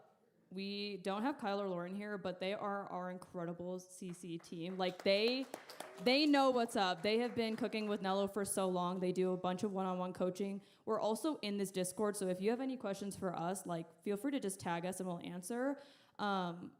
Any questions from anyone? Like I don't know if anyone has questions. I'm just so hyped about MetaCube. Last thing I'll say real quick too is just Scar talked about this a little bit, but we have a ton of creators right now working really well on Tribe. We also have creators who are posting to YouTube Shorts with Amazon affiliate links. So YouTube Shorts, Instagram Reels, keep hustling on TikTok, keep putting the good content there, and then like Scar was saying, repurpose it over to the other platforms. We're starting to see creators like have bigger months on that than they even are on TikTok. So just do both, and benefit from it all. So. We love you guys. Again, thank you so much. We love CC. Jimmy, thank you. Thank you all. We really appreciate it. Thanks, Ray. Yeah. Oh my God. Okay, I don't know. Can we drop the QR code again? Can someone go back?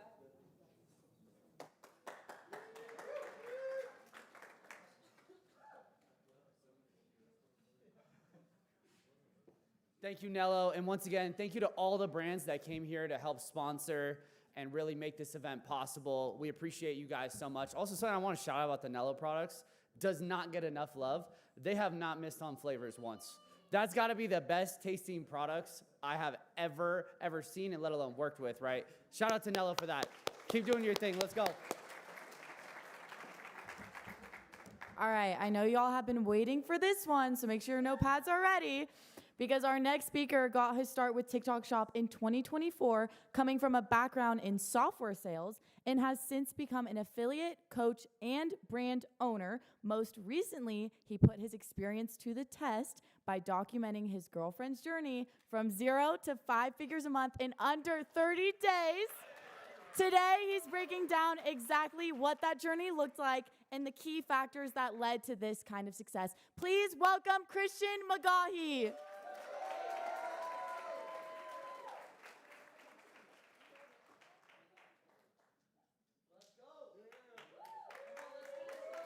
We got Kara too. There we go. Feels good to be a part of CC. This is pretty cool, guys. But I think we have a pretty good one for you guys today because it's literally everything we've learned the past 2 days, but it's what happens when you actually execute on it. So this is a little case study we put together of Kara's journey from 0 to now $190,000 in profit in her first 2 months, which is insane. Unreal.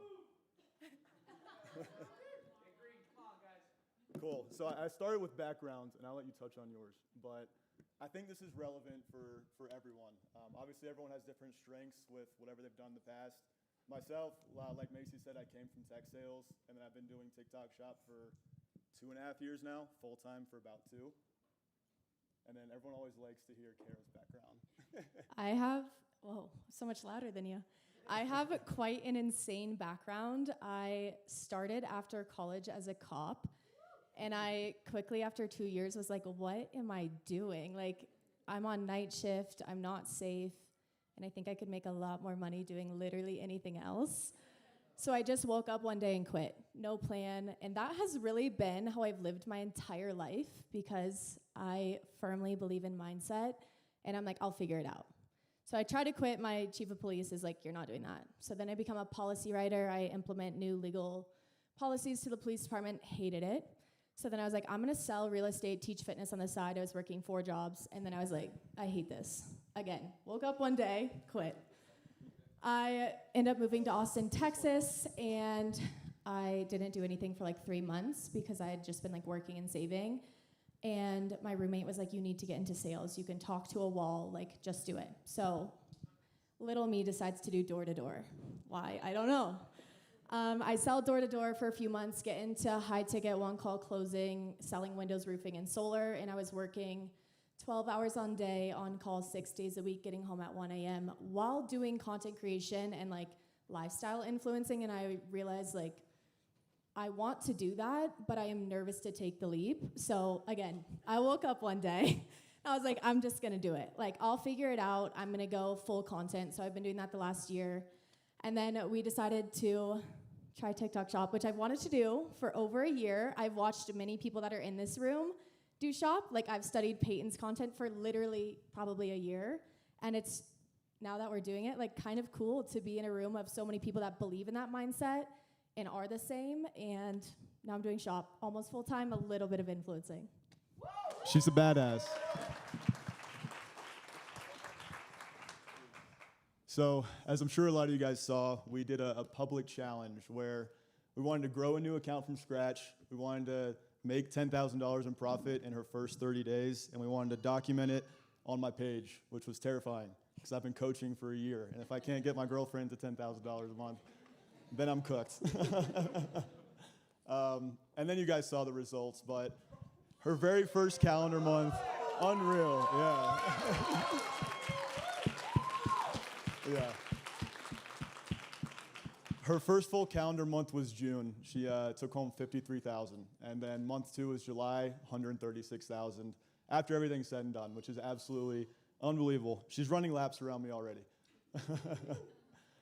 But cool. So we wanted to break down what we thought were the most important things that led to this level of success this early on. This is where it gets good, Jimmy. But we have mindset, planning, structure, speed, improvement, and scale. We're obviously going to get more in depth with all of those, but I wanted to start with mindset because I think this is truly the the baseline of everything. It's super important to Kara. It's super important to myself. It's super important to literally every single successful person that's been speaking the past 2 days. And Kara has some really cool, very specific examples on this too. And the one thing I'll call out before we go into that, when me and Kara started this journey, she straight up told me, she's like, I do not care how long it takes. I'm gonna make it to the other side, which is very, very rare to hear. But she was like, I don't care if it takes me a year, let's just get this shit done. Love that. Yeah, and then, let me go to the next slide. There we go. Don't show that yet. Oh, my bad. You can't practice. There we go. Okay, wait. I want to read you guys a journal entry I had. I have been journaling every single day for literally the last 2 years. Like, I am a firm believer your perception is your reality.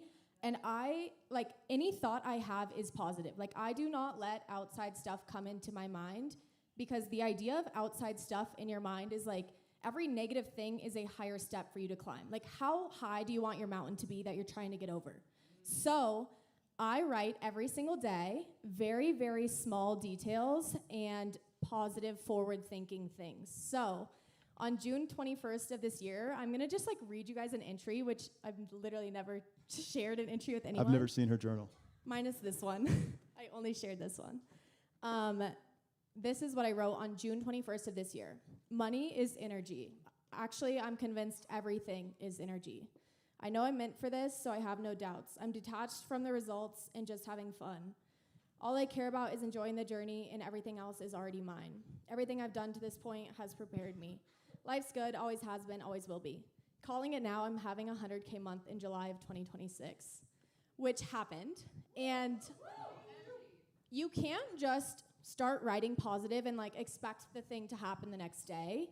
I have been writing like that for years and years and years. And something that helped me be able to actually get into that mindset is raining money. So if you're someone that when Jimmy did his mindset thing and you're like, I literally cannot feel that feeling, I can't get to that future self where I already have what I want, listen to Raining Money on YouTube. Literally lay on the ground like a crazy person, put your hands up so you can receive it, and then try to hit every sense that you can possibly feel. So for me, with Raining Money, it walks you through how to feel that feeling. So can you feel the money? Can you smell the money? All of these things. And if you cannot do that just from simply listening, get a dollar bill and hold it in your hand and physically feel it, physically smell it, and then at a certain point, you will train that muscle enough that it's natural and you're to the point where I'm at, where literally everything I've ever written down in this journal has happened. And you have to build to that. You can't just be like, I'm writing this down so it's gonna happen for me. Do the work, figure out how to really feel that feeling, and then it will happen. Bars. Yeah, really good. Those pictures on the left side of the screen, I probably have 50 of them, but this is what she does before we batch film. So we'll be setting up the lights and shit, and she's like, wait, I didn't lay on the floor. It's time to money river. It works. And then, and then the Raining Money stuff, if we go on a walk or whatever it is, we go to the gym, my first instinct is to listen to music. That's what I do. She listens to that the entire time. We'll walk for an hour and a half. We don't say a word to each other because she's listening to that. It's insane.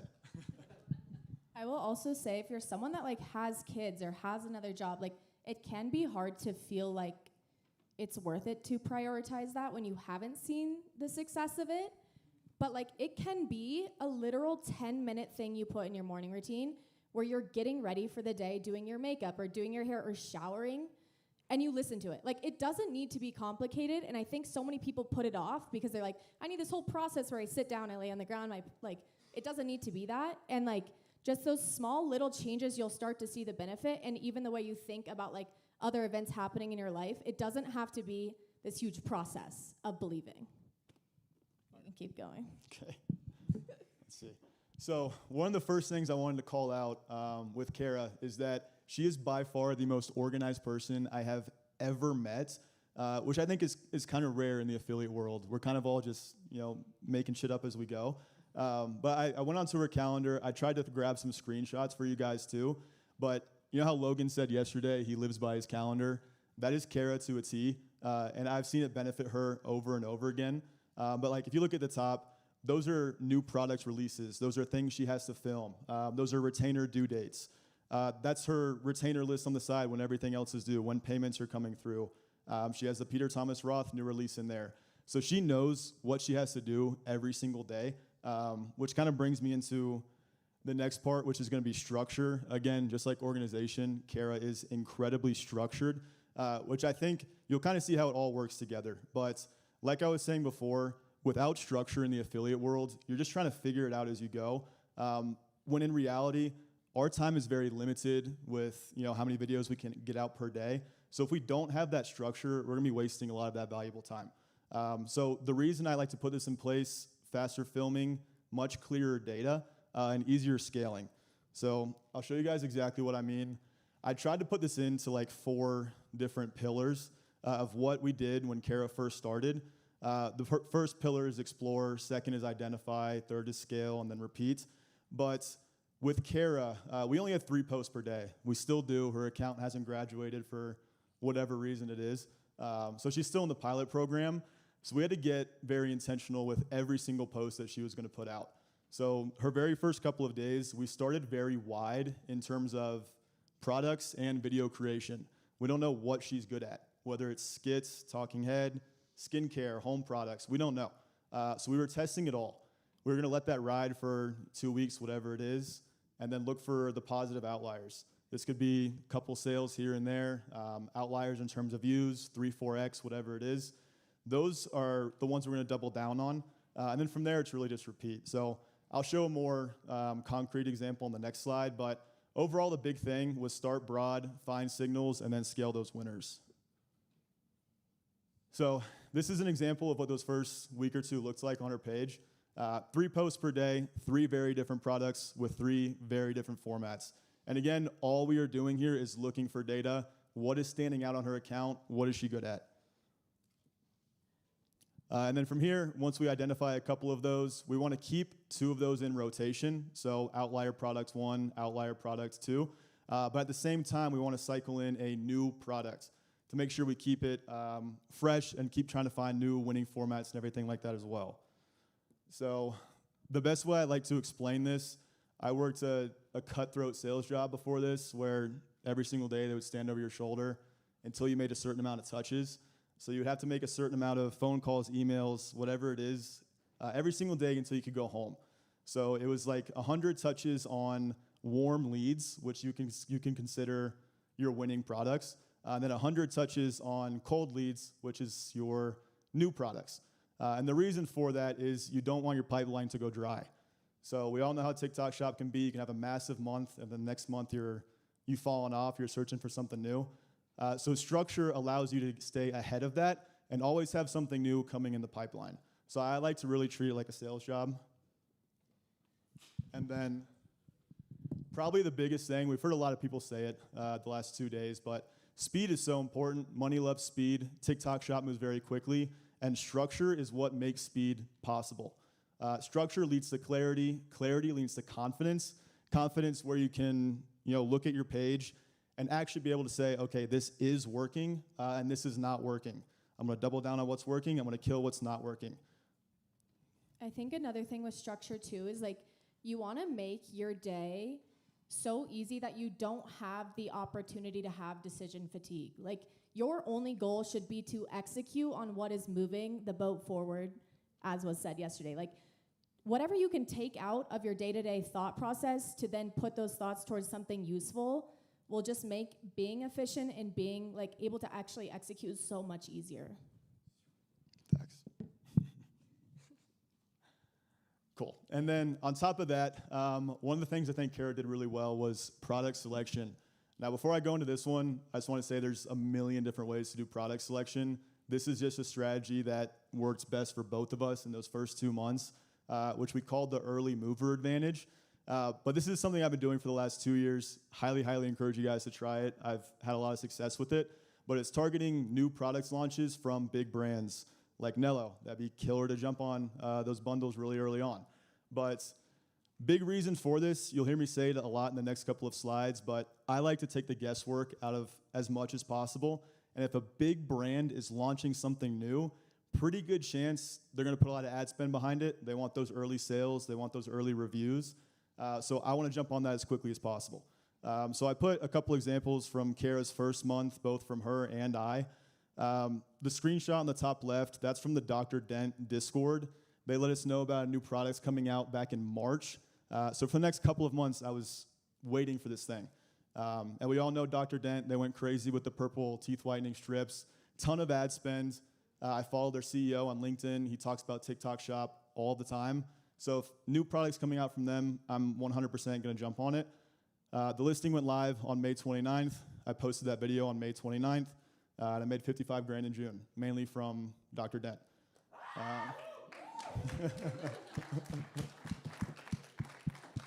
And then same thing with Kara there on the bottom. We knew Medicube was dropping this new gua sha, her poppet locket thing. We wanted to try to get our hands on it early, but we couldn't figure out how. So we were kind of just scouring Amazon. We happened to see it came out 2 days early on Amazon. So we ordered it, and it came in the day before. Had videos ready to post on the 18th. She had a bunch of drafts she posted, and then in June she made 53K, mainly from the gua sha.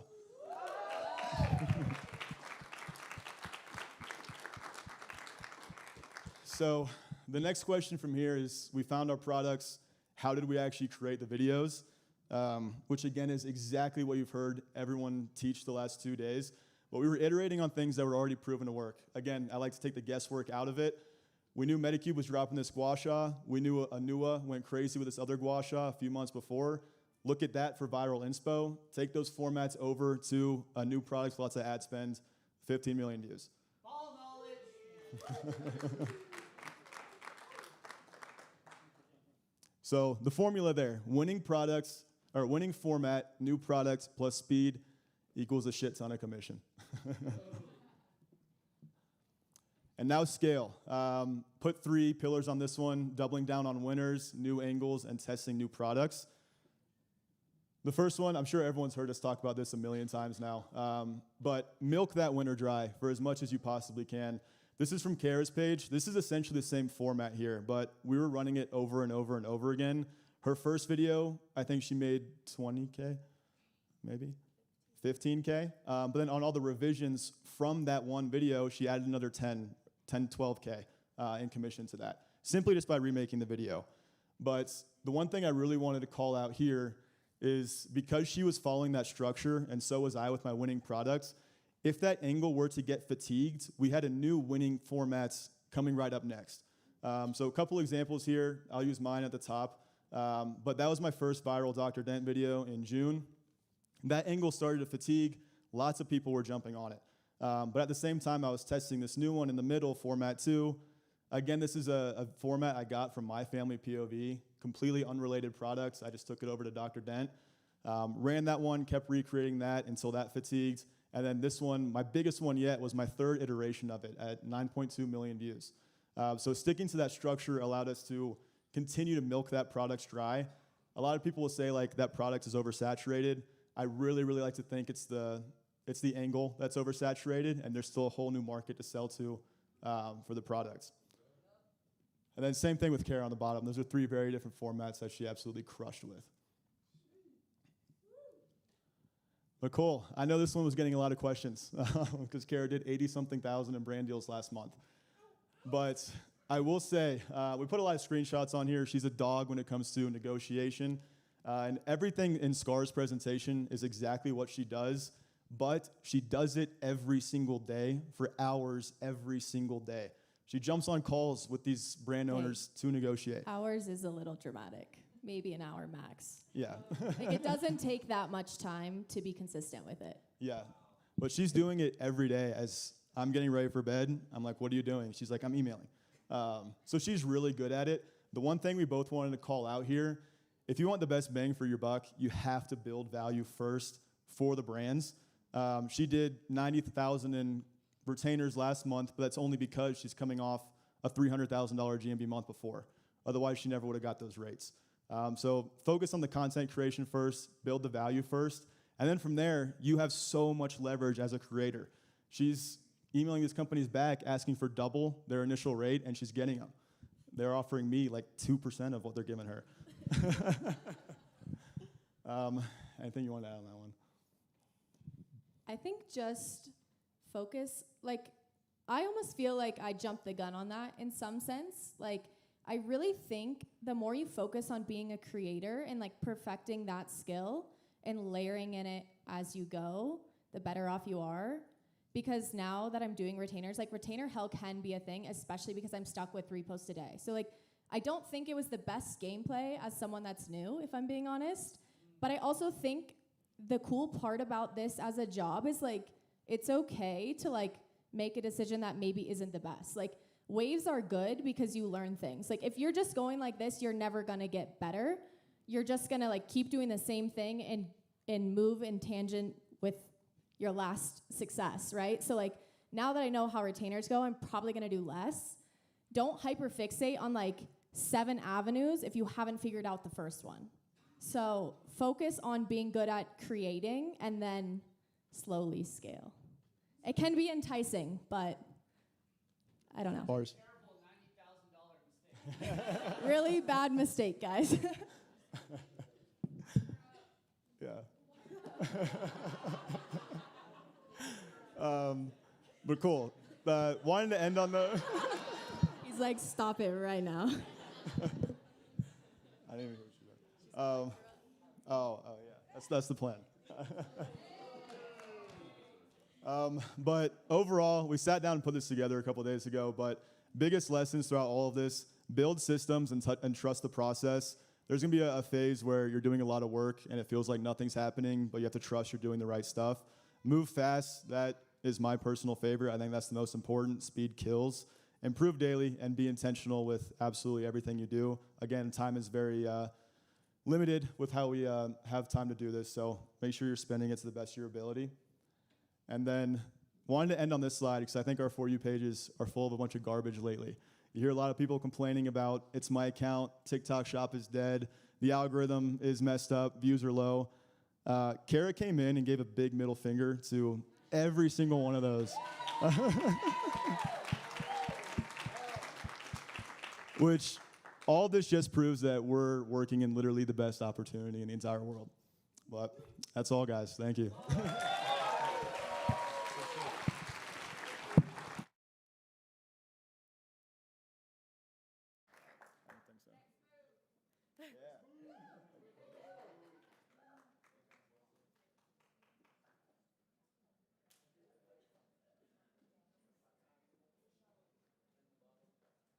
Wow, what a day, huh? Let's go.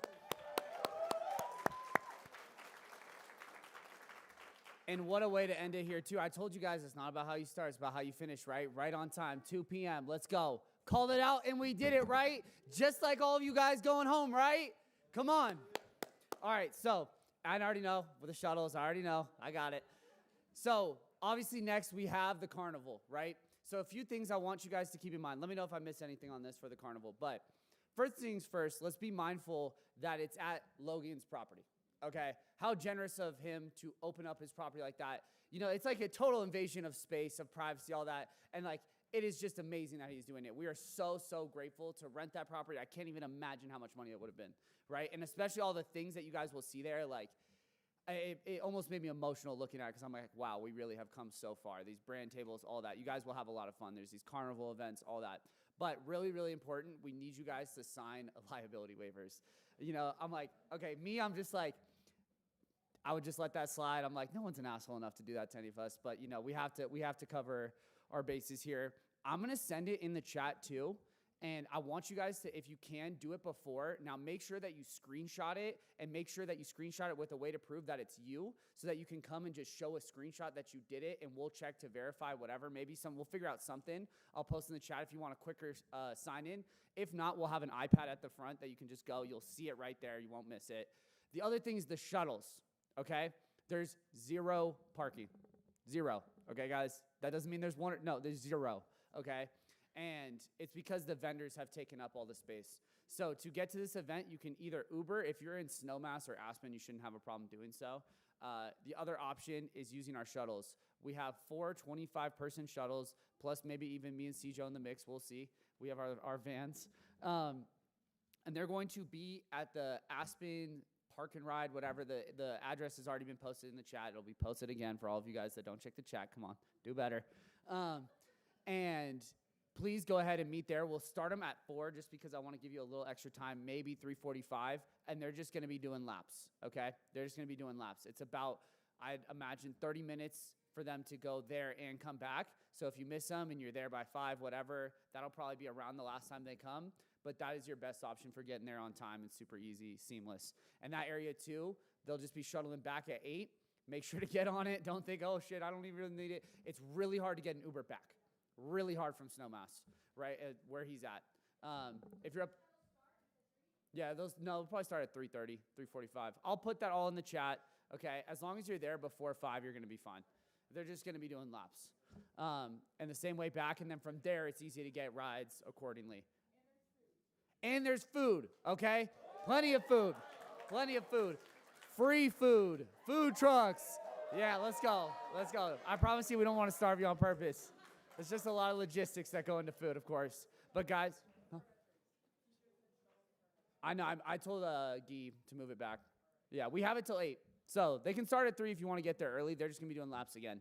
But I'm going to tell them to push it back a bit just because I know we all want to get our cowboy fits on and all that stuff. So make sure to dress accordingly. You know, really all the main thing you just need is jeans. I don't even have boots, so it's okay, guys. You're not alone. There'll be cowboy hats there. I have a flannel, whatever. But from the bottom of my heart, guys, I just want to say thank you for showing up. And thank you for showing up for yourself, too.